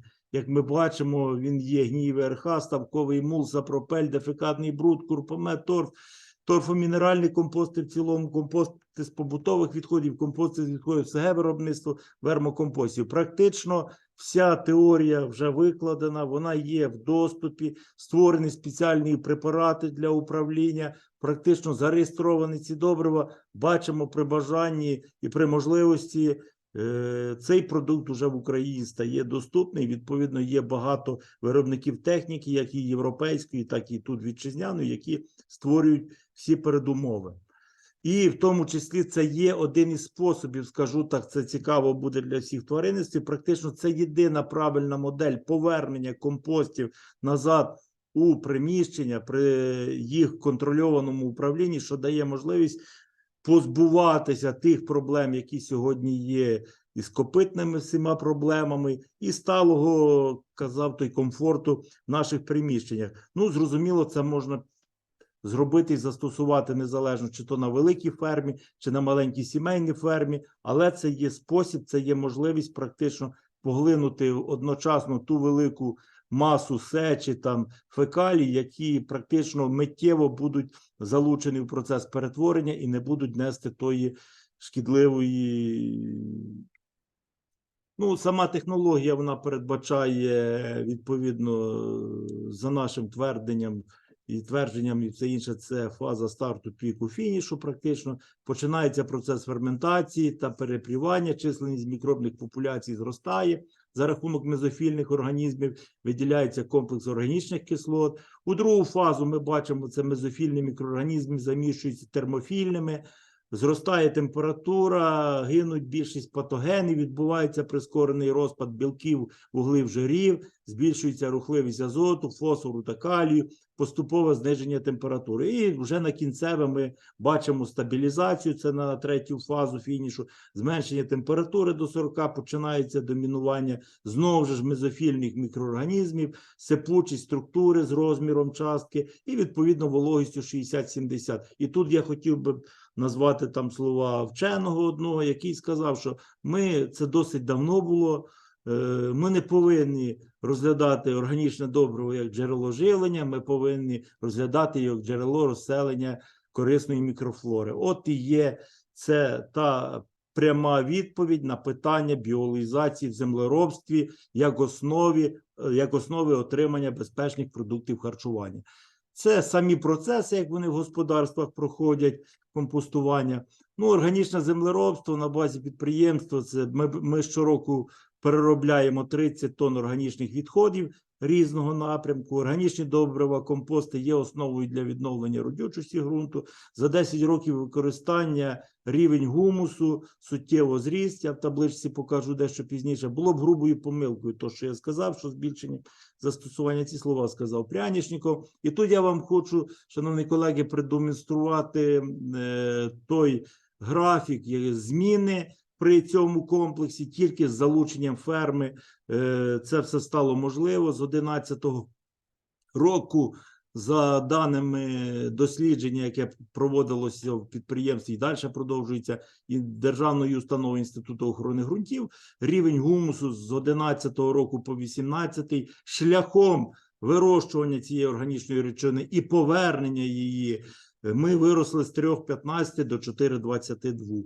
Це досить серйозний показник. Зазвичай, ви знаєте, в природі це все відбувається 1% відповідно за 100 років. Ну, тваринництво, дещо коротко про нього скажу. Це тваринництво в нас не просто таке, звичайно, дійсно, ми в час уже на розробці великого проєкту, міжнародного, можу сказати, із нашими колегами-австрійцями. Ну, зрозуміло, що процес війни створює деякі перешкоди через те, що там трохи люди бояться цієї війни. Але я хочу сказати, що є мрія на цих 4000 гектарів релі мати ферму в 1800 корів, відповідно, сучасну, з повним комплексом. І саме головне, і сталим центром навчання, виховання майбутніх спеціалістів, які дійсно по праву будуть любити цю справу. На сьогоднішній день валове виробництво молока, відповідно, на рік, бачите, м'яса теж, риби теж, меду теж. Як це досягається? Це зрозуміло, це молочне скотарство, це м'ясне скотарство, це вівчарство, конярство, рибництво, бджільництво. Ну, основний напрямок – це молочно-товарна ферма. Поголів'я на сьогодні – це 1750 голів, в тому числі 748 голів корів.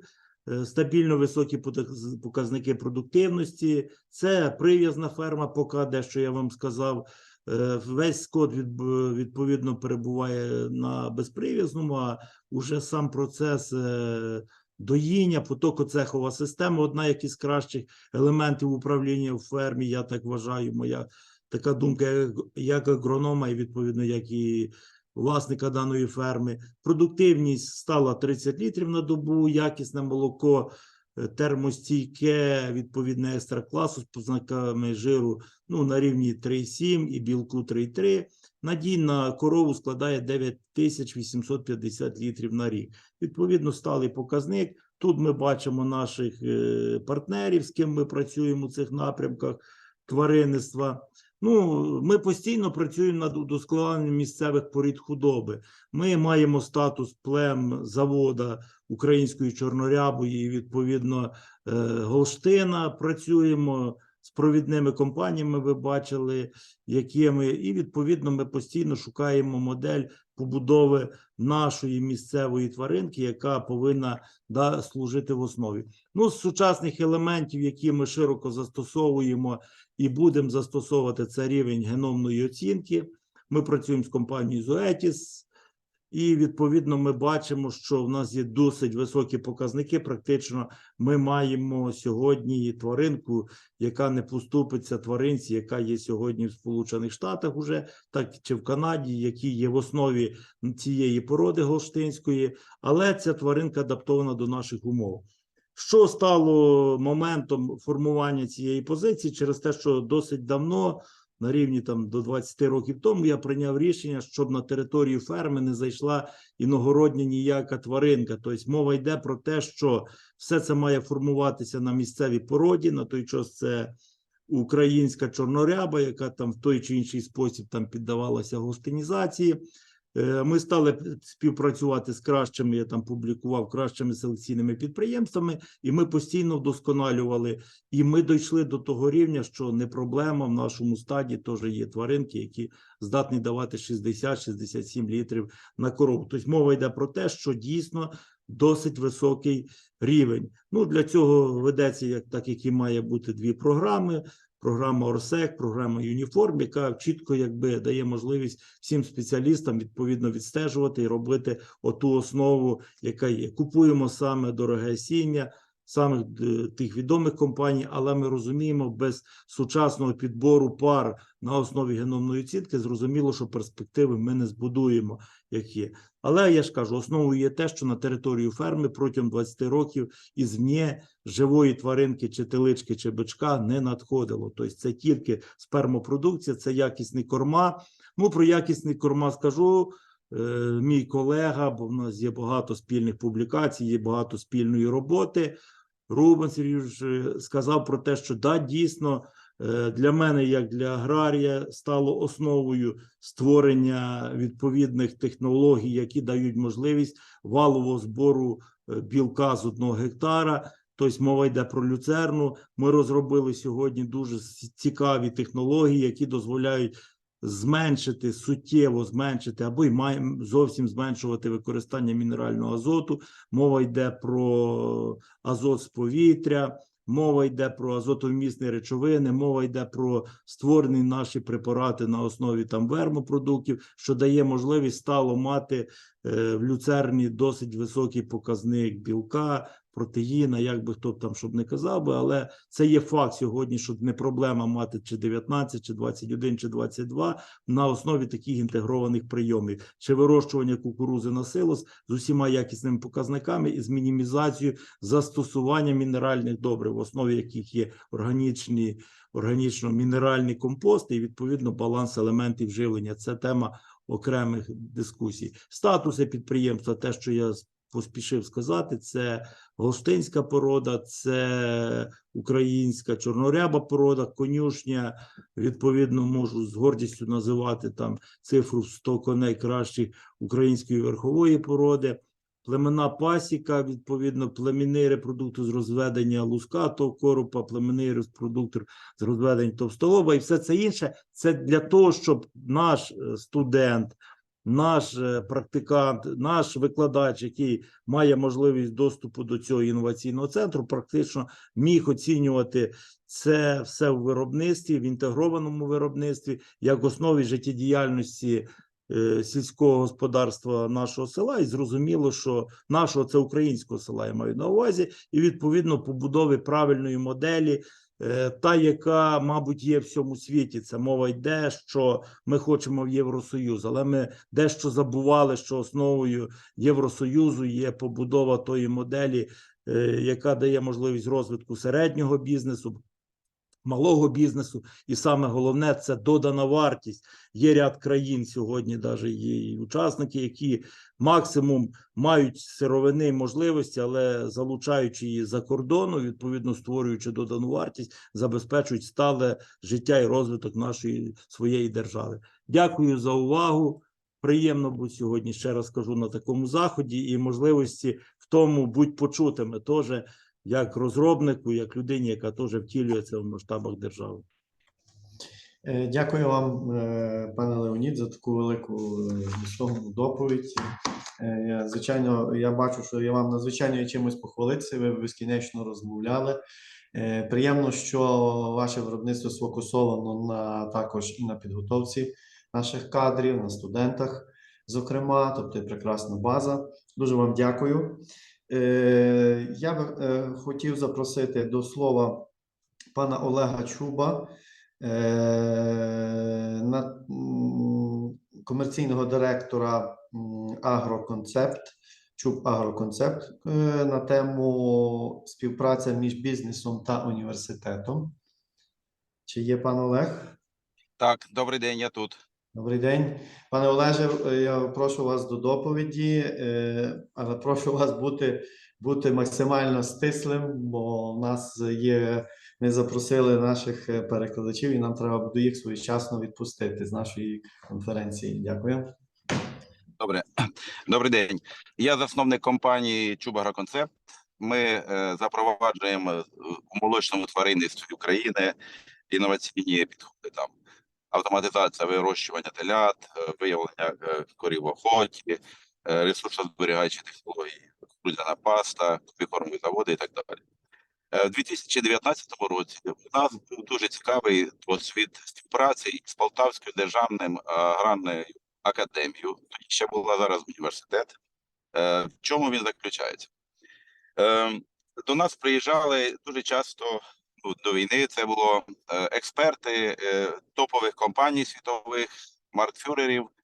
І я так подумав, а чому би цих експертів, які є носії сучасних знань у своїх країнах, Німеччина, Франція, Австрія і Ізраїль, не залучати до підготовки наших кадрів в аграрній академії і викладачів.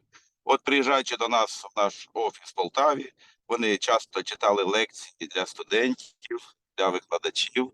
Потім виїжджали навіть на підприємства, де ці інновації були запроваджені. Вони змогли студенти попрацювати в цих умовах і навіть здавали іспити і навіть отримали дипломи. Ну, це було, як вам сказати, стрибок через там на місяць в плані того, що революційний такий стрибок в плані отримання знань. Що ми мали як наслідок? Зараз, я дивлюся, пройшло кілька років. Наш Полтавський аграрний державний університет підхватив цю ідею вже кілька років. Вони практикують, заключають договори з багатьма холдерами, стейкхолдерами. Це компанії, які визначні в своєму сегменті, в тваринництві, там, кормовиробництві, переробки там, зернових і так далі. І, скажімо, рівень освітний наших викладачів вже йшов до того рівня, що він реально відповідає вимогам нашого виробництва. Ну, це, я вважаю, що це дуже цінно. Тобто викладачі навчають те, з чим випускники будуть працювати вже на виході після університету. Це перше. І друге, що інновація дуже цінна, дуальна освіта. Приміром, під час навчання студенти мають проходити практику. Якщо вони під час практики їм сподобалось якесь місце роботи, то вони заключають договір із університетом. І працюючи вже на цьому місці роботи і паралельно навчаючись, там спеціальна програма, студент навчається і працює. І вишенька на торті – це те, що стейкхолдери мають право, і деякі проявляють активність.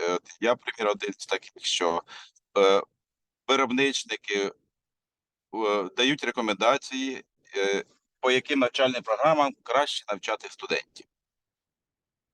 Ну, щоб обрати ті норми, ще були при Радянських Союзах, лекції були написані і так далі. Тому я вважаю, що це революційно і це досвід, який варто поширювати для того, щоб пришвидшити нашу інтеграцію в науку з практикою з'єднати.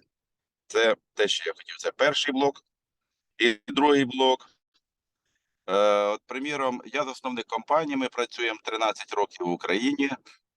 Ми інноваційно обслуговуємо приблизно 300 молочних ферм в Україні. Це, там, біля 40% існуючих в Україні. І сьогодні, примір, ми проводили семінар в Київській області, з'їжджалися підприємства з кількох, холдинги в тому числі були. І що ми бачимо? Що у прикордонних до військових, там де військові дії, областях є велика проблема із кадрами. Ферми ще є, молоко виробляється, але на багато технологічних процесів не вистачає спеціалістів. Тому таким чином, якщо не випоювати, приміром, телят інтенсивно, то вони дають на приблизно 30% менше молока. Якщо не запліднювати корів, то там через рік, через два, то взагалі ферми може не стати. То це є проблема.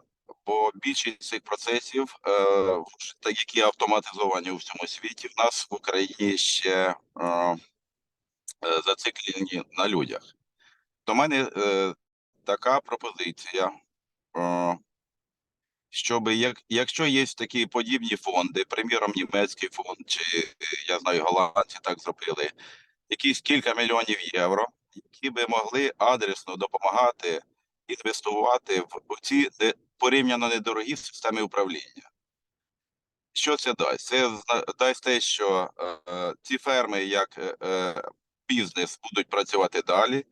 Вони є часто основним робочим місцем місцевого населення, а нам треба державну політику вести так, щоб місцеве населення залишалося жити в селі, не виїжджало за кордон там і так далі. Тому це порівняно невеликі інвестиції. Алло? Це порівняно невеликі інвестиції, будуть дуже ефективні. У нас є, скажімо, напрацювання дуже корисні, та ж сама асоціація виробників молока, яка робить сервісне обслуговування підприємств, там, де не вистачає спеціалістів. Вони там роблять ветеринарний супровід, запліднення, але потрібно, щоб у наших виробників ці процеси були автоматизовані, так як це в усьому Європейському Союзі. Порівняно це коштує недорого, ферми є, інвестиції будуть зроблені. Зараз треба чуть-чуть в них інвестувати, і вони будуть на плаву. І останнє, так як зараз всі говорять про добавочну вартість, що зерно є проблеми з експортом зерна, то краще пропускати через тварин. Але у нас в Україні ще 80-90% виробляються комбікорми ще на дуже застарілому обладнанні. Великі похибки і так далі. Тому на 10, можливо і 15% недоотримують прибутку ці ж самі молочні ферми. Тому пропозиція така. Ми представники німецьких компаній Urban, Noyero, це надійні виробники обладнання для переробки зерна.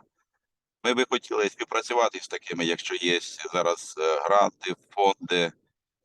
Ми будемо адресно допомагати нашим фермам працювати далі, переробляти зерно. Люди будуть залишатися. Тому нам треба зараз контакти. Є багато виробників, є фірми, які консультують, допомагають цим виробникам. Нам не вистачає фінансів. Тому, якщо буде можливість, я буду дуже вдячний, якщо є тут представники таких компаній. В Україну багато зараз інвестується. Це інвестиції порівняно невеликі, але коефіцієнт корисної дії в них буде дуже великий. Оце мій основний такий меседж, який я хотів донести. Дуже радий в такій спільноті. Дякую вам за увагу. Пане Олеже, власне, за вашу доповідь, що ви виголосили наші потреби, вимоги нашого виробництва і, власне, що цікавить в кадрі підготовці оцю дуальну форму, про яку ви говорили, що є на сьогоднішній день. Ще раз дякую. Так, шановні колеги, ми завершили сесію другу і передбачена перерва на каву-чай. Але з огляду на те, що у нас є перебраний час, я пропоную перейти до панельної дискусії з експертами. Чи будуть якісь побажання, зауваження з приводу цього, що ми пропустимо? Приймається, пропускаємо. Пропускаємо. Дякую. Дякую за бажання працювати. Отож, розпочинаємо нашу панельну дискусію з експертами з перспективи поширення принципів благополуччя та сталого розвитку тваринництва в Україні. Серед експертів у нас є представлений перший заступник міністра Тарас Висоцький, але оскільки я маю інформацію, він мав якісь урядові якісь завдання і не знаю, чи зміг прибути. Якщо не зміг, також у нас є представлений в програмі Ганна Лавренюк, генеральний директор АВМ Асоціація виробників молока. Також у нас є представлений в цій панельній дискусії професор Дональд Брум з Кембриджського університету, професор Жан-Луї Пейрон з Національного науково-дослідного інституту сільського господарства, продовольства та навколишнього середовища Франції, Леонід Сентило з агрофірми «Колос» Київської області і професор Тетяна Іщенко з науково-методичного центру вищої та фахової передвищої освіти. Оскільки першого заступника міністра немає, я тоді, може, попрошу, може, Тетяна Дем'янівна, ви почнете нашу дискусію, а ми вже підхватимо і продовжимо. Не заперечуйте?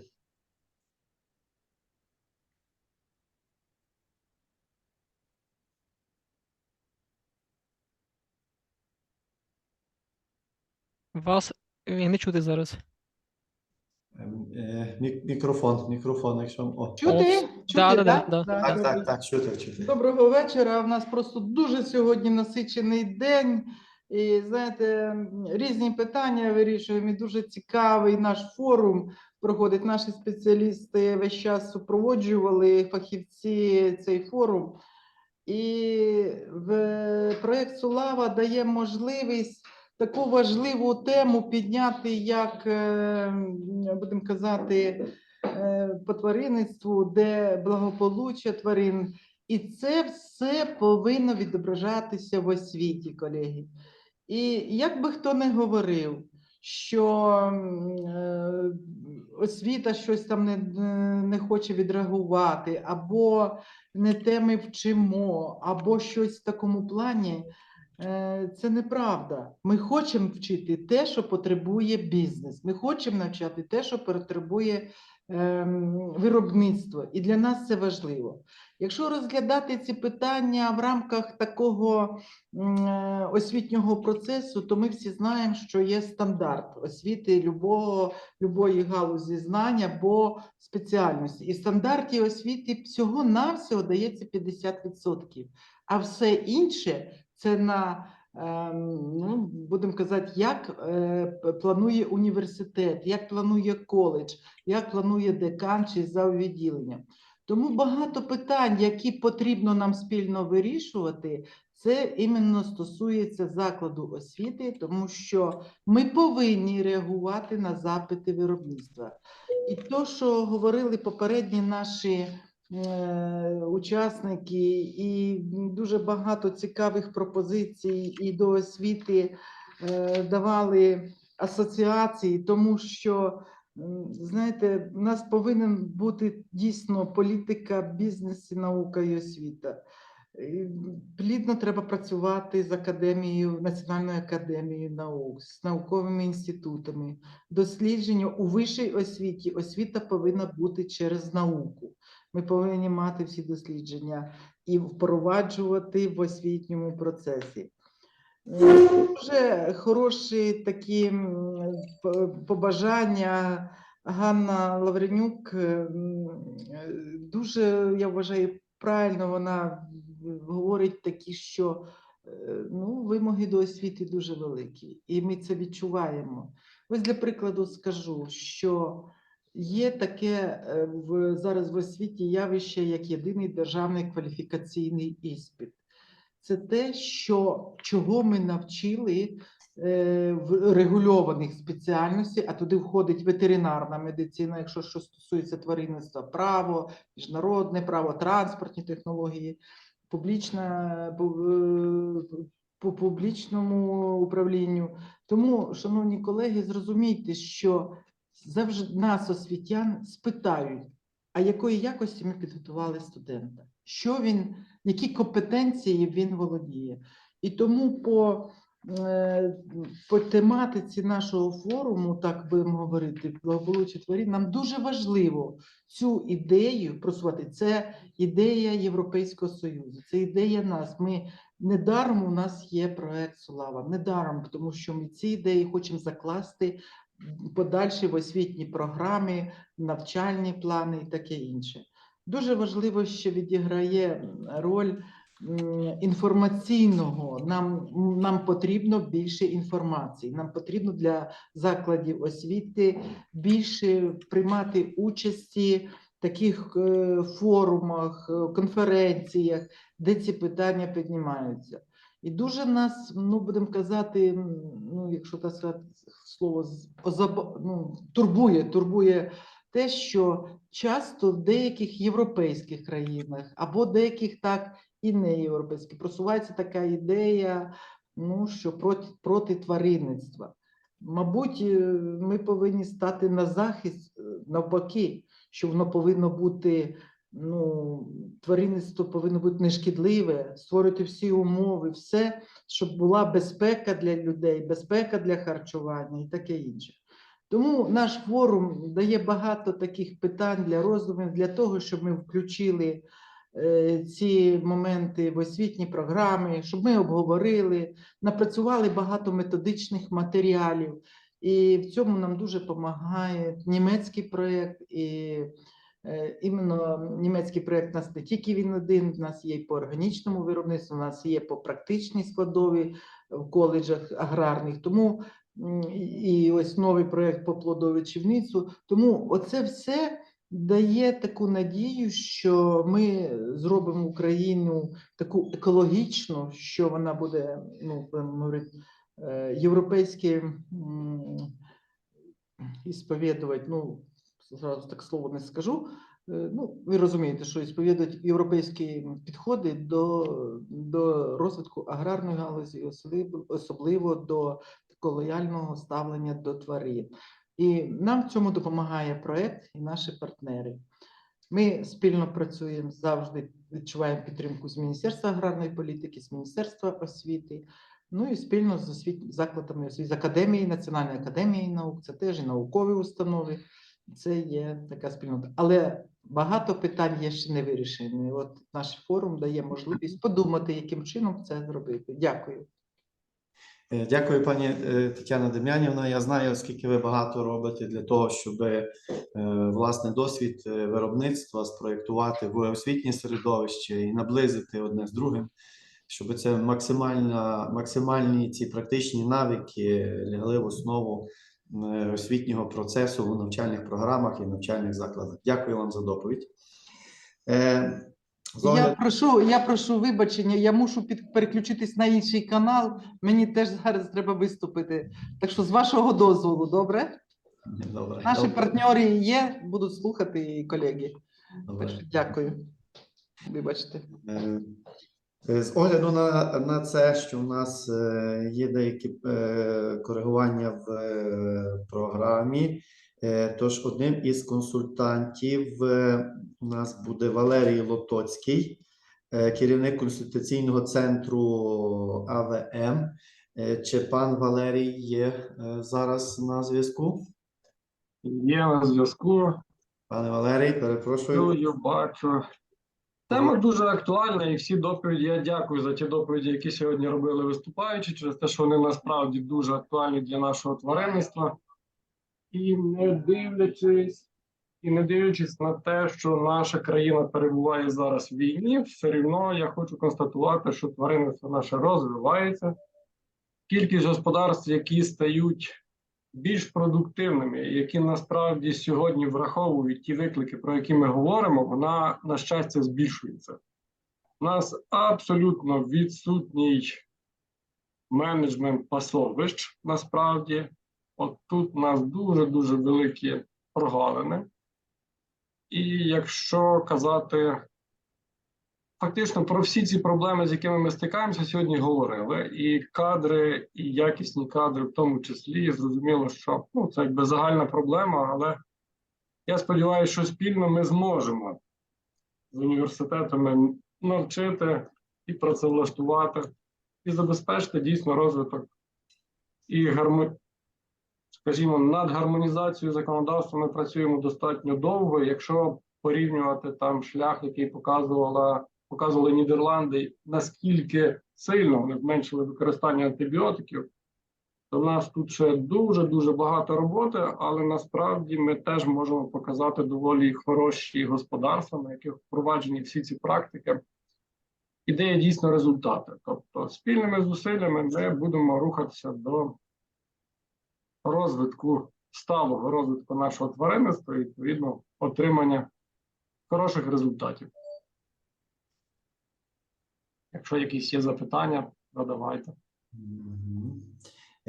Дякую, дякую, пане Валерій, за стислий і виклад вашої доповіді. Ми чули доповідь, власне, керівника компанії, і я думаю, ті принципи, яких ви дотримуєтеся, я побажав вам тільки росту подальшому і не забувати за освітнє середовище в тому числі. Дякую. Я перепрошую, є піднята рука пана професора Дональда Брума. Згідно черговості зараз Yes. I think it was very useful that in the introductory words to this discussion, the necessity for considering education was mentioned. I think that nowadays there is a lot more interlinking of areas of knowledge, and this makes it a little bit more difficult, so that if you are giving a course on animal production, you actually have to know something about the factors which are affecting the world, and you need to know about economics and what is changing in economics in the world. And this is something which I certainly find, having been teaching in a veterinary department, that our students are demanding these things. They are saying we need to know more about impact on the environment. We need to know more about how the things which are important to the public are being translated into consumer demands in terms of what should be the future of products. So thinking more widely in education is an important thing to do, I think. And it's sometimes difficult because those who are designing the curriculum for a course say, oh, we have too much to say, we can't get anything else in. It's always a little difficult to get extra things in. But one of the major points that I was making when talking about sustainability is that there are lots of components of sustainability. So if you are thinking about cattle production, you need to know about maybe 15 different areas. And we've actually talked about all of them at some stage today. But it is important to think about the whole range. Many of the recent decisions in the world have been made on the basis of carbon footprint, and carbon footprint is one of the important components, but there are lots of others. And so I would encourage that everybody tries to think about all the aspects and not just one, and that this it requires that the producers and the people teaching are in close contact with the consumers and how things are changing in the thinking of consumers. And consumers are looking at what are the big developments in the world, and they're changing their views, and it's very valuable to be a few years ahead of the game instead of always behind and trying to catch up. So looking ahead exactly as has been done today, I think is a valuable thing for Ukraine and for everybody. So I feel this has been a very valuable day. We need to continue to think widely and to take account of all the important factors and how it's influencing what consumers want.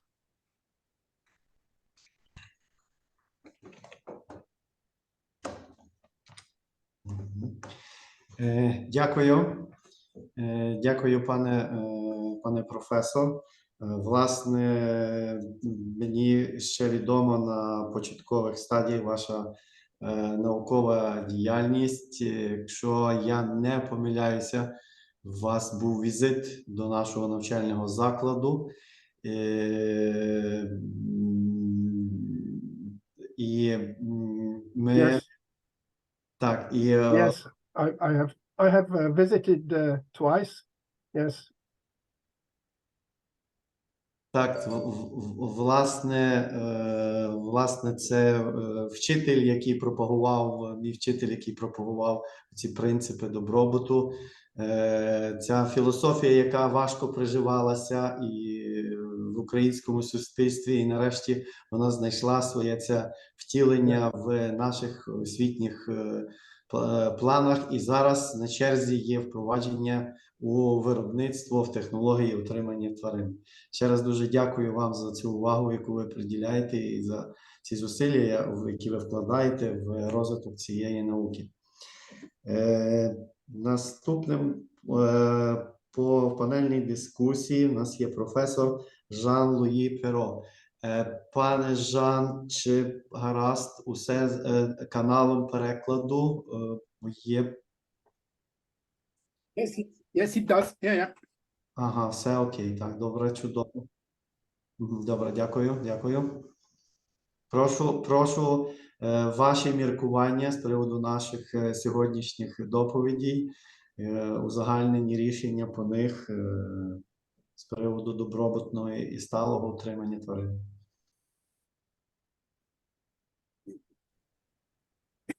Yes. First of all, I want to thank for this very great days. And I fully agree with Donald about education. And I think that education is also for scientists. So it's a win-win strategy. And we need, I think, for more sustainable livestock system in the future, we also need a very close collaboration between scientists and farmers, or farmers' organization, because I think that in the past we have two very vertical approach of knowledge. We have the science produce some knowledge, sometimes too theoretical knowledge, and then we try to apply at the farm level. And it doesn't work every time. Sometimes it works, but not every time. Indeed, we need to co-innovate, to develop innovation hand in hand between research, extension services, education, and farmers, because we need that innovation are useful for farmers, and farmers know what they need. So I think it's very, very important to have a close connection between farmers and researchers. In European Union, more and more in European Europe projects, so we are obliged to build a research project in connection with stakeholders, generally speaking, farmers, but sometimes also industry. So I think it's a way to speed up the knowledge diffusion and to provide pertinent knowledge for end users of research. So this is, I think this point is very, very important. We can call that a living lab, or we can find a word for this, but in Europe we call living lab. But basically it is, what I want to say is we need collaboration, co-construction of innovation between the end user and the researcher.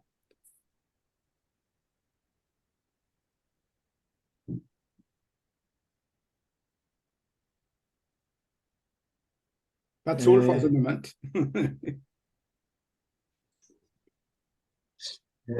Дякую, дуже вам дякую. Хочу вам сказати, що в Україні існує така практика, як Рада роботодавців при кожному із університетів, куди запрошують різних роботодавців, і при формуванні навчальних планів для підготовки студентів проговорюються безпосередньо ті виклики, з якими стикаються оці роботодавці, і ми намагаємося максимально їх впровадити в навчальні плани. Звичайно, ми залучаємо їх, отримуємо від них підтримку для того, щоб як базу практик, тому що якщо є якась гостра потреба, з нею треба працювати наживо, як ви кажете, живі лабораторії, і це, власне, дуже дозволяє зміцнити фаховий рівень підготовки наших студентів. Це дуже дякую. Наступним в нас є в програмі Леонід Центило, Леонід Васильович, директор та власник компанії агрофірми «Колос». Пане Леонід. Ще раз дякую за можливість говорити. Ну, дійсно, ви так в тему попали. Я можу з гордістю сказати, що я є голова Ради роботодавців Національного університету біоресурсів природокористування. Ну, нагадаю колегам, хто не знає, це на основній базі 22 тисячі студентів і, відповідно, загальна база 40 тисяч студентів-викладачів. І є можливість аграрію, науковцю бути головою ради даних роботодавців. Чого не вистачає на сьогоднішній день? Це тої миттєвої реакції, що ми бачимо сьогодні на перелаштування, на ті рейки, які сьогодні вимагають інтенсивно сприйняти ту новизну і застосувати її практично. І, відповідно, як в цей момент адаптувати викладача до можливості участі в цьому всьому процесі через те, що викладач, на превеликий жаль, колись закінчив, колись практику мав, а потім він занурився в плани, почав писати, а це суттєво відстає від сучасної, як і науки часом, і так від сучасного виробництва. Якраз успіхом України було те, що ми поїхали по всьому світу і привезли кращі елементи технології, і за короткий проміжок часу, так як і тваринництво є, коли я згадую в ті часи, коли ми там жили в іншому світі, то надоївши 3,5 тисячі, вже дивись, доярці давали ордена чи медаль, і все було нормально. Да, сьогодні ми бачимо в Україні ферми, які з успіхом долають і 10-тисячні рубежі, і можна сказати, вони не поступаються в організації роботи в любі європейські фермі, чи будемо сказати світовому. Як це відбувається? Це якраз і є оця нова можливість сьогодні, як і форум, так і відповідно адаптації у цих вузах до сучасних умов. Ну, так як, мабуть, воно так склалося, що я ще за можливістю є експертом ГЕР, і коли відбувається атестація тої чи іншої професії, того чи іншого вузу, я бачу основною рішучою, казав той, силою є відстоювані відповідного рівня вуза, є якраз і роботодавці, які перед експертами в цілому висловлюють свою позицію і вже виносячи справу на ГЕР, стає зрозуміло, що дійсно люди сприймають через те, що налагоджений місток наукової роботи, налагоджений процес навчальної роботи. Сьогодні колеги теж згадували і про дуальну освіту. Вона теж має право на життя за спеціальними планами і всім іншим. Є в нас такий досвід теж великий. Тут і в Білій церкві в університеті, коли дійсно фахівця можуть сприйняти на виробництві як свого, і цього фахівця навчають кваліфіковані, нормальні викладачі в вузі, до якого він має пряме відношення, і потім він відбувається не тільки просто як практик, як спеціаліст, як магістр, а він уже відбувається як майбутній науковець, який приносить ту інновацію із сучасного виробництва безпосередньо в вуз. Скажу так, двома словами про сьогоднішній ще день. Той рівень високий, ті високий кваліфікаційний рівень, який сьогодні тут був почутий, він дає можливість просто ще в котрий раз говорити те, що в Україні дійсно за короткий проміжок часу досягаються високі показники. Зрозуміло, мабуть, хто є причиною тому, що ми втратили таке поголів'я, що є причиною тому, що ми втратили наші локальні породи, які сьогодні реально могли б відстоювати якби багато речей, і здоров'я, і сили, і можливості українців. Я думаю, що це прийде час, хтось цьому зробить оцінку. Але при такому підході, при інтеграції кращих зразків, елементів і, відповідно, запуску того навчального процесу повноцінного, адаптації з виробництвом, це є якраз і перспектива сталості, а сталість дасть можливість, я ж кажу, суттєво поліпшувати здоров'я людей, знову ж створювати культуру споживання тваринницької продукції в повному об'ємі через те, що ми бачимо реакцію світу на штучне м'ясо, ми бачимо реакцію світу на штучну рибу. Є, ви бачите, за останній період часу, останніх місяців, ці реакції в публікаціях з'являються. Тому варто про це сьогодні говорити. Ми повинні знову ж повернутися те, щоб ми пили молока в Україні, так як п'ють скандинави, 410 літрів. Хоча б повернутися нам до 360 літрів молока, в перерахунку молочних продуктів перерахунку на молоко. І потім ми вже будемо придумувати нову модель, яка там дійсно ще буде працювати над якісною складовою. Дякую, велике спасибі організаторам і в цілому дякую за ті можливості, які сьогодні створюються для України. Дякую вам, пане Леонід, за ваш виступ. Як голову Ради роботодавців, я думаю, що у вашій особі університет отримав таке дуже ефективне доповнення до освітнього процесу, ну і базу як практики це також. І ще залишився в нас один доповідач, який буде приймати участь. Це професор Сергій Рубан, завідувач кафедри Національного університету біоресурсів і природокористування України. Пане Сергію. Спасибі за надане слово. Ви знаєте, дуже приємний сьогодні відбувся семінар, ділова зустріч. Ми обмінялися своїми думками, дуже багато цікавого почули від наших європейських колег.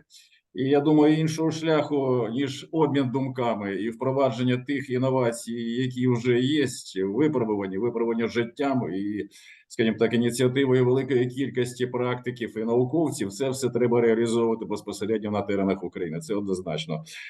Ви знаєте, ну, можливо, в плані невеличкої такої дискусії, але все ж таки, приємно те, що більша частина європейських країн існує в полі спільної аграрної політики. Це один з основних факторів, який дає можливість, скажімо так, все ж таки підтримувати товаровиробника. І я думаю, саме основне, саме ця модель, яка вже апробована і себе дуже хорошо рекомендували безпосередньо в країнах євроспільноти, повинна бути з часом реалізована безпосередньо на теренах України. Все останнє, ви знаєте, моя така переконлива думка, мені здається, що те, що стосується використання тих чи інших підходів в навчанні, це перш за все ініціатива викладачів, які цим займаються. Знання, література, обмін, скажімо так, з використанням інформаційних мереж – це все відкрито. Тому я ще раз підкреслюю, ми вдячні нашим колегам. І я думаю, ця співпраця буде продовжуватись. І ми будемо обмінюватись своїми думками і варіантами впровадження тих чи інших, скажімо так, розробок безпосередньо у нас в нашому господарстві, в нашій рідній Україні. Дякую за увагу. Дякую, пане Сергій. Власне, ви так само акцентуєте увагу на важливості цього освітнього середовища, яке формує бачення і формує професійність наших випускників, випускників будь-якого університету, які характеризують їхні школи в подальшому. Тому це є важливий момент, на яких потрібно зосередитися. Перед тим, як ми вичерпали програму по панельної дискусії, перед тим, як перейти до заключного слова, я би хотів зробити такий невеличкий аналіз від себе щодо окремих досліджень. Окремі автори в своїх дослідженнях подають, що, скажімо, надмірна кількість спожитої кави позитивно чи негативно впливає на організм. Ну, в даному випадку, з огляду на наш форум, обмеження кількості кави, воно, бачите, вирівняло нас часовий графік. Тому десь якась схильність до тих авторів, що забагато кави, я можу з ними тепер погодитися в деяких випадках. Чи є в нас присутній пан Михайло Подоляк? Так, присутній. Я тоді запрошую до заключного слова пана Михайла, який є також учасником цього проекту, завідувач кафедри українських та іноземних мов імені пана Яреми в нашому університеті. Але перед тим, як він почне говорити, я попрошу всіх учасників після заключного слова, буде представлена у Zoom, буде представлений опитувальник, і дуже велике прохання відповісти на нього, для того, щоб ми могли відкоригувати і покращити підготовку до наступних конференцій в майбутньому. Все, дуже вам дякую. Пан Богдан потім представить, як це процедурно все буде відбуватися. Тому прошу, пане Михайло, вас до слова. Добре. Шановні учасники конференції, я буду говорити англійською, але перед тим, як я почну, хотів би подякувати за участь. Хоча я не є спеціалістом в галузі тваринництва, але тим не менше я маю стосунок до неї, оскільки викладаю в фаховому університеті, тому так чи інакше є долучений до сталого, до Sustainable Development і до теми конференції нашої. Якщо ви не проти, я англійською, щоб було зрозуміліше. I will be very brief.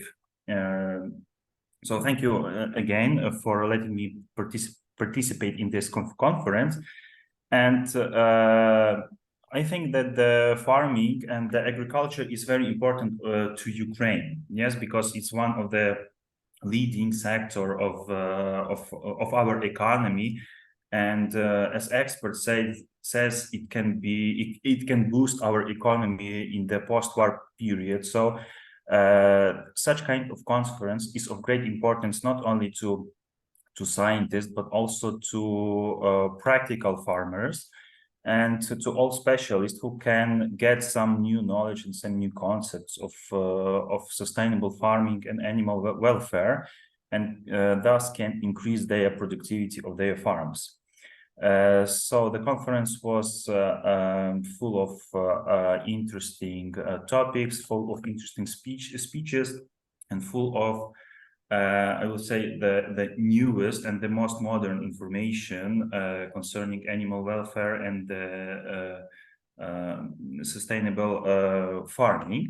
So I would like to focus on the speeches that were mentioned. So of great interest were the presentation by Jean-Louis Pierrot concerning the circular vision of farming and I would say the importance of the environment, as well as by Abel Kniepers and the assessment of sustainability by Donald Broom and cattle industry by Ukraine at war. By Hanna Lavrenyuk, also veterinary legislation in Ukraine by Natalia Mazur. Yes, and the report on cattle welfare, yes, especially in the condition of animals that are kept by Christopher Winkles. And transformation that was done in Slovenia, on the way toward the EU membership, and the problems and generally the state of human resources in Ukraine, especially in cattle farming by Katerina Dudka. Also the initiatives of the development of dairy cattle in Ukraine by Sergei Ruban, and the sustainable production system in cattle farming by Horatio Gonda, and sustainable production in modern condition, and the presentation of the farm owned by Leonid Centello, which was of great interest as well. And also of great importance was the business university cooperation and the collaboration by Oleg Chub. Therefore, I would like to thank all of you in participation and the exchange of knowledge concerning the topic. And I hope that soon we will meet not online but offline in Ukraine. And I wish you good luck. Thank you.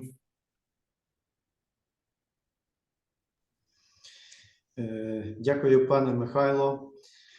Як пан Михайло сказав, значить, узагальнення усіх проблематик від технологічних аспектів отримання, в основу яких лягли добробутні технології, а на сьогоднішній день, які викладаються в наших університетах, є тою базою, яка дозволить, власне, забезпечити оту сталість того виробництва, сталість будь-якого розвитку у тваринництві як один із елементів. Окремо в одній із доповідей прозвучало, що в бразильській системі, здається, пан Дональд Брум, що на запитання, яка із систем є сталою, які критерії, індикатор вони використовують, то це, власне, цей індикатор – це стабільність, це наявність добробутної технології.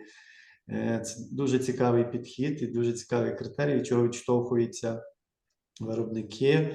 Сподіваюся, що всі ті пропозиції, рекомендації, вони будуть опрацьовані, оскільки цей проект має широку програму до поширення, вони будуть опрацьовані всіма учасниками.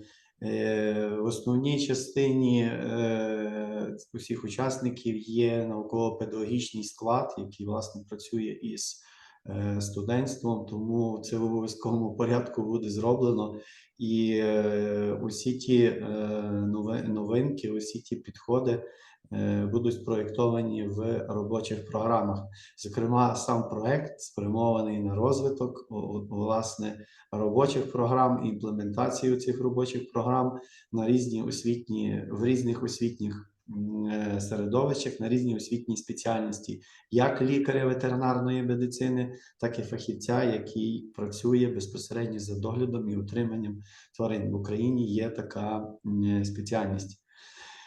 Тому я від себе, як модератор, також хочу подякувати вам, усім учасникам. Не знаю, чи буде така можливість після пройдених тестів ще раз взяти слово і подякувати за участь усіх, за гарні виступи, за змістовні виступи. Хочу подякувати співорганізаторам, це, зокрема, пану Андрію Геті, зокрема, науково-методологічному центрі, Ользі Геті, пану Богдану, Тетяні Дем'янівні, Тетяні Васильівні. Ну, власне, це коло людей, які сьогодні працювали над тим, щоб ми могли зустрітися. Ну, окрім цього, нам допомагала агенція мов пані Наталії Долінської, це пані Галина і пані Олена. Дякуємо їм також. Ну, всім тим, хто долучився, кого я не назвав. Тому ще раз всім дякую. Прикро, що, ще раз хочу наголосити, прикро, що це відбувається в онлайн. Дякувати, що ми маємо взагалі таку можливість на сьогодні, українська сторона, зокрема. І це ми завдячуємо тим хлопцям і тим дівчатам, які стоять на охороні нашого миру в Україні ціною свого життя, які надають нам можливість сьогодні з вами бути тут і працювати. Володю, і ми хочемо максимально осягнути ці знання і запровадити їх в наше освітнє середовище. Тому ще раз дякую. Перепрошую, якщо когось не згадав у своїх словах подяки. Повірте, ми дуже всім вдячні. Тому, чи, пане Богдан, ви готові спрезентувати зараз процедуру, по якій ми будемо проходити? Так, я готовий. Зараз пан Богдан представить опитувальник. Прошу вас уважно почути і якщо будуть якісь запитання, прошу пишіть в чаті, ми відповімо. То прошу, пане Богдане.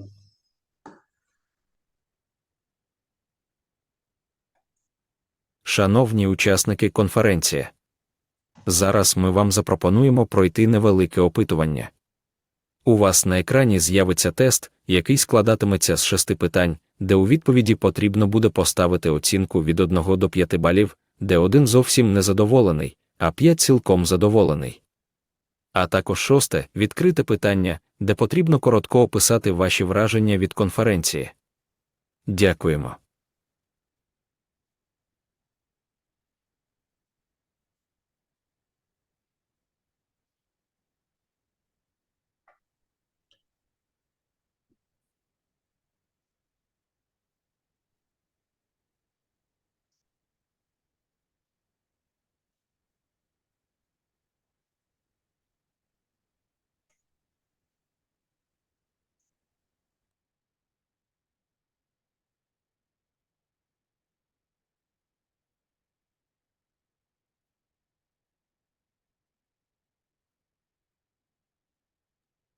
Так. Наразі у нас є тільки 5-6 відповідей.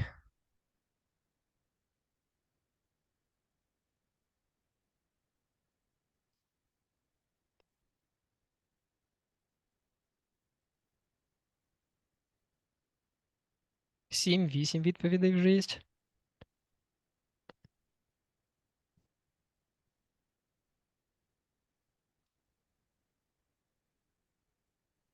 Дванадцять.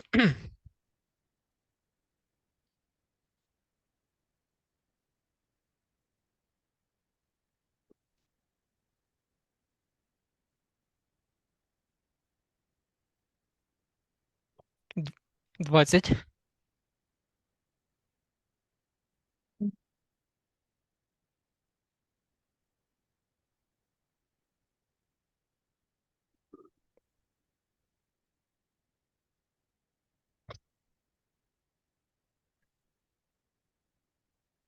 26.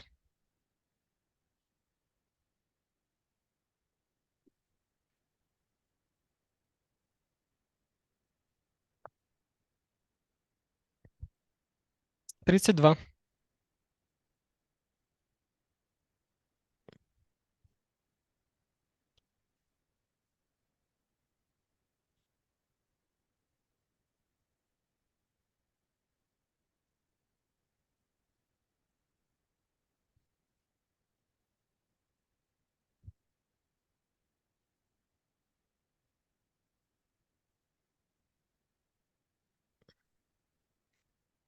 35 із 60.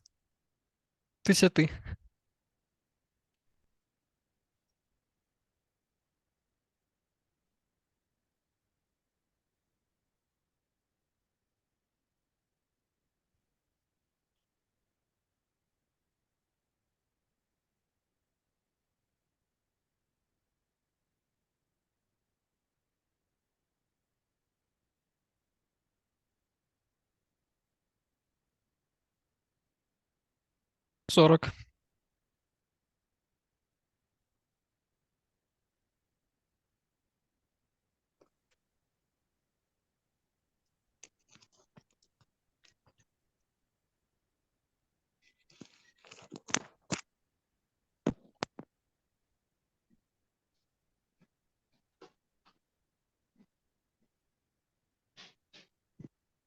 41. 41 відповідь, і поки що активність упала, на жаль.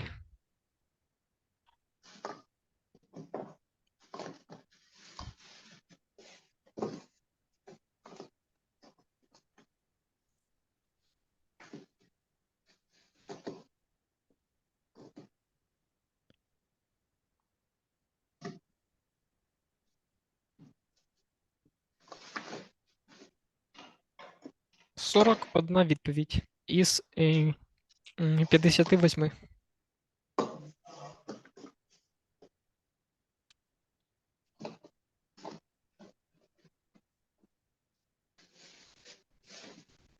42.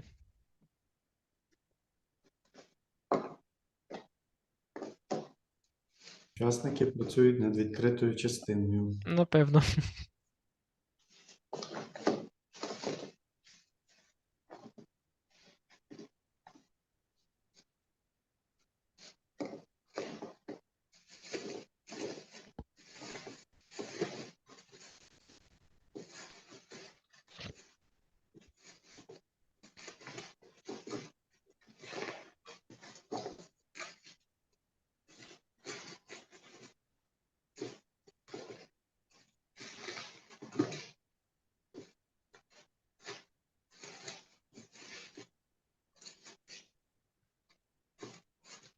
45.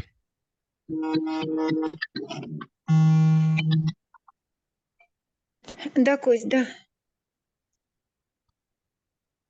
Кость. Пані Ірина, у вас включений мікрофон.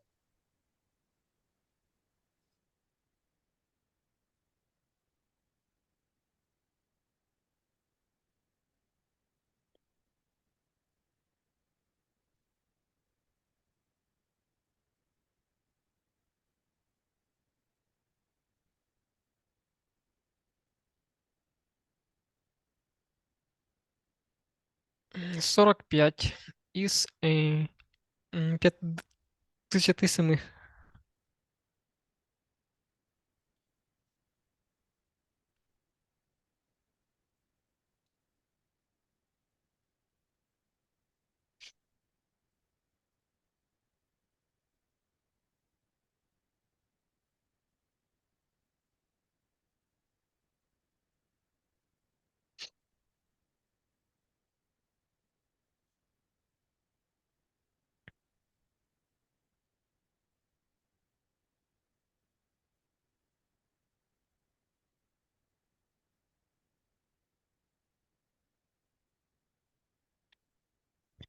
Я думаю, ще 1 хвилинка і, напевно, буде все. –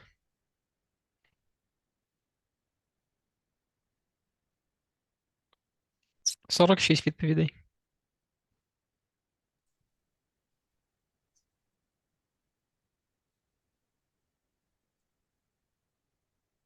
Якщо комусь потрібний ще додатковий час на відповідь, то прошу зголосіться. –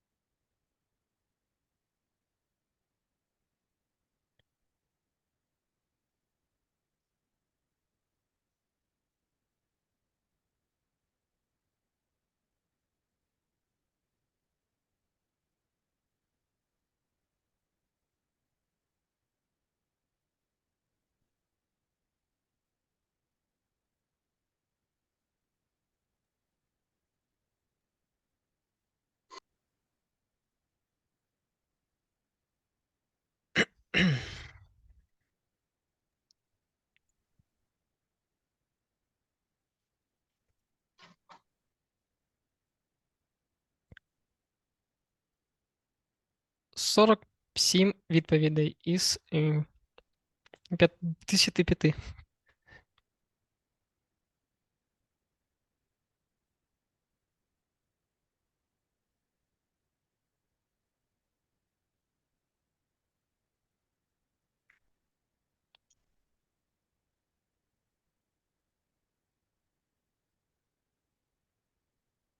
Пане Ігоре? Так. Я розумію, напевно, все, да? Шановні, 48 відповідей. Комусь потрібен ще хвилинка час, підніміть, будь ласка, руку.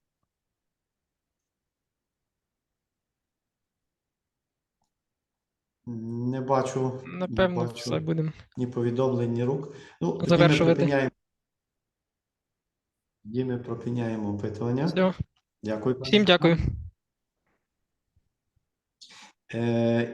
І на завершення я би хотів висловити особливу подяку пану Генріху Шулі за те, що він зумів зорганізувати навколо себе таку команду. І за той напрямок, який він розпочав, який дозволить нам, як я бачу, побудувати міцну і сильну команду для вирішення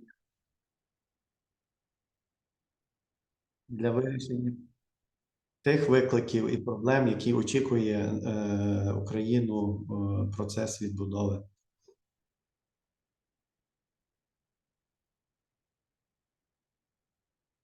Ще раз дякую вам. Дякую всім. Тоді всім гарної ночі. І як є такий гарний вислів, нехай завтра зранку нас розбудять добрі новини.